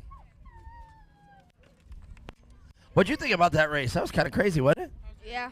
I mean, we just saw it with Ryder, and then it happens again. What do you think they hit the same rock? Probably. You're a different deal when you're not in your race suit. Yeah. Yeah. No. Do you like video games? Kinda. Do you have a girlfriend? No. What's your favorite car? I don't know. What's your favorite manufacturer? Polaris. All right, bam, bam. Yeah, see, what's your car? What's your favorite car? I don't know. You just said it, and you're like, I'm not going to do it. How about you? I love the kids. Look, everybody high-five me. I'm going to come by. Here we go. Ah! Boom. All right, got one from Rhythm. I love the kids. What happened? Well, I hit you. I didn't mean to hit you. I didn't mean to get it. All right, good job. I didn't mean to. I promise. Here we go into the Pro NA. And in line 1, we have 64 Robert Van Beekem and Jonah Bishop in the 33 car. And in line 2, we have Brian Farrell in the 946 car and 195A Michael Bernstein. And then in line 3, we have 93 Kyle Arknaw, which we saw yesterday, and he played an amazing in the races he was in yesterday. And then we have Trenton Ouellette. And then in line 4, Landon De Sousa Diaz. De Sousa Diaz. You have to say that with a Spanish accent. De Sousa Diaz. And Cohen Crawford, 48X. Cohen Crawford. 48X And card. that's right. So these are the pros. Now, we talked about it yesterday, the difference with the pros. It's the pros. These are the big dogs. This is the money. It is. This is the fastest. These are the vets. These are the people that have been racing for a long, long time. Fastest of the fastest. The fastest of the fastest. A lot of names we saw yesterday. I think everybody we saw yesterday except Cohen Crawford. Do you know our title sponsor out here? No. Close, though. But you can mention Witherell Construction as whatever. I think it's Witherell, but it might be Hoosier Tire. It might be. Hoosier Tire is one of our sponsors. R&R Steel. They're one of our sponsors. Cactus Splash. One of our sponsors. R&R Steel. R&R Steel. That's who it is. Yeah. R&R Steel. I don't see a sign. Well, R&R Steel, our presenting sponsor out here at the Championship Off-Road Racing Series, and the man behind all of that, Robert Van Beekum, Meredith Van Beekum. Yes, what's going on? Uh-oh, what happened? I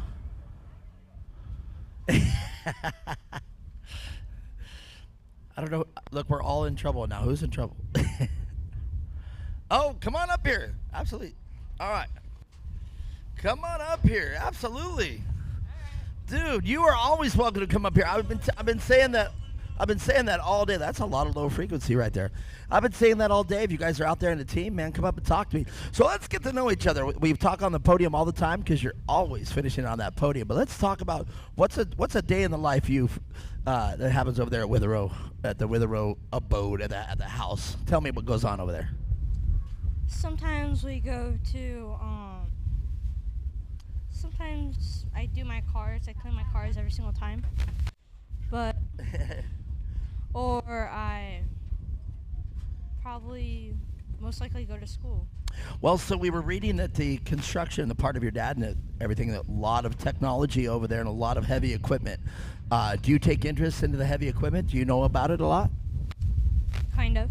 So tell me what you know about it. What's your favorite tractor you guys have over there at Witherell Construction?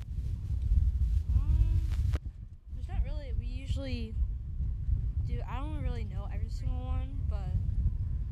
Do you develop a friendship with some of the employees of Witherell Construction? Yeah. Tell me who's one of your guys over there that you talk to. Sometimes we talk to Jaden Gerber. Okay, there's a name. He works for us now. All right, what does he do for you guys? He just helps work up on the jobs and everything. All right, well, very good. Well, I'm sure they're out there watching. That's what you look like on TV right now, or on the live track feed. That's it. It is right there. So, okay, let's talk about on a personal basis. When you're not racing, you're not out with your dad at the construction company. What do you like to do for fun? Do you ride bikes? Do you ride motocross? Are you a skateboarder? Tell me about what you do out there? Sometimes I do like simming on like my sim. Usually do at home. iRacing, sometimes like that. So let's talk about that. We were talking about the sim racing. I talked a little bit about it earlier when the drone was getting some really good footage here next to the cars. It looked exactly like the footage in the sim racing. Do you consider sim racing the same or an advantage out here when you get out here to the real racing? Kind of. They don't have all the cars, but okay. Do you find yourself driving the same? Yeah. Pretty much the same. I'm assuming if you're doing sim racing, your guys' simulator is really nice. Yeah, most likely we use like sometimes like I only drive like micros, or I drive like 410 sprint cars, and sometimes I do like Pro 4s. Really? So what's your favorite of the ones that you drive there on the sim racing? Micros. The micros. For the people out there that don't know what a micro is, what is a micro exactly? Micro it does circle track, and there's like, so I do the restricted class, but I don't do like real micro. I don't drive regular micros in general. I just do the restricted class and like real life. Well, if I'm not mistaken, a micro, and Casey Kane, somebody get Casey to take off his headset. Casey? Oh, he's not. He's a race command. Well, a micro, if I'm not mistaken, is a chassis that is motivated by a inline 4-cylinder street bike engine. Is that correct? Yes. Did you know that they called them? Hey, hold on. Somebody tell Casey to look over here. Casey. So what were your cars? Dwarf cars. They were called dwarf cars again. He races micros in the Sim series. Now micros is basically the same thing. It's a car with a micro sprint. That's correct. So did you know that guy right there, Casey Kane, our track director, did you know that he was one of the people that basically brought micros into full course racing? Did you know that? No. Yes, indeed. He has tons of those cars. A lot of people don't know that about him. So, can you believe it? He is one of the forefathers, if you will, of micro racing, and they were very popular and very famous. In fact, his cars are still being raced to this day, and that's a testament to how cool those cars are. What do you know what engine your micro has in it? I don't know what kind. I mean, because you still have to base it off of an engine that's a real life engine, right? Yeah. All right. Well, very good. Is there any money that you can win in the sim racing? If you like race really competitive racing. Do you do it for fun? I just do it for fun. That must be nice. Well, well, good for you, man. It's great to know you. And let's talk about this. Do you have some friends out there, and are they here at the track right now? Some aren't, but I have one friend over here. Who's your best friend in the entire planet Earth? Talk to them out there in the camera. I think it's Blaine and Kyler. Do you think they're out there watching you right now? Yeah. Do you have a phone? Do they text you? No. No on the phone, or no, they don't text you? No on the phone. No on the phone, so they can't text you. Yeah. All right, well, very good. All right, any more races for you for the weekend? Nope. That's nope. Are you proud with your performance this weekend? Yeah. I think it was amazing. And will you do me a favor? Tell your dad that everybody here at Championship Off-Road Racing and all the racers that want to switch and the checks here yesterday are very grateful and want to say thank you for your guys' support. Can you do that for me? Yeah. All right, very good. High five. Good job out here. Jackson Withrow, anybody? And he's been out here. Dude, I think pretty much every race you made the podium. Yeah. He said, yeah, that one I can answer. Well, good job for you. Well, let's get, you want to sit up here and announce with me for the rest of the race, or do you want to, you're just like, I'll take a break. I'll take a break. All right. Jackson Withrow, everybody. Good job. Well, stick around. I'm going to take a little bit of a break. We're taking a little break here as well. But stick around as CT now a little bit. Why did we tilt the thing? Oh, okay. I just thought you had a thing. Well, stick around. We're going to take a quick break, and we're prepping the track, and we got the pros coming up next.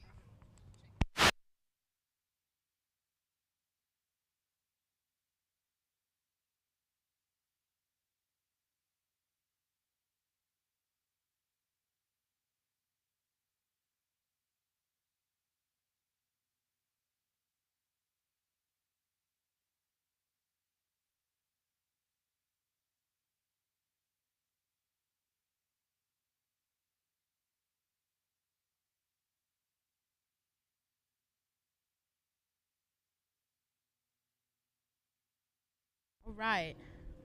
So here in the Pro NA, gonna go green soon. And here it goes. We go green.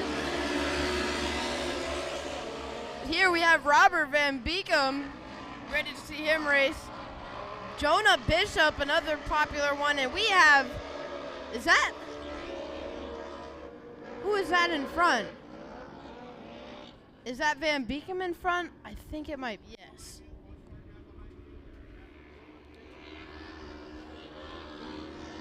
We also have Brian Farrell here today, and Michael Bernstein, and Kyle Arknaw, ready to see him race, and Trenton, very good, all very good racers.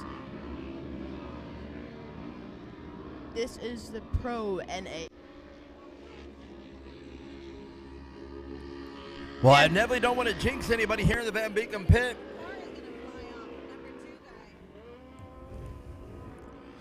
We got a fender dangling. We do got a fender dangling in the Jonah Bishop car.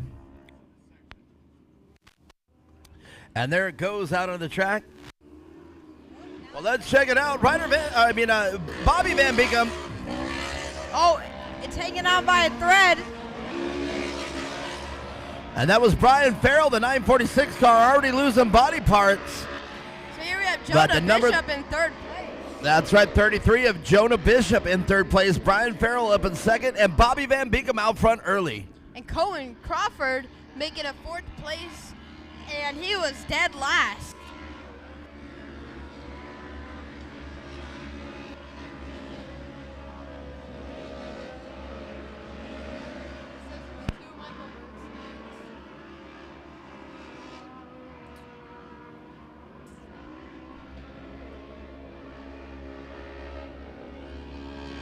Robert Van Beekum. Whoa, heavy bump out there.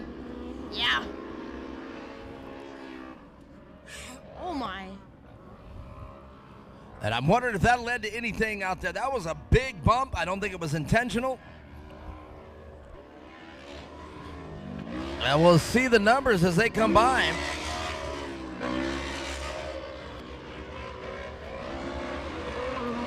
The bump between Kyle Arcanaugh the number 98 car, or 48 rather, of Cohen Crawford. So Cohen Crawford with a big bump. Yeah, that knocked him down a bit. He's now in sixth place. Well, let's look at that car. I'm trying to see if there's any damage here. And I don't want to state that there is if there isn't.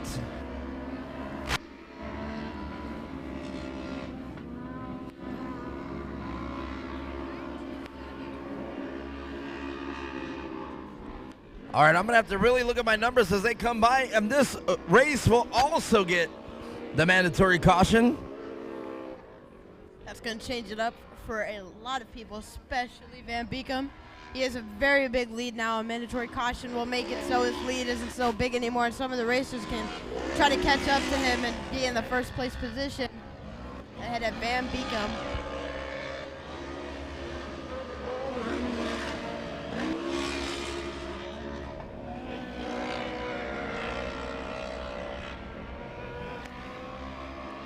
It's like Jonah Bishop and Brian Farrell.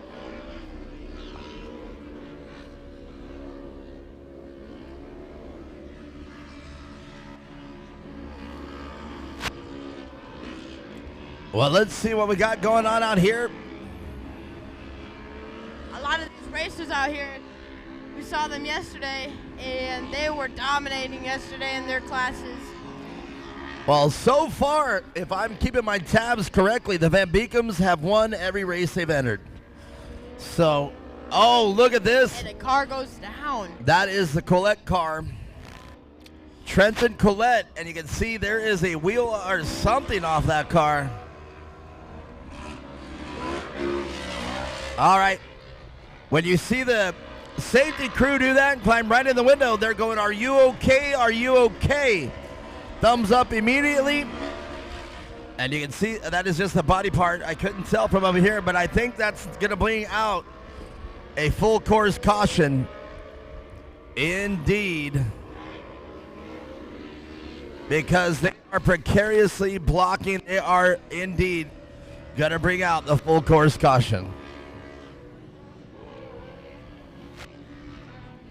And the only reason they got to do that is too close to do a local. And they are going to have to flip that car back up. There's great footage right there again. And that actually looks like, there you go. They've already got that car back over that quick. Lots of damage to that car. That car is not going to be able to make it. They were never going to get that car out of the infield. Oh, they're going to drive it. They are going to do it. Wow.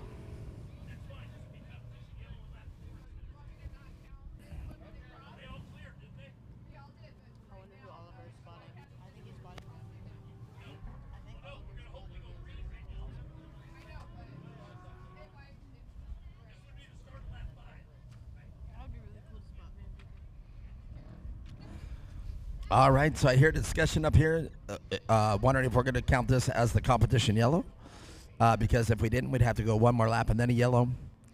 But that is going to end the day for Tony Collette, for Trenton Collette, rather. And that car with a lot of damage to both front and rear of that car. Yeah. Yeah, but he's not going to be able to race. Oh, The tie rod's tires are all completely. messed up. That's his tie rods. Yeah, he's not going to be able to drive it. He's trying his best. Well, I think he's just going to drive it off the track. There you go. Yeah. All right. That's too very bad good. for Trenton.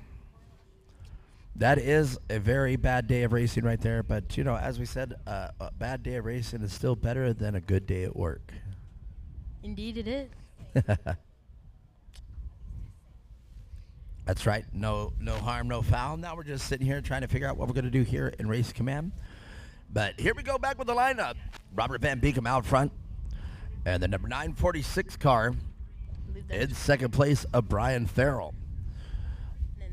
And Jonah Bishop in third. And the 93 car in fourth place of Kyle Arcana. The 48 of... That would be Cohen Crawford. That's correct. Well, okay, with the pros here, that's going to limit the races coming down to the wire. Coming up in the next race, the Amateur Turbo. So Ryder Van Beekem. So now, if Bobby Van Beekem wins this one, that's going to be a perfect day for Bobby so far. And then in the very next race, his son, Ryder Van Beekem. Oh, he's going to dominate in the amateur You think turbo. so? I mean, he's going to have to run the same. Now, that's a bigger car. It's a turbo car. It's a lot of stuff. And then the youth naturally aspirated limited. We've seen Ryder. He can really show that he is a great racer out Indeed. They have a good program over there at Van Beekem's. there. You know, I want to see Mason Cotter and Van Beekem in the same, Ryder Van Beekem in the same matchup. That would be pretty good. Well, that's what everybody's been saying here. So, like father, like son, and who do you think would be dominant, Ryder or Bobby? And, you know, like I say, if I ever got a race against you, I'd be happy one way or the other. And it goes green. Well, we must have figured it out here in Race Command because we're going green once again. Bobby Van Beekem, Brian Farrell, and Jonah Bishop, your top three. Here it goes, But- and we see, I believe that is Kyle Arcana. Yeah, Kyle Arcana now in fourth. But hey, what do we have here? The D'Souza car, is that right? Not the D'Souza car. Michael Bernstein.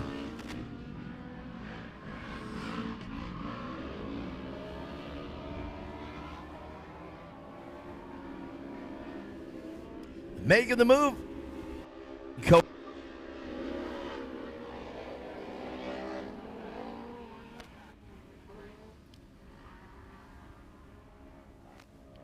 Van Beekem not having too much of an easy time with Brian Farrell just there. One mistake and Brian Farrell will take that lead in a second. Oh, here it goes. We got a Here it drag. goes. In Bobby front of Van Van Beekem with Beekem. a problem already. Lots of smoke coming up that car, and he's in the front straightaway. I think I jinxed Van Beekem. I was just like talking about if one problem happened. We just got, that's right, man. You jinxed them. A lot of smoke from that car. That's going to tell me that's either oil or belts. And it goes right back to what Oliver and I were talking about. But now check this out. Brian Farrell now inheriting the lead with Jonah Bishop now in second place. I don't think Jonah Bishop will catch him. Oh, that's what we got. Now Kyle Arcana is now enjoying third place. But Cohen Crawford and the 195 car of Michael Bernstein. I think the 906 car passed Michael Bernstein.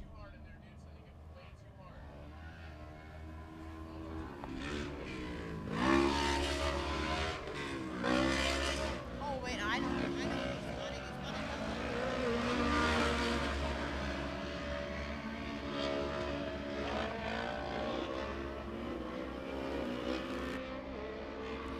There it is again. Great drone work. Brian doing a fabulous job saying right where the race in action is. Kyle Arcana. Jonah doing absolutely amazing on those turns. Trying to catch Brian Farrell.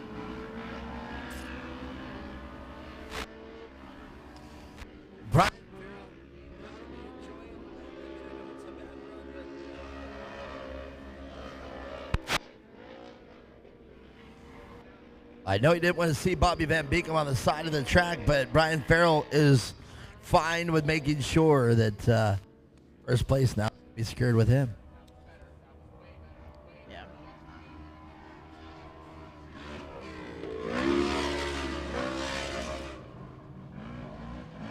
Oh, here comes Jonah. Closing the gap between Brian Farrell and him.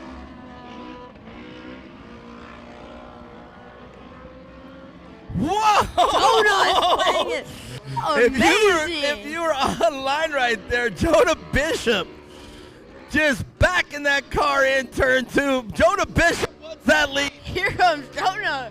You can see Jonah Bishop sawing on the steering wheel. And Jonah Bishop just backing that car into every single corner.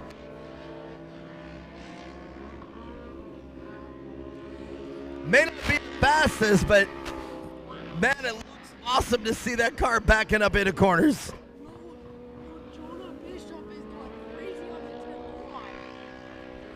Jonah Bishop, you can see it all the way from up here. He is really sawing on that steering wheel.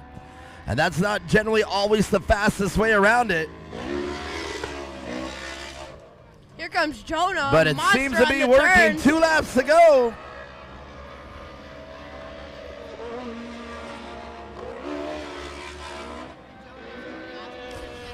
Well, if he does it again, look what he does right here into turn 2.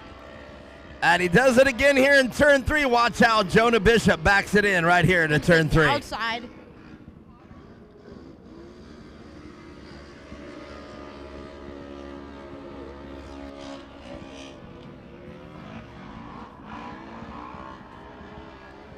Wow, amazing drone work by Brian.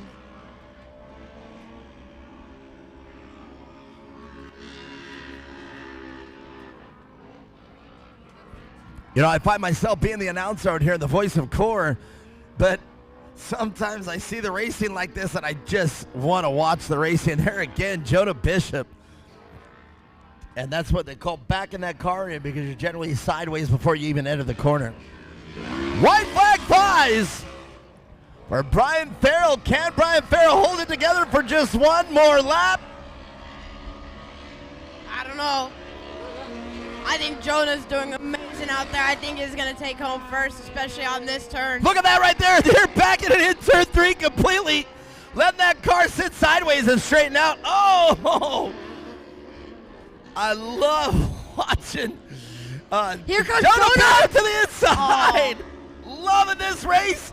He's going to do everything he can, but Brian Farrell is going to have to stay as fat as he can. Oh. Wow, we got a race on our hands. Firebird International Raceway, where you at? They touch. Oh, my. They touch again. Jonah is not. Oh, my. Jonah, you got one more turn, and that's going to do it. They're going to drag race down the front straightaway. See if Jonah can do it. It doesn't look like Jonah's going to have anything. He had him in the corners. But Ryan Farrell, for the first Jonah place. Bishop. Wow. Wow. I just got done Oliver told me there were no brakes, so he had to scrub speed. I was wondering why he was so aggressively backing that car into the corners. That was amazing. I actually loved watching that. I think he wasn't going as fast as he could have because of that no brakes. If I would have been informed, I would have been like, that's I have to agree. If I would have been informed, I've been able to talk about the ability that he was doing there. What another great shot right there. That is Of our absolutely winner. amazing to be able to do that with no brakes and still get second place with all these good racers out here. Especially with these good racers, it's really hard to get third place and even second place without your brakes, because brakes can play a really big part in racing. No, they're absolutely detrimental to play in racing, because the way you win races is making sure that you corner correctly, and you have to also make sure that you're able to stop. And you have to have, in my opinion, in any form of racing, well, at least with motocross or off-road racing to this level, you try to have all your braking done in the corner. If you're setting in the brakes in a corner, you're trying to set the car. So having the brakes there are a little bit different, and not having the brakes, you saw how Jonah Bishop was able to deal with it by setting the car sideways and allowing the speed to scrub off that car. And I don't know, man. It may not be the fastest way we were talking about it, but boy, it sure looks good seeing that car backing it in like that. That So was amazing watching Jonah that Bishop. was awesome. So we're going to talk with the drivers, and we only got a few more races to go. Up next, amateur turbo coming up next, so stick around. The turbo cars, and we're going to see another Van Beekem, and we'll talk with Ryder, because I bet Ryder makes it back to my podium, but we'll find out what happened to Bobby as he's being towed off on the wrecker.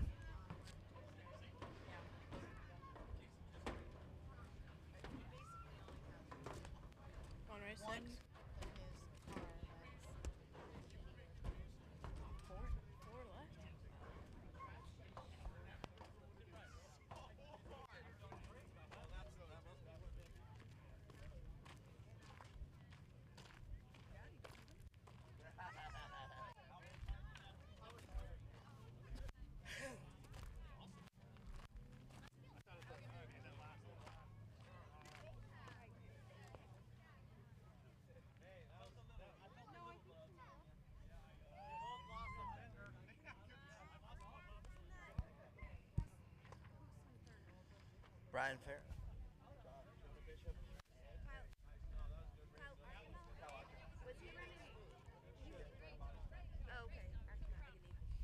Well, all right, gentlemen, come on up here. Kyle Arkinaw's got a smile on his face. He says, I'll take it. He said, Bobby got out there, but there he goes, I'll get it. Well, Kyle Arkanaw, Bobby Van Beekem going up in smoke out there, and that slid you up a position. I know that's not the way you'd like to get this position, but Bobby Van Beekem defaulting, and turned out the way the battle was going pretty big up front. You got handed third place. Yeah, it was it's probably my second or third time driving that RS1, so and it's a bone stock motor, but I was just really sad to see Bob blow the motor up. Nobody wants that to happen. That's just a bad day. Absolutely. I mean, you want to beat him. You don't want to have to take him out because of catastrophic failure. All right. Well, great job, man. Great weekend for you this weekend. Yeah, it's been a lot of fun. You guys have done a great job out here, and the track was really nice this round, and we'll see what we can do in the Pro Turbo class. I know where you're from, but remind these people again how far you made the trek. A couple thousand miles all the way from Indianapolis, Indiana. Oh, goodness. What do you think about this Arizona weather? I love it. So do we. That's why I live here. All right, let's talk about the people that make it happen. R&R Steel Racing. It wasn't for them. Wouldn't be possible. God, Danger Zone Off-Road, Arkansas Landscaping, Tronitech, and PPEI, and a couple other guys, but mainly R&R Steel for this time.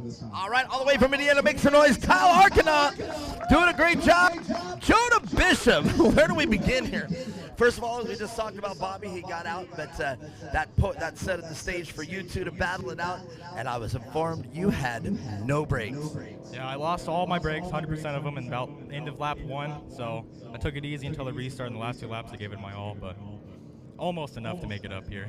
Well, you know what? I really loved watching it. I didn't know your brakes were done until the end of the race, but I saw you backing it into turn 2 over there, and I was like, well, what the heck? And if you're out there and you don't know what backing it in is, that means he had the car completely sideways going into turn 1, and if I would have known you were scrubbing speed instead of showboating, I was telling everybody, well, that's not that fast. That's not the fast way around the corner, but you basically had to scrub in every corner. Yeah, I didn't want to total this guy's car.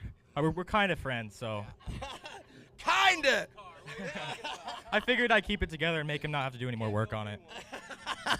Oh, was that for the knees? Hey, well, it looked great. It was actually fun to watch. And, yeah, man, if you would have got that pass a couple times there with no brakes, that would have been quite the story that you just won a race with no brakes.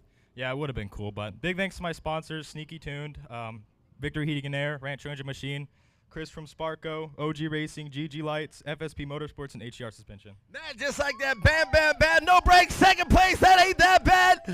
But Brian Farrell, and you said you built the cars, man. Not the way you want to get around Bobby, but you got it done and got it on top. No, I saw it happening once I got into second behind him. I was pulling up my smelling radiator. I was just smelling coolant, and I'm like, hope that's not my car. I saw smoke and was like, oh, it's all done. When we stopped at the mandatory caution, I saw it just spewing, and I was throwing my hands up to him hoping he could see something somehow, but it was all over as soon as we restart. And I had this kid just banging on my door the whole time, and I'm like, look, man, you better back off. Like, back off. Give the old man some love this weekend. But I want to thank FSP Motorsports, FS Productions, Simpson Racing, Method Race Wheels, Sneaky Side-by-Side Tuning, amazing car that we just built with TPR. Everybody, my friends and family, for coming out.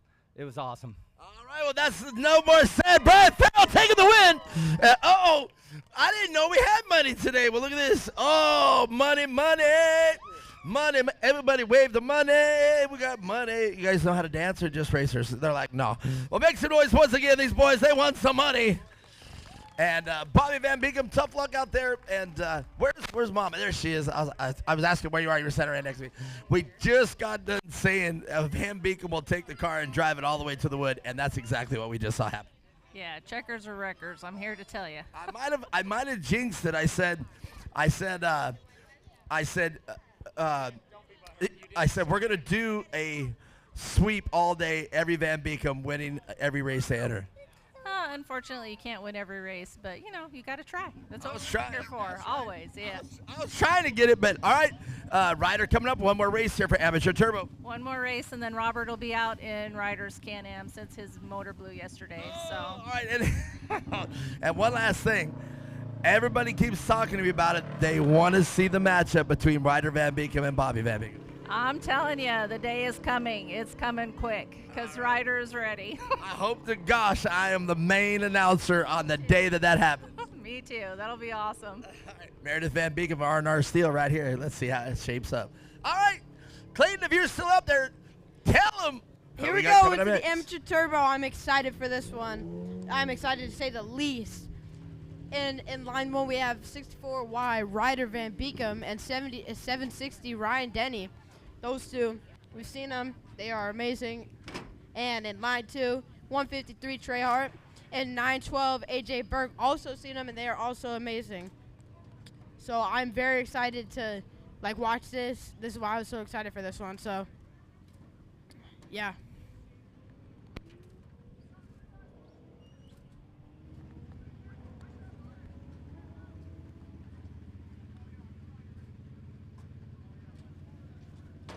Also, since the turbo, Van Beekem doesn't, Ryder Van Beekem doesn't really do turbo much.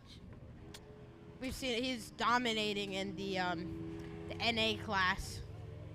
And I'm excited to watch him probably dominate in the turbo class as well.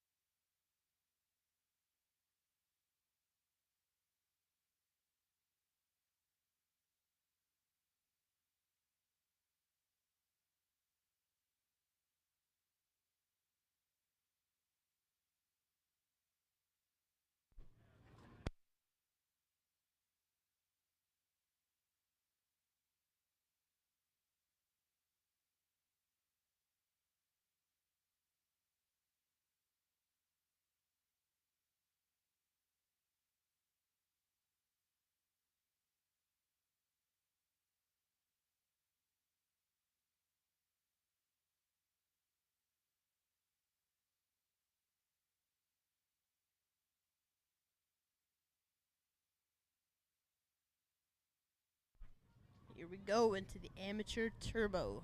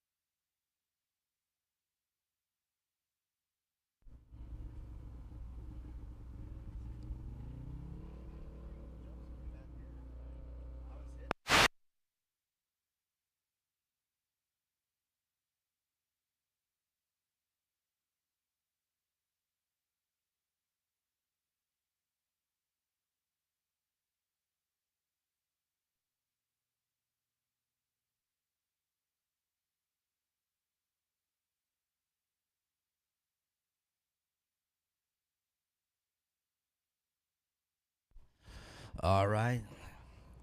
Just a few more races left. 1, 2, 3. Amateur turbo, pro turbo, youth naturally or aspirated limited, and then the SR1s will end the day. Can Corey Weller stay on top, or will Brandon Kilgore have something to say? Here we go. He will respond. Green flag goes. And I believe that is Trey Hart. Ryder Van Beekem and Ryan Denny, 1 and 2. Van Beekem still dominating, even though he's not in the he's in the turbos now. Well, this is Ryder Van Beekem. We just saw Bobby Van Beekem go up and smoke in the Pro NA. And right behind them, Trey Hart and AJ Burke in the number 912. Still looking at the Trey Hart build. Really soft suspension. Well, that is AJ Burke, as we were talking about it. And AJ told me yesterday, said didn't change anything on that suspension.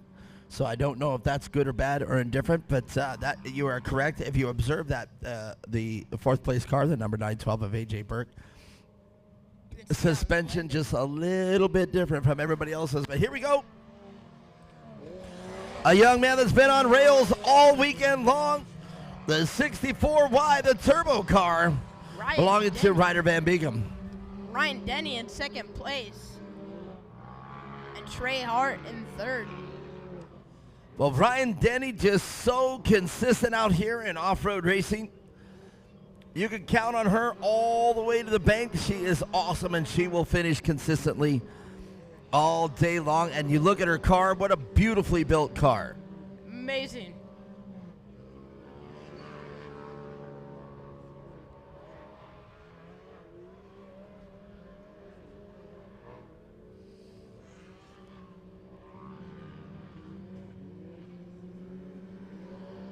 Van Beekem still in front, keeping a steady position. That pace is very crucial here. And yes, indeed, lots of people coming up here. The Youth NA Limited. Ryder Van Beekem now out front, taking command early in this turbo class. This is the amateurs. Quickly remind, there is mandatory caution, so we will see. This is a caution class. May or may not see changes after that happens.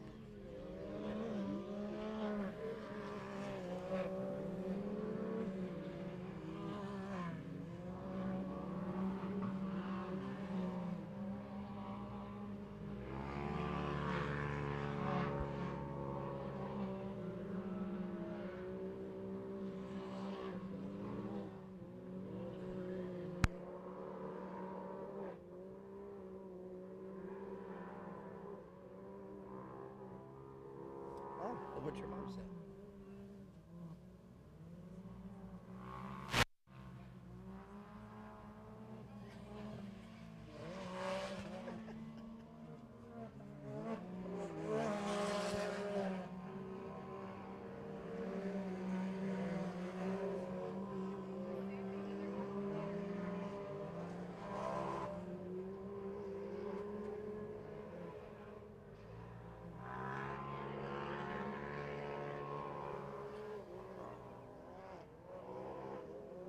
Van Beekem every second of this race, making a bigger gap between him and Ryan Denny. Ryan Denny, great job out there keeping it together. But Ryder Van Beekem still out front, and Ryder Van Beekem enjoying that clean track in front of him. He just has to be out there driving his own pace out there and just drive it right on home to the top of the podium here. That'll be every race he's entered. I better not say it again, because I said it earlier about the Van Beekems, and Bobby scattered his engine, so I better not say it again. Please don't. Apparently, jinxing is real. Is that right?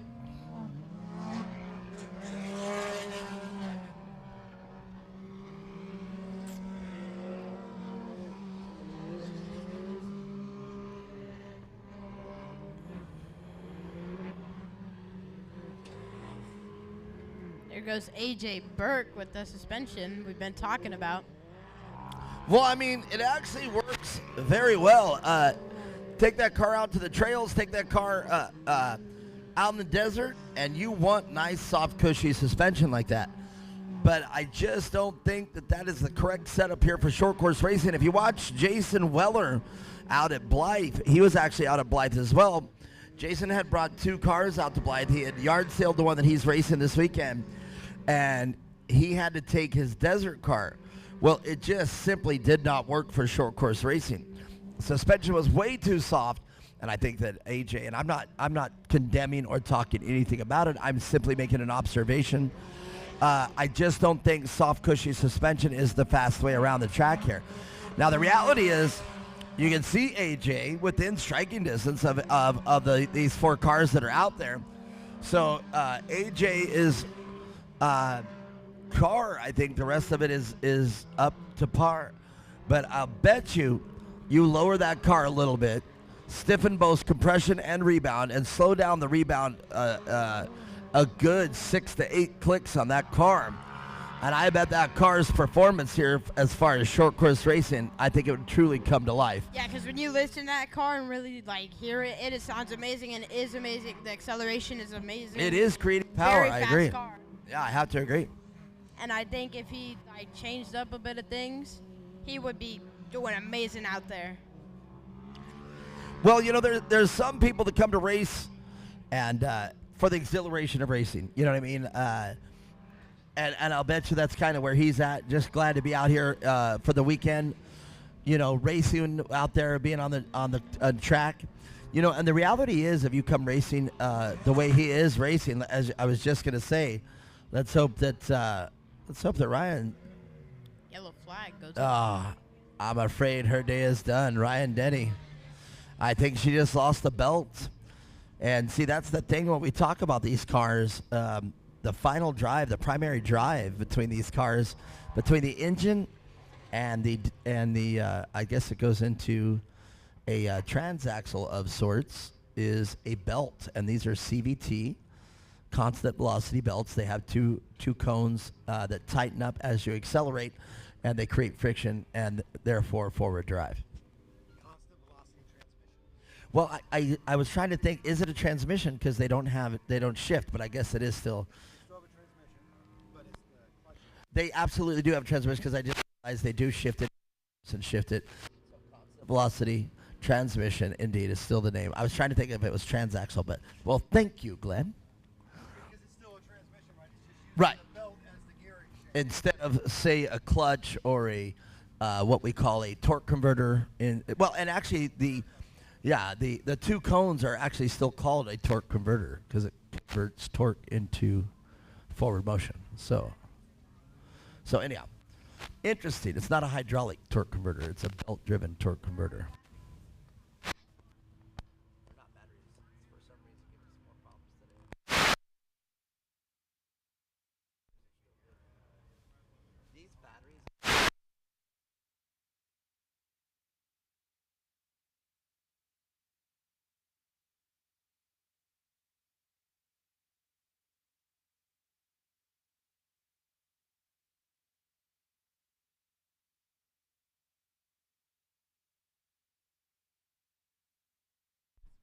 the screens are taped on because I borrowed screens from another mic, and normally these wind screens are universal. There's 2 or 3 sizes, but apparently there's 4 sizes. So yeah, that's what I'm saying. I don't know about you guys, but I think the weather's really nice right now, especially right now. Well, let's debate that. I'm from California originally, and I'll tell you, I love the heat. Here we go back to racing. Ryan Denny unfortunately had to check out. Green flag go. Sounded like her transmission let go or a belt or something let go. And horrible thing about it was right here down the front straightaway, but now that's good for AJ Burke because that'll give him the podium position. I'm excited to see AJ Burke on the podium.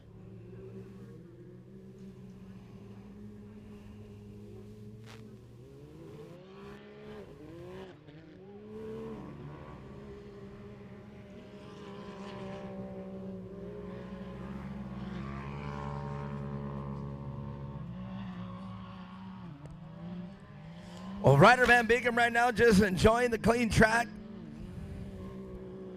All he's got to do at this point, just a few laps to go, and he'll be talking to me on the podium. Honestly, I want to see Ryder in SR1. Ryder in SR1 would be real cool. Well, that's what we were just talking about with his mom. I got a little a premonition, if you will, or a speculation. I'll bet you by the end of this year, Ryder Van Beekem will be turning into an expert or a pro or of some sorts. And the SR1, I don't want to say it's necessarily a dying class because it's not. There's still SR1s out there. But what I do want to clarify about SR1, there's not a lot of places to race an SR1 anymore. So I am glad to see that Core and the Wellers were able to get together. I mean, at least they got 6 SR1s out here this weekend. But mainly just the people racing in SR1. I want to see him go against those people. So 7 SR1s. Well, I can remember when we had as much as 40 SR1s out here on the track. And that was simply incredible. I mean, seeing, 30 to 40 cars out on a track like this, all screaming, doing 65, 70 miles an hour down the straightaways, that was a great day of off-road racing. Well, you're going to see the SR1s here today if you've never seen them. If you're a first-time track goer, well, you're going to see the SR1s here today. They are our final race, and yesterday proven just so awesome. Corey Weller, a multi-time SR1 champion, a multi-time podium finisher out here. She won yesterday, and she has what it takes to win here today. Multi-time. Most of the time. Well, I'm going to say almost all the time. I'm upgrading from most to almost all the time. All the time. Well, all the time is every time, right? But almost every time is literally all but one. White flag goes up for Van Beekem. All the time. Trey Hart. All the time. AJ Burke. White flag flies. I bet this is where we end up this race. Ryder Van Beekem, Trey Hart, and AJ Burke. I wanted to point this out. It's amazing watching Ryder Van Beekem just go through the course with such a low time.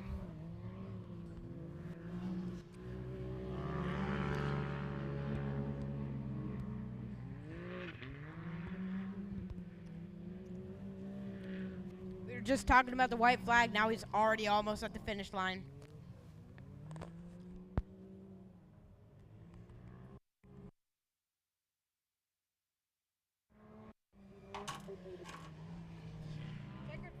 For Van Beekum.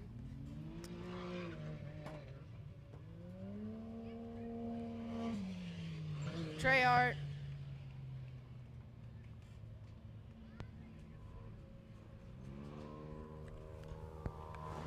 And now AJ Burt.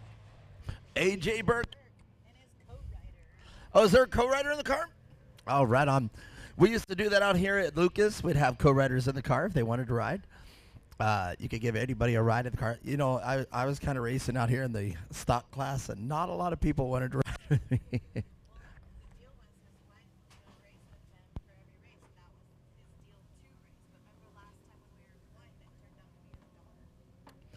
That's right. Wow. Look at that for memory. I probably do. Come on, Cindy, don't laugh at that. Ow. That's not fair.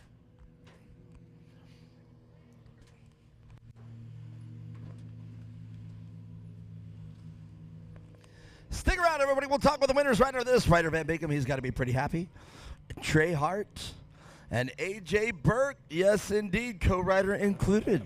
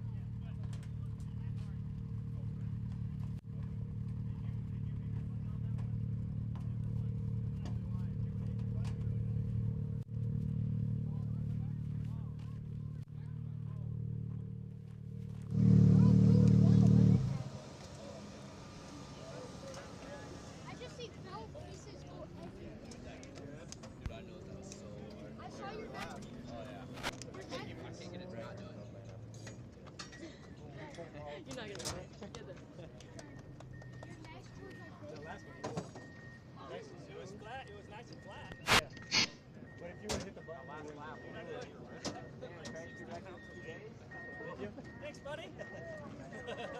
Nice. Good job. Hey, good job, babe. When you're like, Got water? it's so hard that bounce. Yeah, that was Like, a- that was not. That was a big one. Like, I love the bands. For the little guys. Yeah, bands.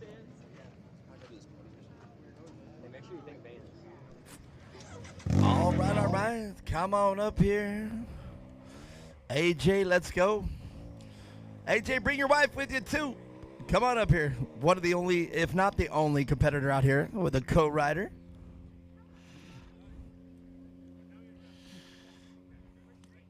Come on.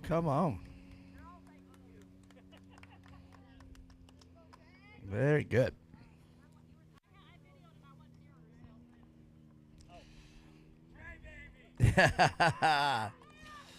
Well, Ryan Denny, she had a default out there. It looked like she blew a belt or blew a transmission. Hard to say. You were there to pick up that tab, man. You got it here to third? Yeah, it was a lot of fun, but we need to do something on the shocks. No! Where did you see that? All right, I've just been teaching about it. Well, you know, the car's set up, it's definitely set up good. I always have been saying it out here. Probably good for trails and everything, but man, we really got to get that rebound, at least the rebound set a little slower so you guys can put it in, because you guys got motor in that car. That car sounds great. Yeah, it's tuned pretty well.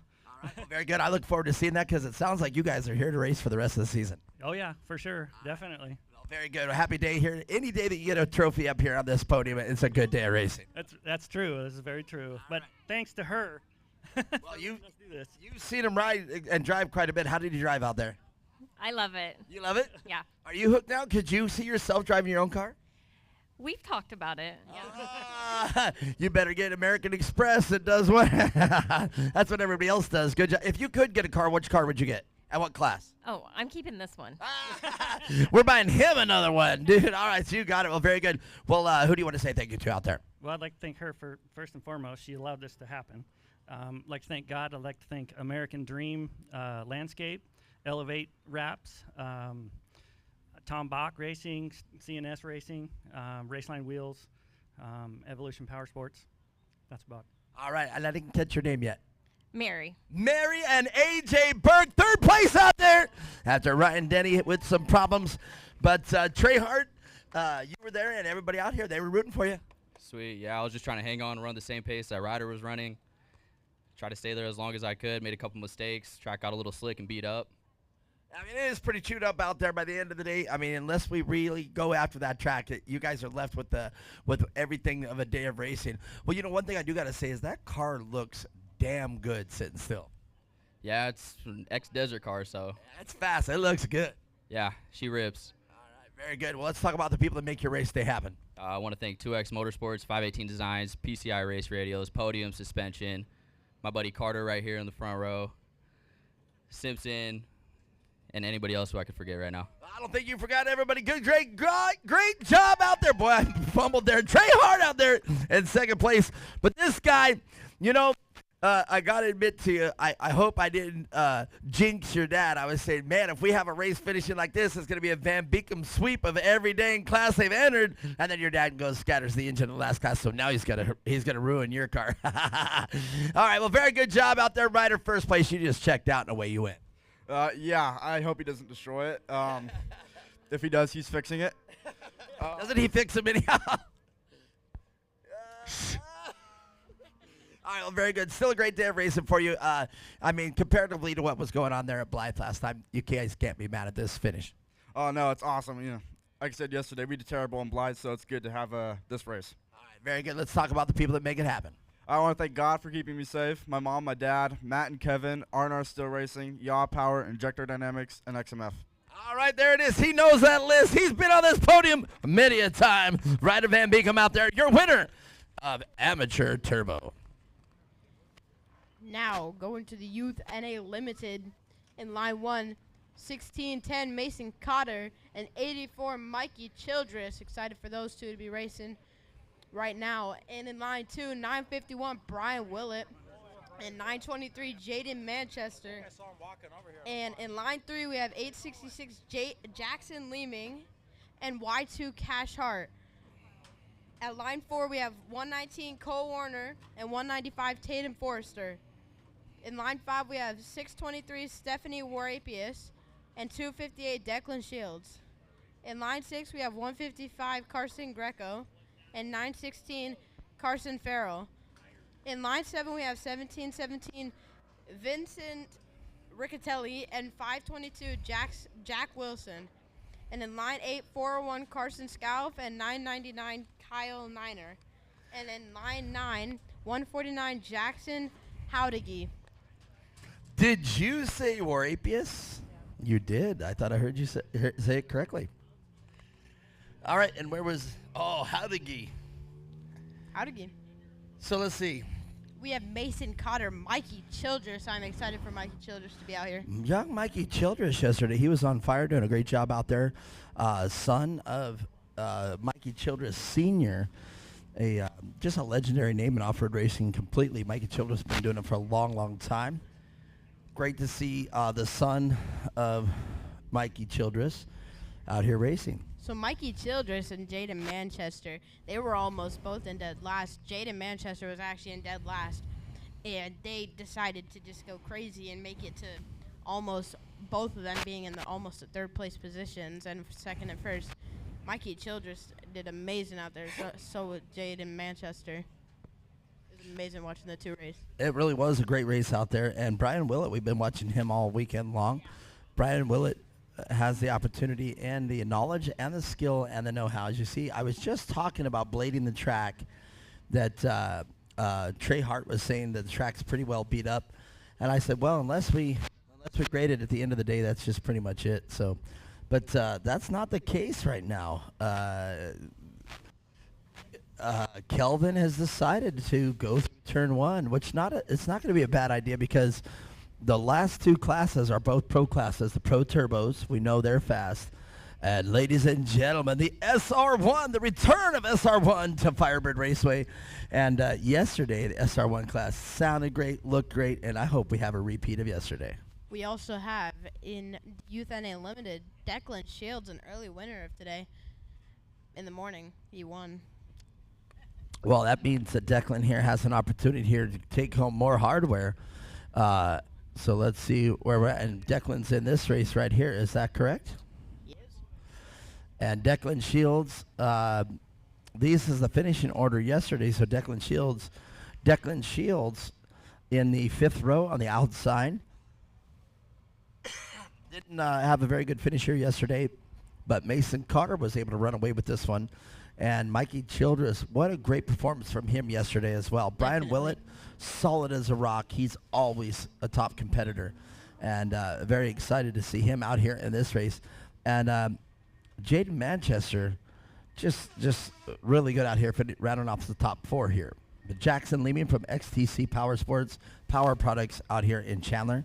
I know he has the skills to pay the bills, and he knows how to get it done out there.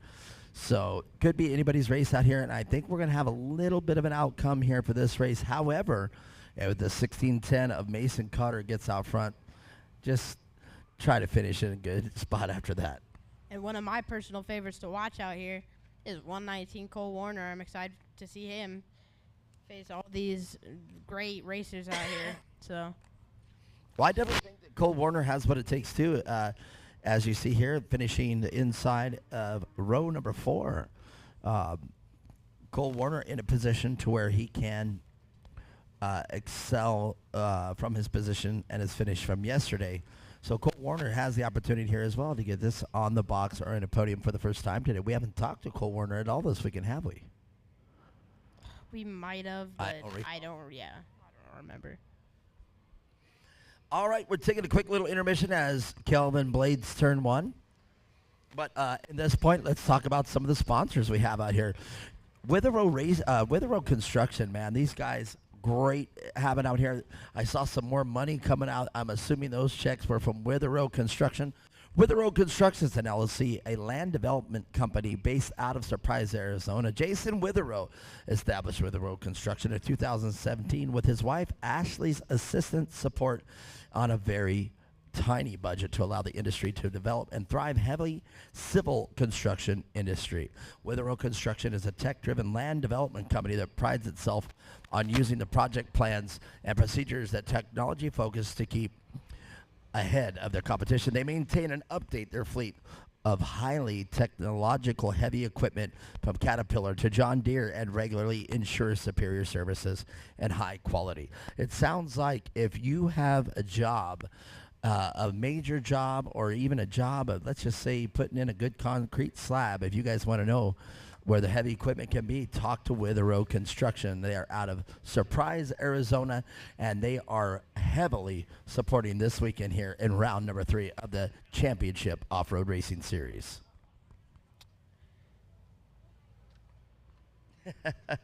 I left you speechless, did I? Also, core merch. Oh, you love the core merch. I love it. I can't blame you, man. The core merch, you know, the last Firebird race we had out here, and we weren't prepared for this one to be our race. We were supposed to be out in Vicksburg.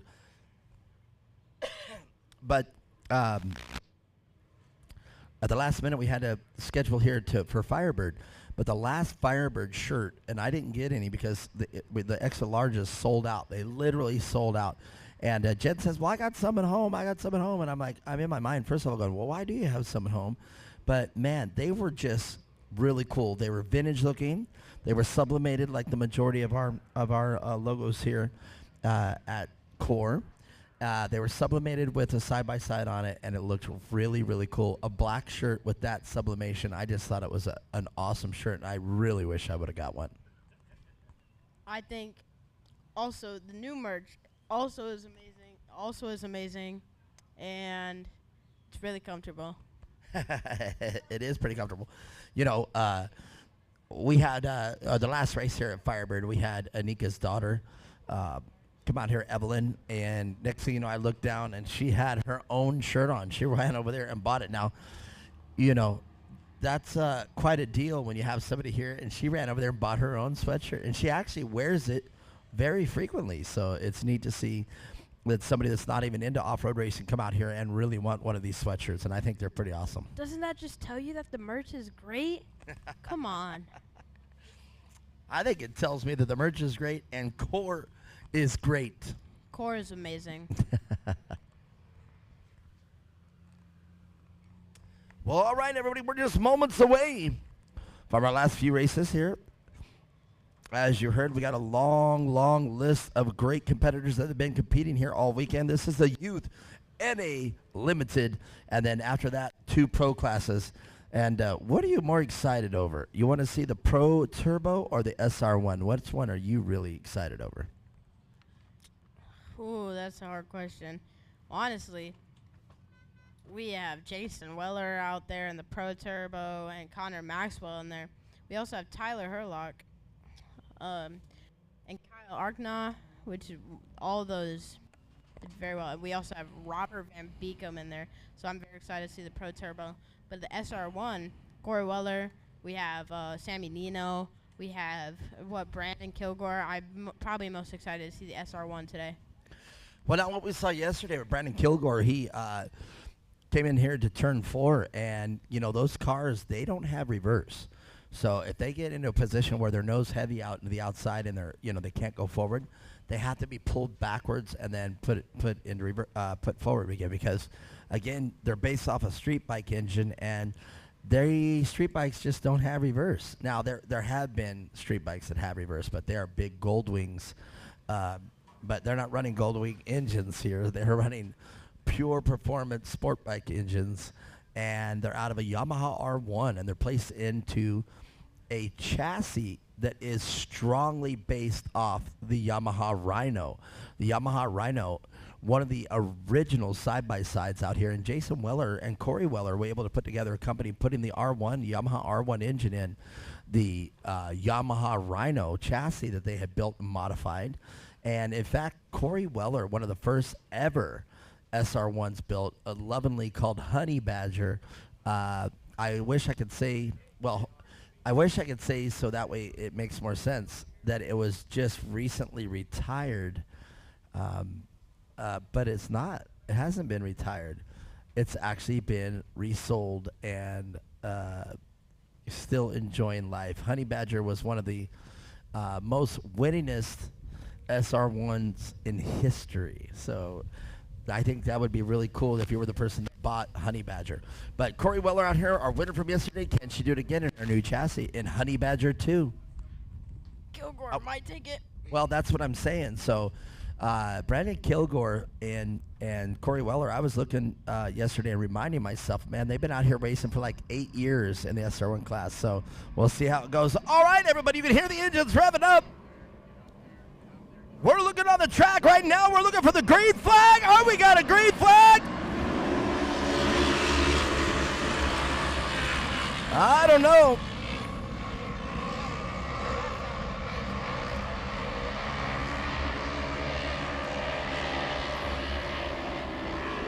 Mason Cotter up in first.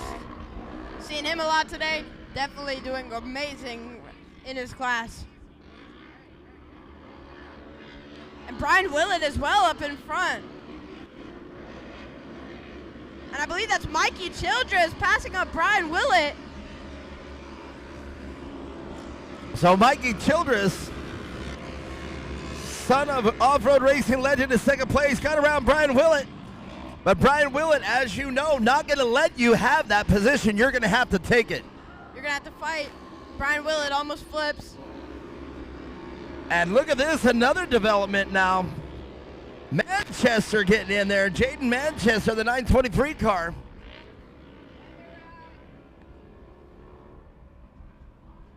How did he has no front?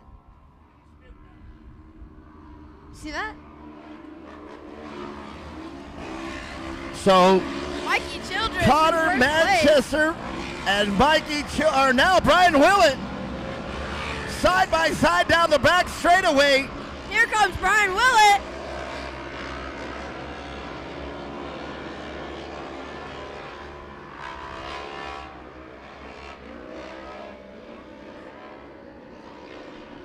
Is that Jaden Manchester in the blue car? Jaden Manchester makes it ahead of Brian Willett, a very tough competitor. Mikey Childress not far behind.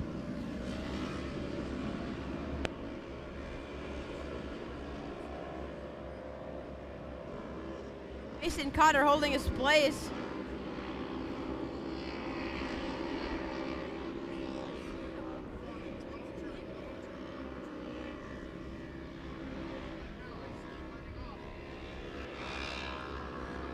Well, unfortunately, Mikey Childress going backwards. Now Jackson Leeming has moved up to third position, getting around. Mikey Childress. Where's takes Brian fourth place. Willett? There's Brian Willett. He must have had some contact. Brian Willett, a tire down. Oh, no. Brian Willett now with a flat outside passenger side rear tire. That does not look good. Oh, no, not good. Disaster for Brian Willett. Brian Willett, a very tough competitor. Sad to see him go. But Mason Cotter and Jaden Manchester battling it out with Mikey in third place. Well, let's see how this is going here. Wait on Mason Cotter's out front. Jaden Manchester now in second place. And Mikey Childress now in third.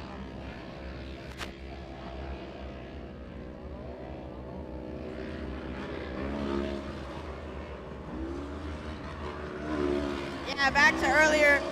When Mason Cotter gets in that front, he is not letting go. You will not get past Mason Cotter when he's in first place. Well, that's the exact thing you don't want to do, is give Mason Cotter the lead. He will, and he will, and he will run away with it. Looks like Brian Willett, he is on a mission.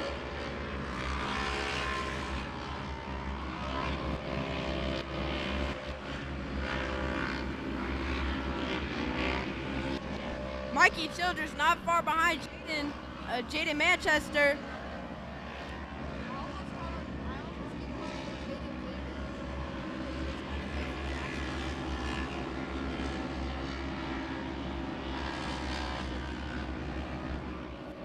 Well, tough break. You can see Brian Willett all over the track because of that right rear flat. Oh, absolute heartbreak for Brian Willett. Been strong and consistent all weekend long, but he's going to have to settle for the position that flat tire needs. Top four, Jackson Leeming, Mikey Childress, Jaden Manchester, and your leader, Mason Cotter. Brian Willett battling it out. Now far behind Riccatelli.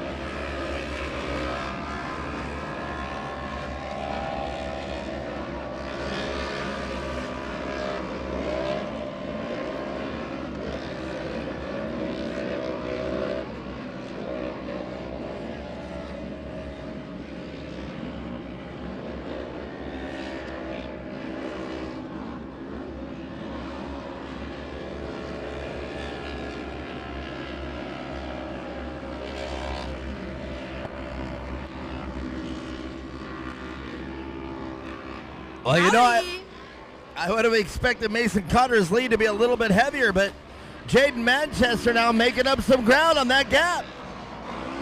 Here comes Howdigi chasing Brian Willett.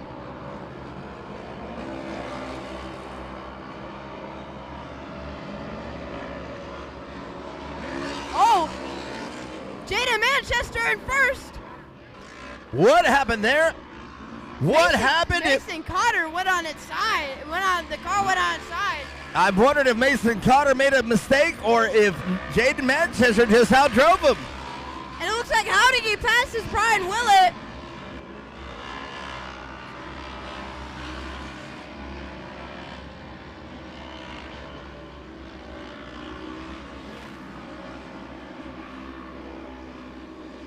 Mason Cotter doesn't have an answer for Jaden Manchester. And Mikey Childress watching the battle. Mikey Childress watching the battle unfold right in front of him. You know, Mikey Childress played amazing this, so even if he does get third place and watch them two battle the whole game, that's still pretty good. I think And I think Mikey Childress would be pretty happy with third place. I couldn't agree more. That was a great statement. Now, And here we comes go with the mandatory racing caution development. coming into play. Brian Willett right now, underneath the caution, he made it to the yellow, but you can see him racing back to the pits right now. Mandatory caution just going into play. So Brian Willett now in the hot pit. Where's our drone? Drone, where? Hey, Brian, if you're up there. Oh, he's not up there. I see you, Brian. You're all right. My bad. I see you. But I would like to see the pit stop. I can see the roof of Brian Willett. Is he going to get out of there? And can Brian Willett get back up into top 3? He might. Mandatory Man, caution I would will love to help him see a that lot. happening right now. So CT, man, this youth naturally aspirated race, what do you think so far? Wow, between Brian Willett, Mikey Childress, Jaden Manchester, and Mason Cotter, this is amazing. They've been battling it the whole time. Even Howdigi and Brian Willett were battling for a bit there, and Howdigi ended up passing Brian Willett. And here comes Brian Willett. He's another man on a mission, gets his lap back. And I think he did it right. He actually pulled up before he made it to the yellow, so he keeps his lap. Okay, but now you're going to see he's got to race back to the field. But now, what's going to be the strategy of Brian Willett? He's going to have to really put it down the entire race. I think he can at least make it back to 6th in just one lap. So you're calling second, and you're saying it boldly in one lap. Well, that's a lot of faith in Brian Willett, but you're going to see him. He's going to have to line up behind this field. Brian Willett, though, he is a fighter. He gets through people if he needs to. Well, I'm very glad that you had that observation of the weekend of Brian Willett. He definitely has the heart of a fighter, and he is the one all the way up to 6th place in one lap. You know what? I can't dispute that. I think that is a great... I really do think that is a great speculation on what's getting ready to happen. And Mikey Childress might just end up passing Mason Cotter. Well, I don't know. But, you know, we've been talking about when Mason Cotter gets out front, it's good to have the caution, because then we can find out if somebody has something for Mason Cotter. But right now, Jaden Manchester out front. Can he keep it? Green flag!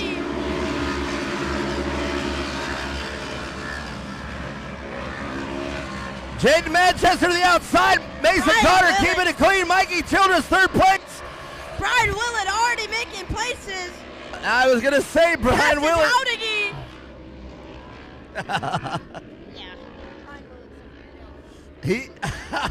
Brian Willett is a beast. I like you saying that.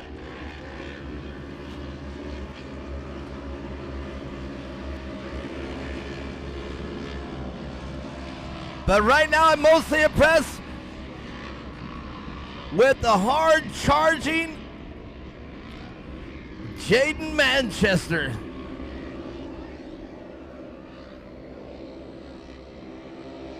Brian Willett, again, passing more people. The time goes Well, I don't think you were too far out. Brian Willett already around 4 of the cars. About to be a 5th. So not quite 6, but he got around 5 cars. Oh, and here now he goes again. picking up- Passing another person. picking off the Who that is? 916 of Carson Farrell. He's coming. Oh, my. If he makes it to my podium, I am going to shake that man's hand. He has too many people to pass. This is amazing watching him. And we have 3 to go. I think he's going to make it to the podium. It's going to be hard to kick off Mikey Childress, but I think he can do it.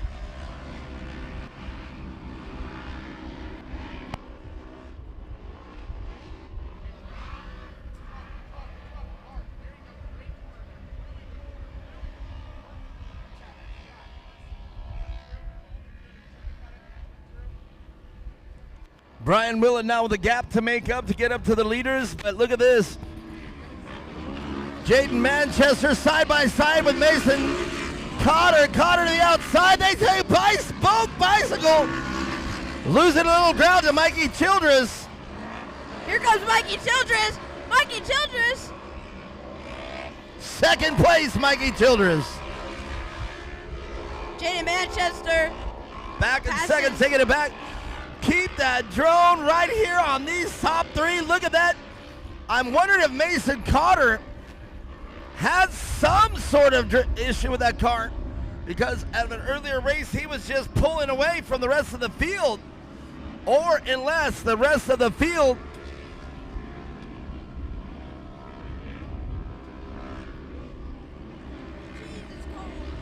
Whoa! Mason Cotter with a little bit of a mistake off the cushion on the inside of that turn, number 6.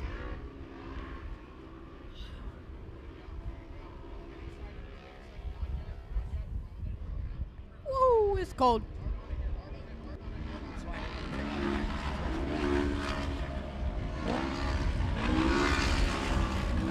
Brian Cotter still on the move up, and he's got too much to make up. Or Brian Willett, rather. Sadly, I said Brian Cotter. Oh! Willett with a little bit of a mistake, going too far out to the outside of the cushion.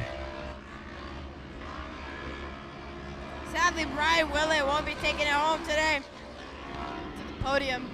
Would have liked to seen him there, but unless he can do it in these like very few turns, I don't think there's a way.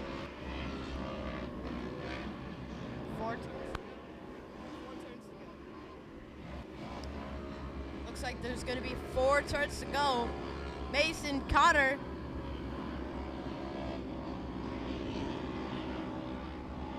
Well, here we go. Just one more turn to negotiate. Here are your top 3. Down the straightaway, your winner, Mason Cotter. Second place, Jaden Manchester. At third place, Mikey Childress. What a race. Clayton Thomas Wright. I guess that's what your parents are supposed to do, call you your all 3 names. Clayton Thomas Wright. That was an amazing race. Wow. Look at Rally standing up on the on the fence. He's parts mountain goat. Oh, very drama-filled race right there. Amazing, amazing, amazing. Good job to every single competitor out there in that race. Congratulations to Mason Cotter. This was not a runaway. He had to earn that one. Jaden Manchester really had to keep it together there and leading that race, taking it away from Mason Cotter there. But, man, Mikey Childress again with another podium finish. It is great to see the name Childress up on this podium once again. But one of the greatest, let's see, 1, 2, 3, 4, 5, 6, 7. Brian Willett, sir, my hat is off to you, Brian Willett. Amazing, amazing job there. Brian Willett, after getting a first half flat, was able to put it together and pass 7 more cars and get it done. So, Brian Willett, I'm definitely a fan of yours. Stick around. We're going to talk to the drivers here in a moment.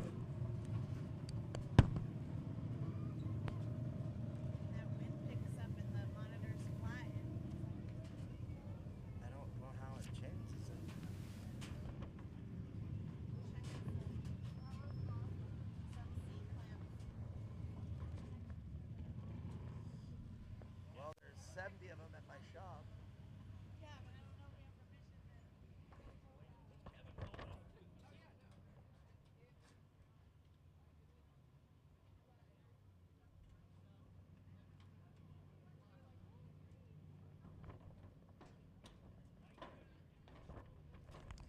Well, what do you guys think about that race? That race was pretty incredible. That was awesome. Always fun. You like these races? I do. All right, very good. I'm liking to have you out here. This was an incredible race. We got 2 more races to go. The Pro Turbos, and stick around. The SR1. Can Corey Weller defend her win from yesterday? We will find out.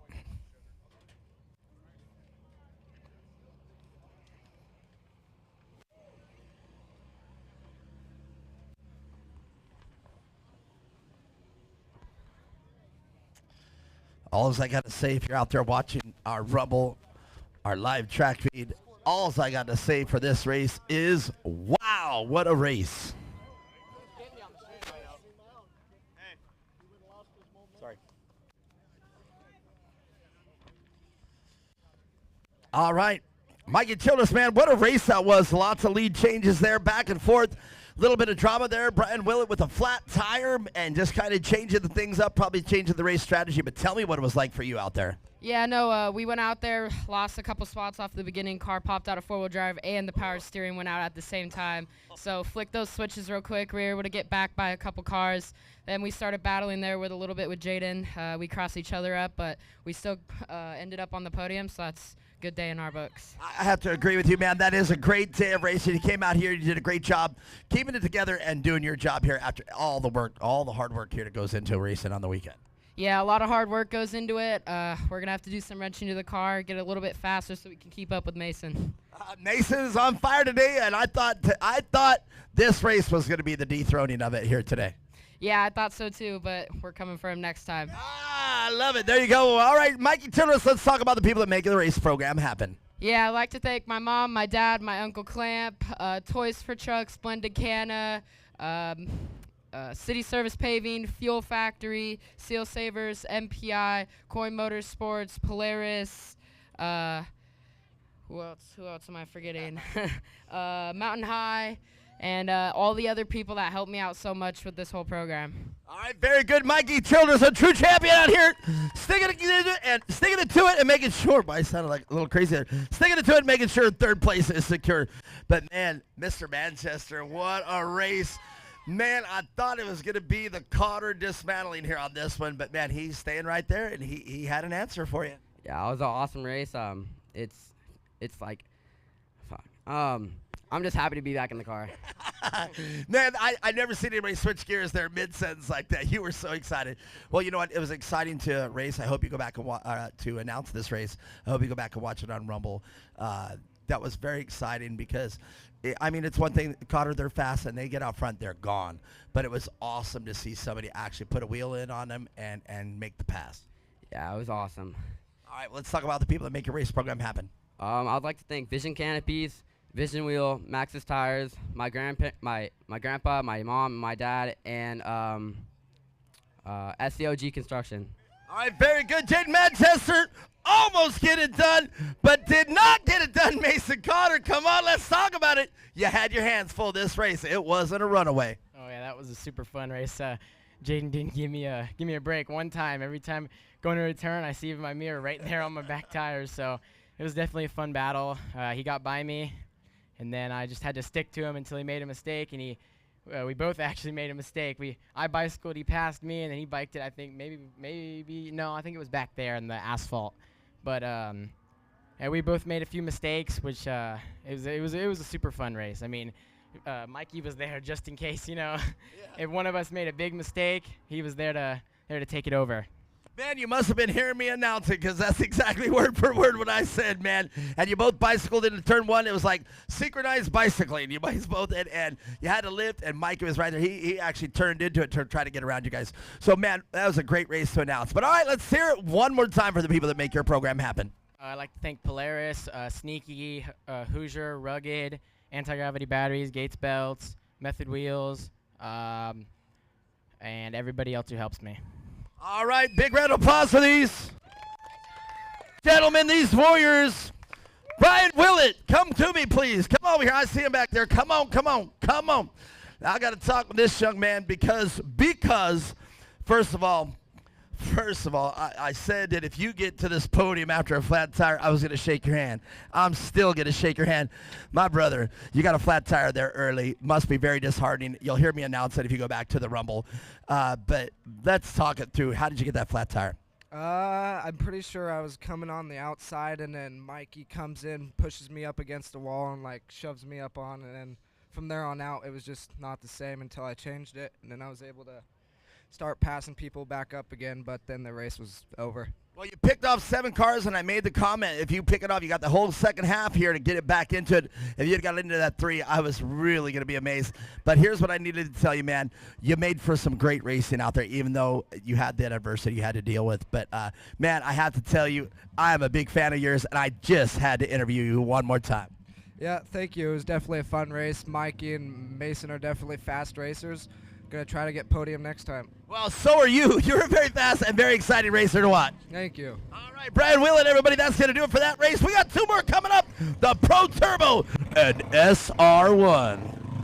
Here we go into the Pro Turbo in line 1. We have 48 Jason Weller in 93 Kyle Arknaugh, and in line 2, 14 Steve Hoffman and 10 Jaden Gerber. And in line 3, 1994 Tyler Herlock and 19 Connor Maxwell. In line 4, we have 704 Dan Kelly and 64 Robert Van Beekum. Excited to see Robert Van Beekum out here racing, see what he can do.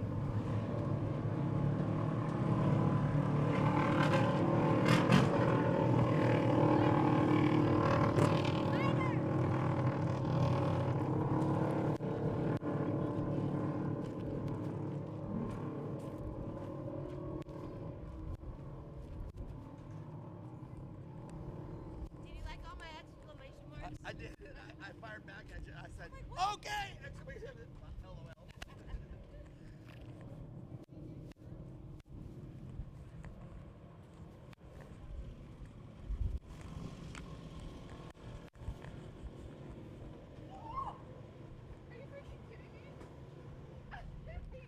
LOL. I didn't even know it was you.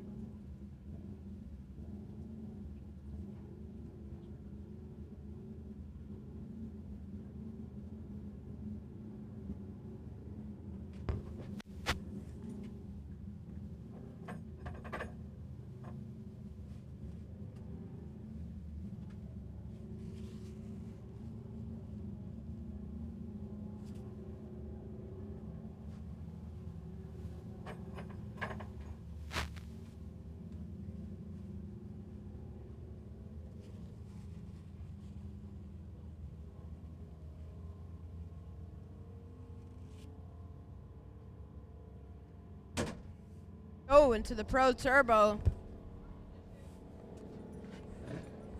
Now this, let me tell you, is an exciting race.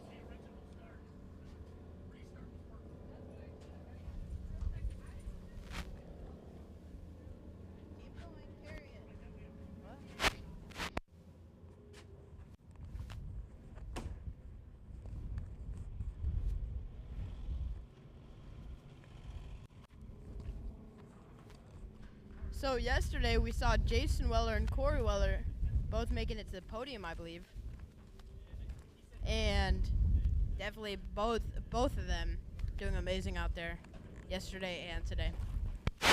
And I'm glad that we can see Jason Weller once again race today.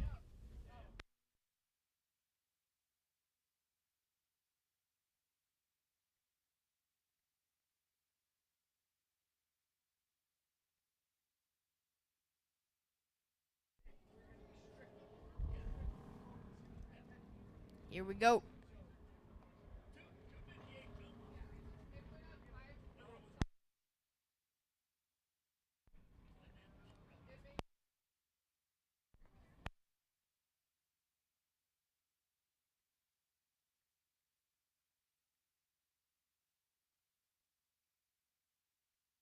All right.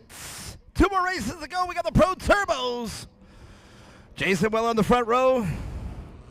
Arkana right next to him. We're going green. There we see the Van Beekum in the car that we saw Ryder Van Beekum drive. We got a clean start. 3 cars, 3 wide. And that car, what car is that just launched forward down the back straightaway? Look at this. We got the in-car on this one.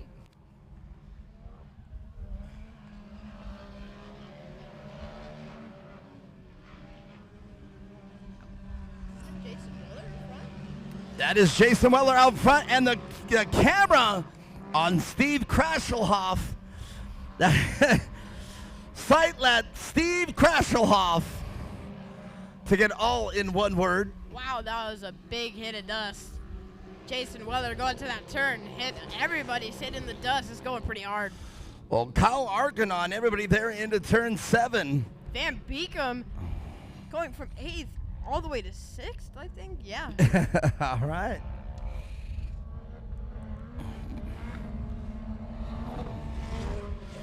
Jason Weller easily clearing the entire tabletop. I'm loving the car, number 704 of Dan Kelly. That car launching out of the corners like a rocket ship. Oh, and I just talked about it. And Dan Kelly with a huge mistake in turn 3. Yeah, that car looks amazing. The car Dan Kelly's currently in. Wow, that's a cool looking car. Well, our in-car camera right there, you can see the battle. What a great shot from Steve Hoffman.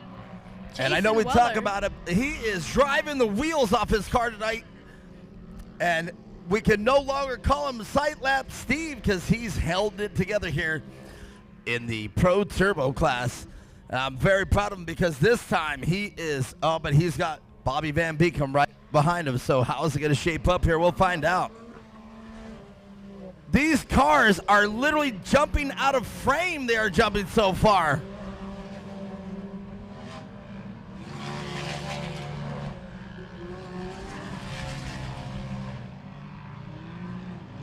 Here comes Van Beekum. Van Beekum already to the rear bumper of Steve Hoffman. Now, Steve Hoffman, I wonder if his spotter says, you got Bobby Van Beekum coming up to your left side. Bobby Van Beekum is not the one, and Bobby to the outside trying to go in, but stays outside and gets around Steve Hoffman. Man, anyone in the Van Beekum family. Great so shot. Fast. Look at that on Rumble right there. You can see the car. Oh, a great shot of Bobby Van Beekum. Van Beekum makes 3rd. Oh, look at the 6 advantage. I think they bump as they come through the car. Number 19 of Connor Maxwell. Man, the Van Beekums, they're all amazing. They're so fast. It's hard to beat them. Well, a lot of experience over there in the R&R Steel Pit as far as the crew goes, as far as the cars go, as far as the drivers go. Everything over the Van Beekum, they've got a lot of experience. Almost everyone clearing the tabletop out here in the Pro Turbo. Here comes Dan Kelly. Well, what great footage to start off with Steve Hoffman having our in-card right there. Because earlier, Steve Hoffman being in 3rd place, he had the battle between Jason Weller and Kyle Arkanon going on in front of him. But now you can see Jason Weller. Oh, Kyle Arkanon just railing turn 4. Did you guys see that? Kyle Arkanon drifting the entire corner in turn 4. Is that Kyle Arkanon? I think that's Kyle Arkanon. He flipped. Oh, Dan Kelly. Oh, that is not Kyle Arkanon. That is Connor Maxwell, and I couldn't see Maxwell with the flip. Behind we got a turtle on the track, and I do believe that's going to bring out the full course caution, indeed. I do believe we're going full course caution.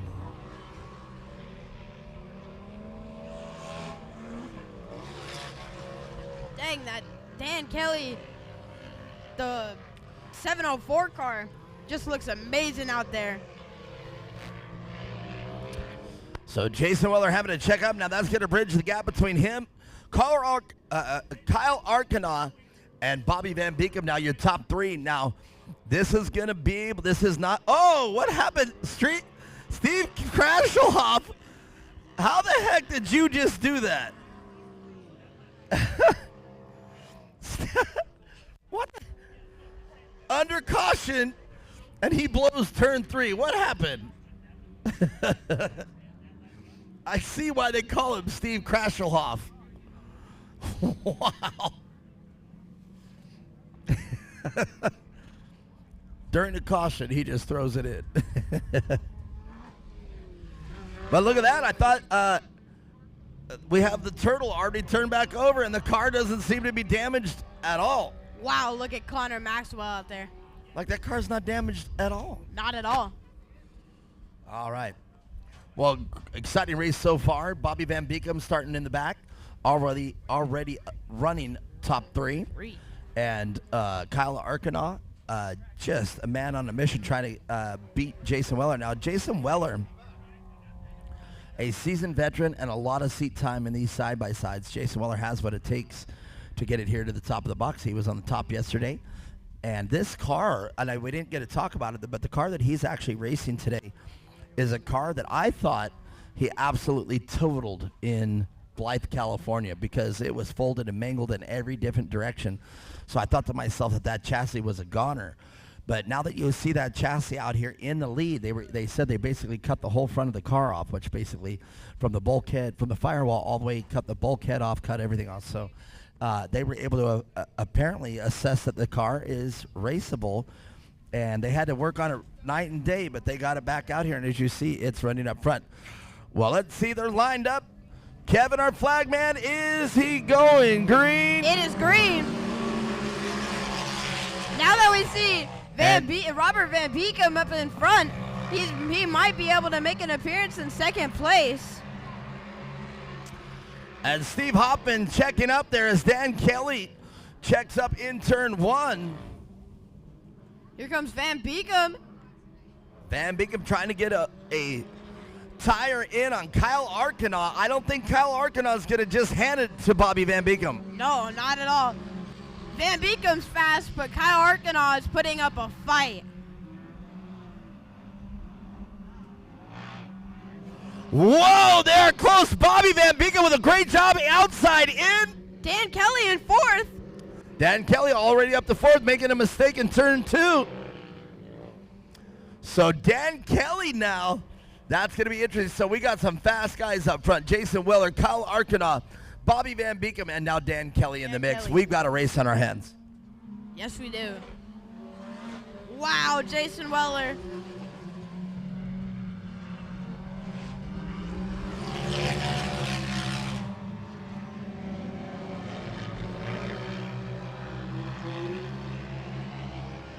Dan Kelly. Oh my.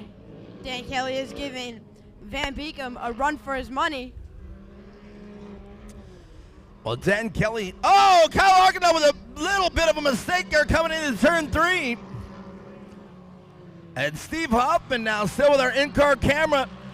Kyle Arcana, big mistake, Van Beekem. I wonder why Kyle Arcana is getting so loose. Now can Van And Beekem. Dan Kelly out of the race, pulling off in turn 4. Refired. I think he had the same problem yesterday, if you don't recall. He had to pull off yesterday because of the car just quitting power, but Jason Weller. Man, Dan Kelly is amazing out here, but his car is not doing too great. Well, now this is the battle we wanted to see yesterday between Bobby Van Beekem and Jason Weller. This is business as usual for these boys. They've been here before. Kelly. Dan Kelly once again on a mission. Well, I don't think here he is slowing down again. The exact same problem he had yesterday. He's dead down the back straightaway. But back up to the front. Can Bobby Van Beekem close the gap? He's closing it slowly. Well, that's the battle everybody wants to see between Bobby Van Beekem and Jason Weller. Oh. Connor Maxwell with a big problem in turn 4. Dan Kelly's still slowing. But here he comes.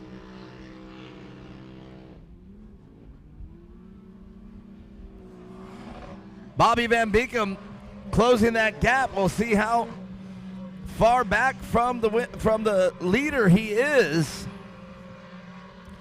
He's 2.4 seconds off the pace.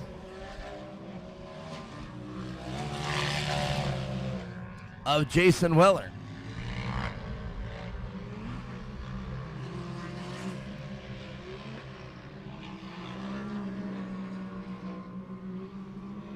Wow, look at Dan Kelly on the turns. When Dan Kelly's car runs, he is one of the fastest cars out there, but for whatever reason, he's having an intermittent problem, and we don't know what the problem is. Is it electrical? Is it fuel? Is it limp mode? Does the car go into limp mode? Steve Krashelhoff overturning in turn 4, let 2 cars by. But Jason Weller maintaining the gap between him and Bobby Van Beekem.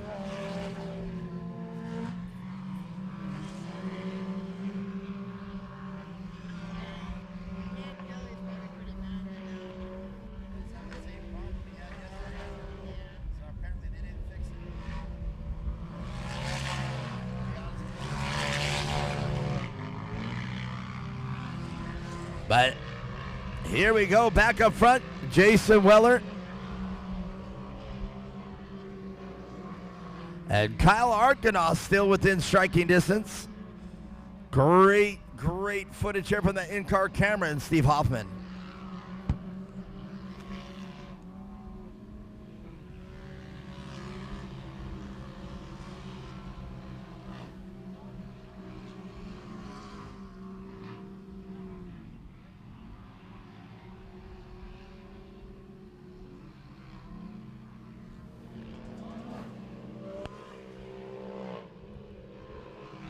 Here we are on the last lap. I love the attitude that Jason's car has over the finish line jump. It seems to be peaking a little bit, and it's really cool because it turns its roof towards us.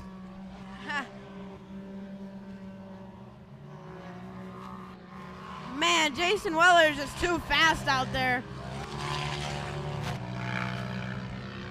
Well, it'd be safe to say that Jason Weller has everything right today. Tire pressure's right. Shock settings right. Tire selection right. Motor selection, fuel selection, everything was right. I didn't see one flaw in that entire run. How about you? Me neither. It's just running amazing today, and I feel like Jason Weller himself is putting up Whoa, an amazing Connor Maxwell, big time bike into turn 4. He drove the bike for about 50 feet. Man, Connor Maxwell. Watch the turn on the cart. Oh, this time it flies straight as an arrow as he hits the rev limiter.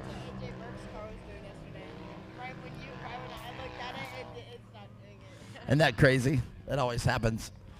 Well, ladies and gentlemen, big round of applause. Jason Weller, your winner, with Bobby Van Beekem and Kyle Arkansas rounding off your top 3. And Connor Maxwell, what a great run. That was a great race. I'm sad to see Dan Kelly. He was doing amazing until the car started having problems, but I think we could have seen Dan Kelly up there definitely in the podium. Well, what a great race that turned out to be. We've got one more race to go. One more race. Oliver, good to see you, my brother. I'll go one last one. All right. Oh, okay. Well, I'm going to head on down there, and I'm going to talk with the Wellers. And Oliver will join me here for the SR1s here in a second, so stick around. I'm going to talk with the drivers here in a second. Stick around. I love that in-car camera.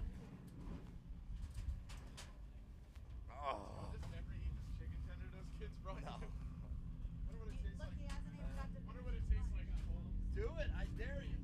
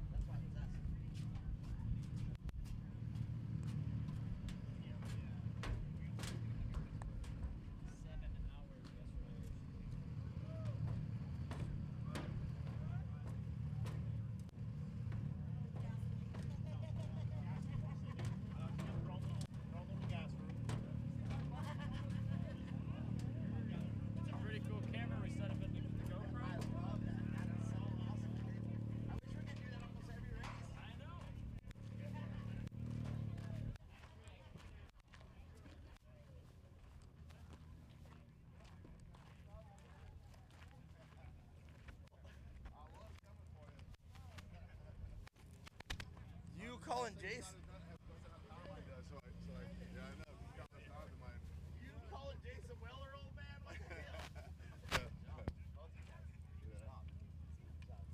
That's good. Up for it. Maybe you should drive that car, Bobby. Maybe you should drive that car.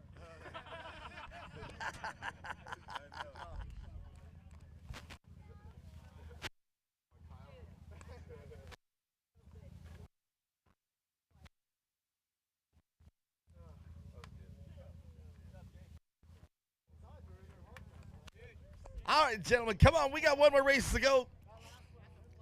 We got we got the sandwich maker in the next race.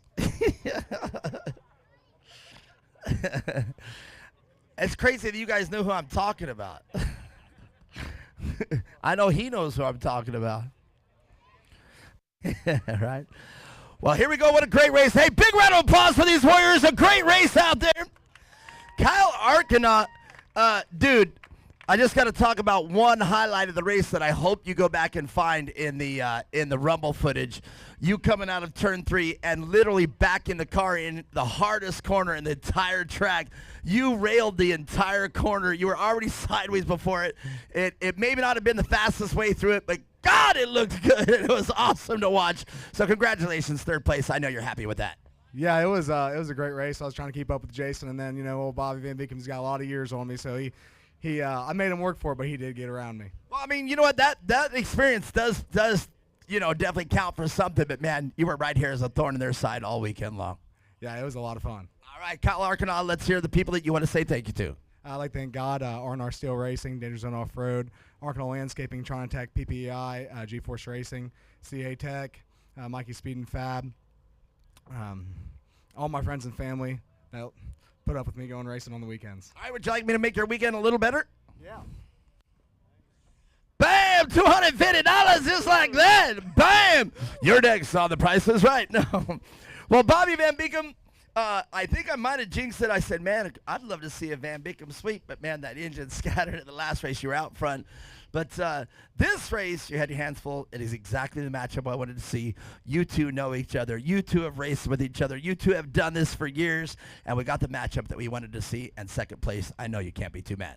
Oh, I'm not mad at all. The difference is we're racing with a bunch of professionals here. This is great racing. We were able to rub and right in together. And look, nobody wrecked each other. It was amazing. There's more thrill with this that we just did than any race I've had for the last 10 years. This is just amazing racing here. I have to agree, man. It was exciting to watch. It was exciting to announce. Watching you come from as far back behind and get up here to second place, that's a great day. I mean, how do you like? We're representing Kyle LeDuc and back in these corners and like, oh, LeDuc, boy, we're sending him in there. It's pretty cool. A lot of fun to do that. But I do want to thank this great core. It's just been an amazing weekend. I mean, I know I'm going to thank all the contestants for coming here and then all the fans. Sure would love to see this stands full. I'm sure someday we will. We get this series going a little farther, and we'll all help. Jason's a good sponsor here with us, Weller is, and we're just going to make this thing grow even bigger. All right, I have to agree with you, but let's hear about the people that make your race program happen. God, that's about it. He's the only one that makes it work for me, the man above, and my wife, and my son, and then obviously my great company. And then I do have some great builders, Extreme Machine has built these cars. He's been helping us for, 20 years now. Rob Muzzy's been absolutely on top, teaching me everything I know. I wouldn't know, I couldn't get the cars to do what I did without him. He's been teaching me, and then thank God that he's teaching my son now to build motors, so it's just a great thing. And when he keeps talking about having children come in, what? What's Todd doing? I have spiritual help from Todd Houston. Actually, believe it or not, this year, Jason's been helping me a lot. He's really, any questions I've had, he's come over to my camp to help us we had cooling problems the first car, and he's been out here helping us. He wants to compete with competitors and not just win these races. So it's great to see. Thank you, Jason. All right, Jason Weller, woo! That's what you're supposed to say. Hey, look, I don't know if you forgot it. Anytime somebody says, I want to thank Jason Weller, you go, woo! Let's try it. I want to say thanks to Jason Weller. Well, look at this. I got $450. That's a woo! Well, Jason Weller, great weekend of racing, man. You took it both days. It's got to feel good for you in Can-Am. Yeah, the first lap starting from a stop, it kind of got me today because I went into turn 1 and turn 2. My brakes were like cold, and I was like, it's not turning. My brakes aren't working. So it took me like a whole lap to kind of figure it out, and then I kind of reeled it in. I'm like a beginner out here. So once I got that figured out, it was fun. It's cool to see Bobby up here at the finish. So I told him maybe he should keep driving that car for the future. But good race. Huge thanks to Core for putting this on and coming back out here and spending the money. And I think in the long run, this is definitely going to pay off for you guys, having a professional series and good video and all the sponsors. But our crew for helping me get my car every time to the track and it finishes. And the Weller Racing, Can-Am, full throttle battery, Demon axles, Raceline wheels. And Corey's up next. She spotted for me. She's a heck of a spotter, and she's definitely going to make me a sandwich. We were talking about that in the pit today. Uh-oh. You forget the most people that helped you the most, and I'm so sorry. You, Matt. Matt's here with me day and night working on these cars, and Kevin's out there spotting for us, and they're the strongest of our team. Just like Jason said, their team. Without our team, we're nothing. Thank you, Matt. Thank you, Kevin. Well, that's a great way to get it. He got one more in there. But, hey, Jason, did you skip anybody? No, got it. That's it? Well, check it out. I got a woo for you, $750. Make some noise for these pros. A great bunch of professionals on this stage. I have been announcing for these guys for a long, long time. Kyle Arcana, I am very proud to be announcing for you. Welcome to the clan.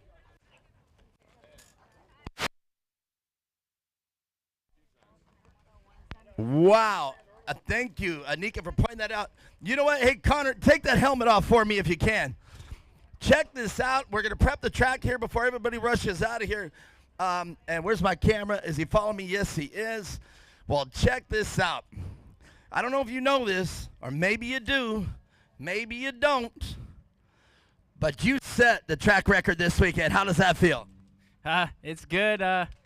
Got to keep a belt in the car the first race, and got to keep it on all four for this race. And the track record would have been a lot cooler with the first place. Yeah, it would have been a track record, and the win would have been a lot cooler. But, dude, you were driving like a man on a mission out there. You were definitely driving the wheels off this car. You bicycled a lot of times out there, and that probably cost you even a faster track record. But, man, great job. It was exciting to watch you drive and exciting to watch you get this car around the track.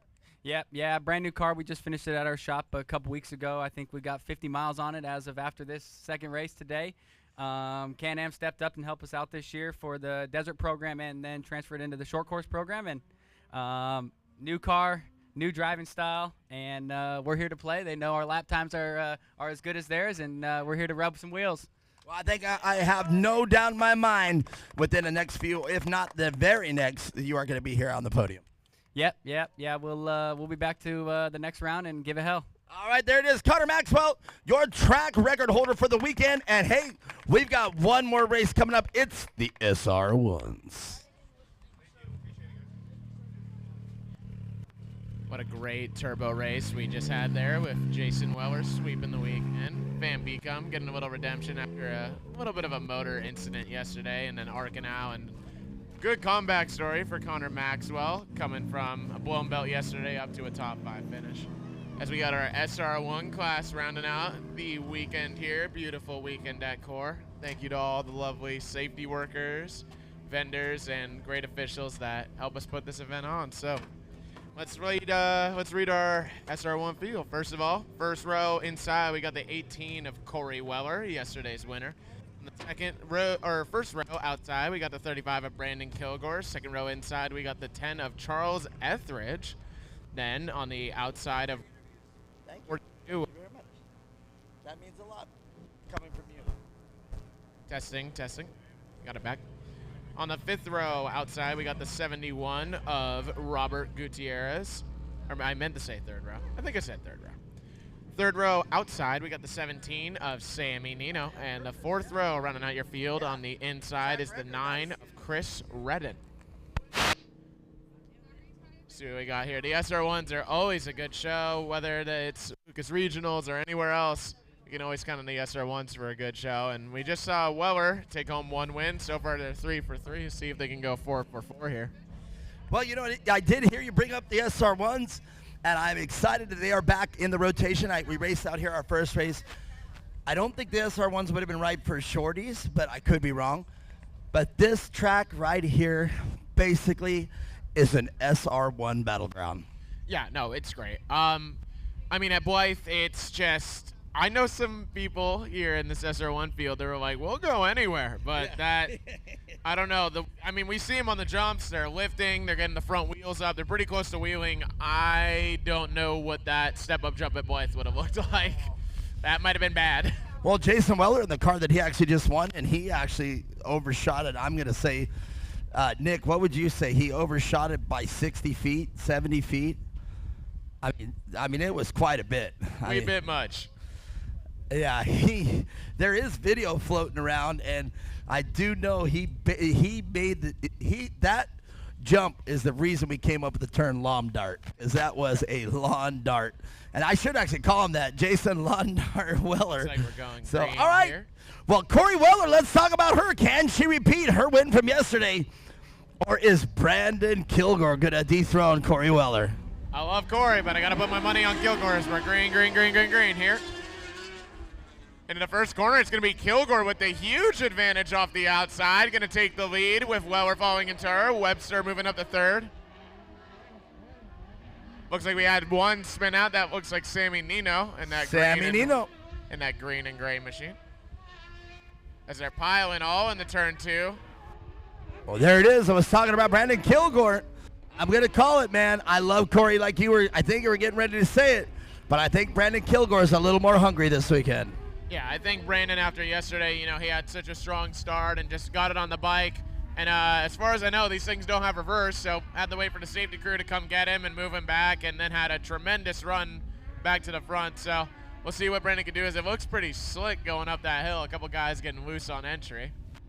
Well, you're exactly right. They do not have reverse. These are street bike engines. In order for them to have reverse, they would actually need an extra transmission in between the chain, and I just don't think that's why. In other words, I don't think reverse is worth another mechanical failure. So. Yeah. And it looks like we've had a position change for the last spot on the podium. I believe that is the 71 of Robert Gutierrez now in third, with Webster following in fourth, and then Chris Redden has moved up from 7th to 5th for the top 5 spot.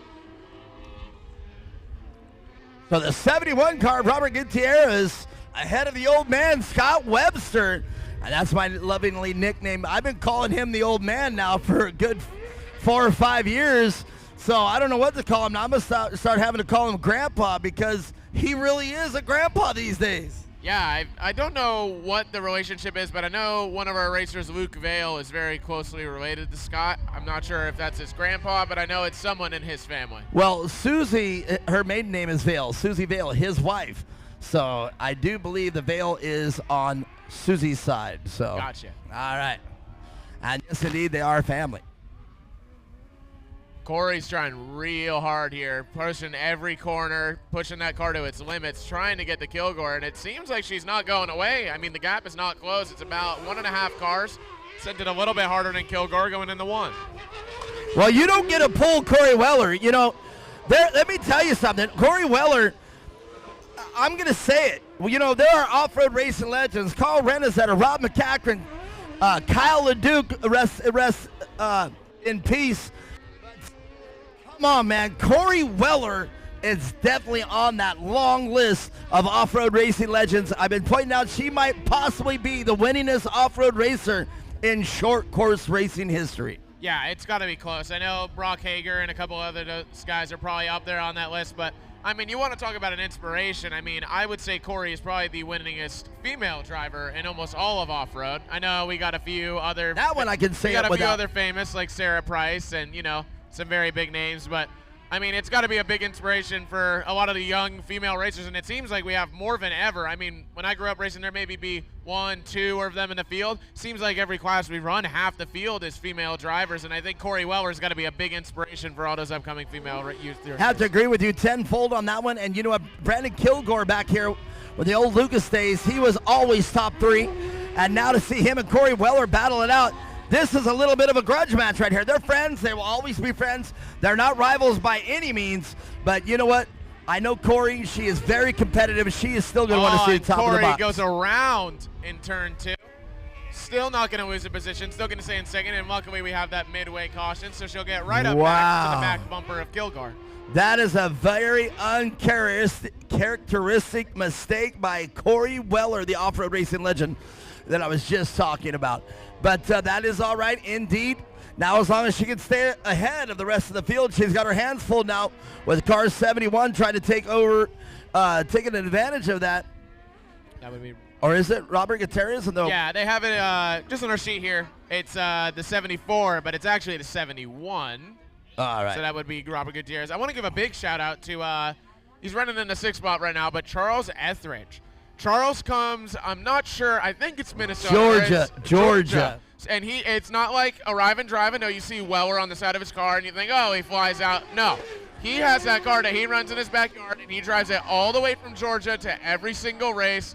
His wife is super enthusiastic, and that was his first podium ever yesterday, so that was a huge accomplishment for him, and he earned it. It wasn't, oh, someone broke, and he got in the 3rd. He stayed in the top 3 the entire race. Well, you know, I'll never forget the first time I got into a finishing position in motocross, and once you get up there, everything slows down, and you do not make a mistake. So I can only know what that felt like with Charles yesterday, because he definitely held it down, and you are correct. That first podium is something absolutely spectacular. Yeah, and I mean, you can look at plenty of stars in NASCAR and et cetera. I mean, Sam Mayer was one I paid attention to the Xfinity Series last year.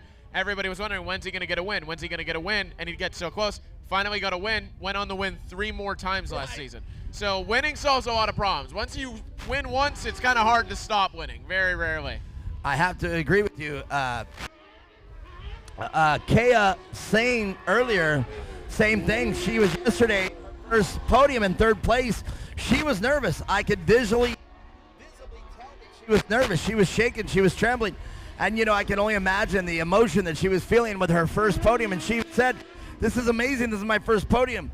In contrast to today, she took 2nd. And, boy, she was already a pro on that podium for today. Yeah, winning solves problems. I agree. Now, when in Turbo last year when I ran, I had to run against, some familiar competition to today's race. And running against Weller, I can tell you the full course yellow, which I believe was already going to come out for our midway. So indeed, that is I hate to say it, but it's perfect timing. Because if they do get that car back over, won't lose a spot. Let's hope that by hitting the tires, that doesn't cause any tie rod problems. And they're going to have to be pretty creative in here and how they get that car back over so they don't lose a lap. And we've been seeing the midways actually been saving quite a few guys today. We had Mason Cotter. Van Beekum, an amateur, I think it was amateur NA, he got a flat. Mason Cotter got saved by it. Maxwell, just in our last race when he flipped over, got saved by it, got back on his wheels, and it's looking like Sammy Nino, if they can get that car started, should be able to get his lap back, hopefully. Kind of started a trend. Like, we didn't have 1 today, we didn't have 2, we didn't have 3. We're just like our 4th or 5th one today. And I think it just depends on how you look at it. I think the Midway has made a great racing product. I mean, you saw limited NA. That was a amazing battle between Childress, Cotter, and Manchester. And I think the Midway caution definitely ramped up the pressure, and I think it made those drivers drive harder. And I think it gives some opportunity to somebody who maybe had a bad start to the race and got back in it. I mean, Brian Willett was a great example. Brian Willett had a problem, came back. I think he finished 8th out of 17 cars? Yep, Something around that. he passed 7 cars to get back in it. That I counted was the 7 cars in front of him. But I think if Sammy Nino rather gets that car started, they'll get back on it. But it doesn't look like that car is doing much of anything. You'll be able to tell once it starts because there's probably going to be a plume of white smoke of all the oil that getting into the combustion chamber. Yeah. And it looks like, I can't tell if from here, I think he, all those tires have plenty of air. Yeah, unless they're just pushing them off. Oh, I guess he is the 174 on our monitor. I thought, typically that clinical racing group has 3 cars. They usually have the 9, the 71, and the 17, so. Well then, okay, so Sammy Nino is 71 instead of 17, so we got him We got him traversed, and Robert Gutierrez could barely see the 4 on So it. Robert Gutierrez should be that car running behind. I believe he's in 4th because we got Kilgore, and then we got Weller. Right, Robert Gutierrez, because it says 1.7, and the 4 is only this big. Gotcha. So yeah, so our green car right there that just turtled over the ski jump is Robert Gutierrez, and the 17, or we saw it as 71, is Sammy Nino. So that's not a big mistake there, but That's on me. Yeah, that's just That's kind my of part first of it. mistake of the day. It's my first mistake. I always say it's my first mistake I ever made in my The entire second life. one was coming up here. Well, I'll tell you what, it's still a great day. This is our final race, SR1. Can Brandon Kilgore hold on to the lead, or is Corey Weller, now that she is bunched back up, as she watched Brandon Kilgore, they know each other. They know each other's driving styles. They've been racing together for years. Who's it going to be, guys? Corey Weller? Yes. Or how about Brandon Kilgore? All right, Brandon Kilgore out front. Can he get it done? We are green. Kilgore out to the early advantage, and it looks like Chris Redden trying to make a move on Weller as Webster's going to try to get his outside. Taps the wall a little bit, but regains composure back and forth. The old man there, almost with a big mistake, was able, as you said, to regain composure and keep it straight. And he is in 4th place, and I know that Scott Webster would love to see a podium. It's been a long time coming for the old man, and I say that very respectively. I love him. I love the whole family over there. But he's got his hands full with car number 9. And who is that car number 9 we got right there? Car number 9 should be Chris Redden. Chris Redden, and Chris doing a great job. Big comeback for him after yesterday. That car, unfortunately, I think it was lap 2 or 3, just stopped, had no power. So, big comeback for him to be running in a podium spot here. Well, yeah. They come from California just like me. They're actually not too far from our shop. So. Oh, wow. They make the 6-hour haul down here, and I think they want it to be at Glen Helen. I'm not sure what our executive decision is going to be on that yet, but I would love to see the SR1s get added on the Glen Helen. I think it's a great race surface for them. There is no doubt in my mind that the SR1s are going to make it to Glen Helen. So, I mean, I hope they do. But there's still no doubt. I have no doubt. Even though whether they do or they don't, I have no doubt. I'm sure this won't be the last time we see the SR1s at Core. I think the fans and all the people that want to come out. And I mean, right now, there's no real series for the SR1s to go race. There's none. This is their only home right now. Well, there's still plenty of them out there, and especially in Southern California, there's a lot of them out there. Robbie Renner still got one, and his is just immaculate if you've never seen his. Yeah, he's got a great rig set up. I know there's a few guys out here in Arizona, and I'll call them out right now. Daryl Gibson, Greg Baum, Ronnie Rosemeyer. I know you have yours at home. Wow. I know you have yours at home. You didn't come out. I don't know why you didn't come out, but next time we come to Firebird, hopefully you'll bring the rig out and come have some fun with us. Well, I'm not even sure, and I work for Core. I'm not even sure I knew that the SR1s were going to be here this weekend.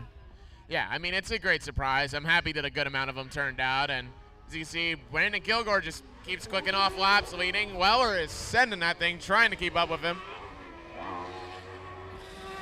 How about Brandon Nelson? I wonder if he still has his SR1. Who were you saying? Brandon Nelson, the Yamaha factory-sponsored rider. You mean Dustin? Dustin Nelson. I don't know why I said Brandon. My Dustin, apologies. Unfortunately, both his cars are gone. He's big into the quad and Back in the BMX quad? scene right now. So. Okay. I don't know why I said Brandon. I apologize. Dustin Nelson, you are correct. But Dustin was a great driver. I mean, Absolutely. he was probably one of the only guys I knew that could come out there and compete with Weller on a regular basis. And in the Yamaha, I mean, he was super quick too. Yeah. Weller's used to competing in Yamaha. Corey's really driven everything. For Yeah. some people that don't know, Corey is the only female driver to ever compete in a Pro 4. I did not know that, but now that you mentioned it, she did. She bought a Pro 4 from Carl Rendezenter, and she was actually very competitive. I was actually watching some of the old tapes. I never got announced the national series, but boy, I was chomping at the bit. But here we go, Brandon Nelson, and Brandon Kilgore, rather. Come on, buddy. Come on. There's my first mistake I ever made in my entire life, right there. Noted. Well, there it is, white flag flying for Brandon Kilgore. Boy, I just messed that up. Brandon Kilgore has just been putting on an absolute show. And, I mean, the track's pretty worn in, and it seems like a one-line track for sure. I think whoever can run that line the best. And Kilgore's, honestly, I think he's just sending it harder. I think that's really what it comes down to. But Corey doing a great job. Still going to walk away with 4 podiums for the Wellers as it stands right now. And it'd be still got a little bit of a battle for third between Webster and Redden. Well, if you're Brandon Kilgore and you're out front, you know that Corey Weller is right behind you. Well, I mean, he's still throwing it in the corners. I'm sure the spotter's going, hey, easy, calm down. No need to do nothing dumb. At least I know that's what I'd be saying if I was a spotter. I'd be like, calm down, coast. Hell no, I'd be the opposite. I'd be, come on, you better go, boy. That's Corey Weller. You better go. One more time past the flag stand to wrap up our weekend at Core Racing for round 3 at Firebird. It's going to be Brandon Kilgore taking home the win with Corey Weller following in suit. And Chris Redden, I believe, is going to be your third car coming to Russellvine here. And then number 9 with Scott Webster in tow. Few more to go here. It's looking like that's going to be the 71 of, I believe that is Sammy Nino, Charles Etheridge. And unfortunately, Robert Gutierrez couldn't join us past the finish line. All right, he's out there, and by that car went through some stuff in that race. Well, stick around. We're going to interview the drivers, and that's going to do it. Oliver, it's been a pleasure. You are an incredible knowledge. I love to have you up here. You can come up and announce to me anytime you can. And even if I do have, you know, we normally have Mia Chapman up here. Please come up. Let's have some Maybe talks. get one more, Mike. Hey, 3 seats up here. That might don't be fun. tempt me, man. We'll make it happen. Very good job. All right, hand that microphone to him if you don't mind. And Clayton, if you want to come down and close us out again, if you want to. If you don't want to, that's okay. We're going to talk with the winners coming up next. Let me just say, that was an amazing race. Not even going to lie.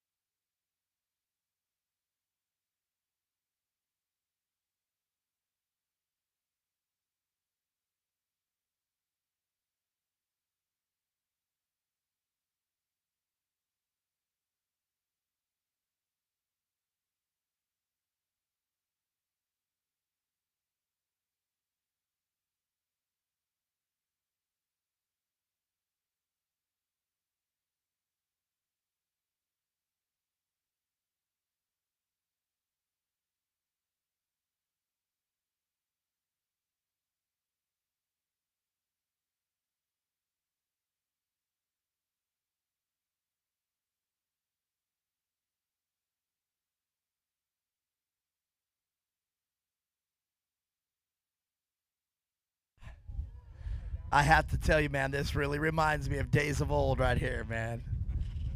We were out here for a long, long time racing as often as we could out here at Firebird. We had to call it Wild Horse Pass, but, man, it is Firebird Raceway once again. Brandon Kilgore with the win. Great job. Corey Weller. Very uncharacteristic spin out. And a name I've never heard before, Chris Redden, but I'm glad to see him. He's out from Southern California. Chris, come on up here.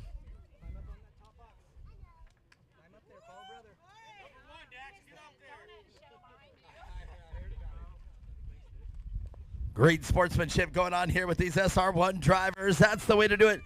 Hey, crowd, would you guys do me a favor? Make some noise for these warriors doing battle for your entertainment. Are you not entertained? Woo. Well, Chris Redden, man, new name. I haven't heard of it. I'm glad to meet you, man. What a great race, the SR1s. I'm glad to see them out here at Core. Oh, yeah, man. These are the funnest cars to race, and they're sometimes the cheapest, so we just enjoy it. They're a driver's car, and with all these guys, it's just so much fun. I do it because me and my buddies all do it together, so hopefully we can get more of these guys out here. I know there's a bunch of these things stored in people's barns and stuff, so let's, if you guys are here or hear us or anything, bring them out. Come on, let's go play. Well, I have a feeling, you know, we have a lot of momentum here at Core already just by everything we got, but I have a feeling it's exactly that, is that once they see that the SR1s are back out here on the track, I think it's just going to be like chumming a pool of sharks. I hope so. I mean, if we had five more cars, I mean, it would be just that much more fun. These things are awesome. They're fast.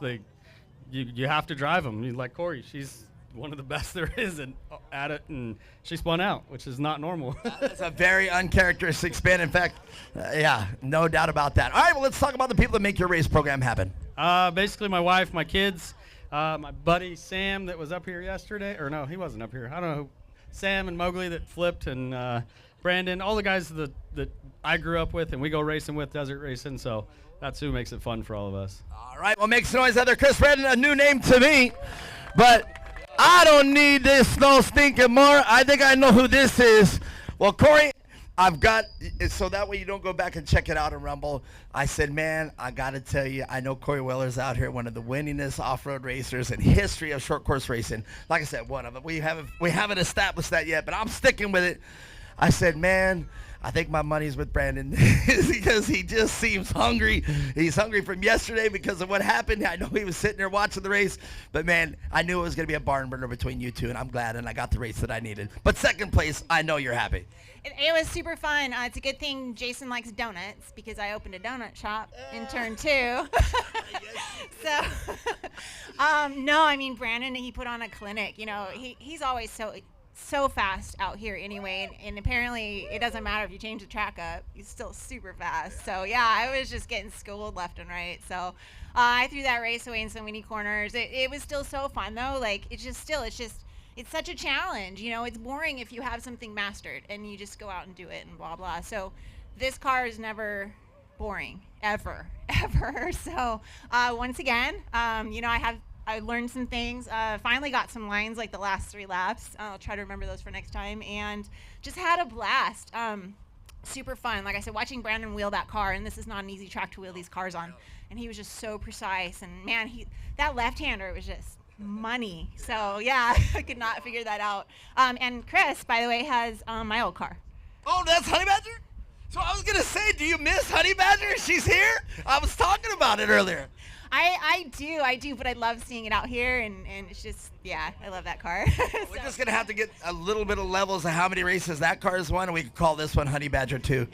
Yeah, so huge thanks to Jason, the guys, Weller Racing, Can-Am. I know it's not this car, but they're with us this year and next year in the desert, so we're going to go desert racing and sprinkle some of this in the middle. And, you know, Demon Power Sports, Action Sports Canopies, you know, Core, again, for having this race out here this weekend. It's been phenomenal. Thank you so much for getting us out here, and hopefully we'll be back soon.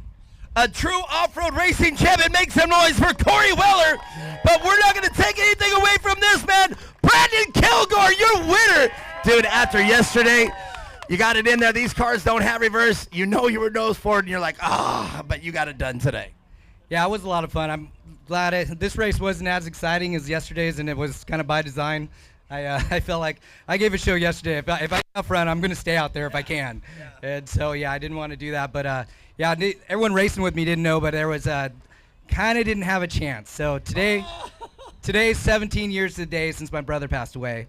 So this one was for Ray. When I wasn't going to come race, we were supposed to do something at the house, and we weren't going to come race. And I kept thinking, you know, if Ray was around, he'd be like, quit being a pussy, get out there, go racing, you know, like show these guys, you know, go win one. Yeah, and yet you did. You won it for your brother. So, yeah, we didn't have a choice. We had to get this done, and I had help in the car, so it was going to happen. All right, very good. Anybody you want to say thank you to? This is it. You got it. Yep, just all my family, friends, everyone that helps me out. It's cool for everyone. It's been coming out here supporting me for like 10 years now, so it's cool to see everyone still come out. And Branson's Resort for helping us get all this together, and you know all the people back at Branson's, our staff, Wendy and Darren for holding down the place so I can come out here and play. And you know that doesn't go unnoticed. So thank you guys. Brandon Kilgore, your winner of a class that we love having here in Core, your SR1 winner for the weekend, Brandon Kilgore. Well, Clayton Thomas Wright, another great day of racing. We had no major mishaps today, and man, oh man, let's talk about it. I asked you this question yesterday. What was your favorite race of the day? Definitely SR1. Man, SR1, these cars are fast. You see these competitors, they've been racing for a long time. They definitely got it. I hope this is going to be a mainstay here at Core Racing. Tell me another exciting moment you can remember from this weekend. Man, the battle between Mason Cotter, Brian Willett, Mikey Childress, and Jaden Manchester was amazing out there. I have to agree with you. You know, that we had a battle like that at our last race here at Blythe, but Jaden Manchester really put it to Mason Connor's normally, once they get up front, it's just a massacre after that. They're gone. Brian Willett, though.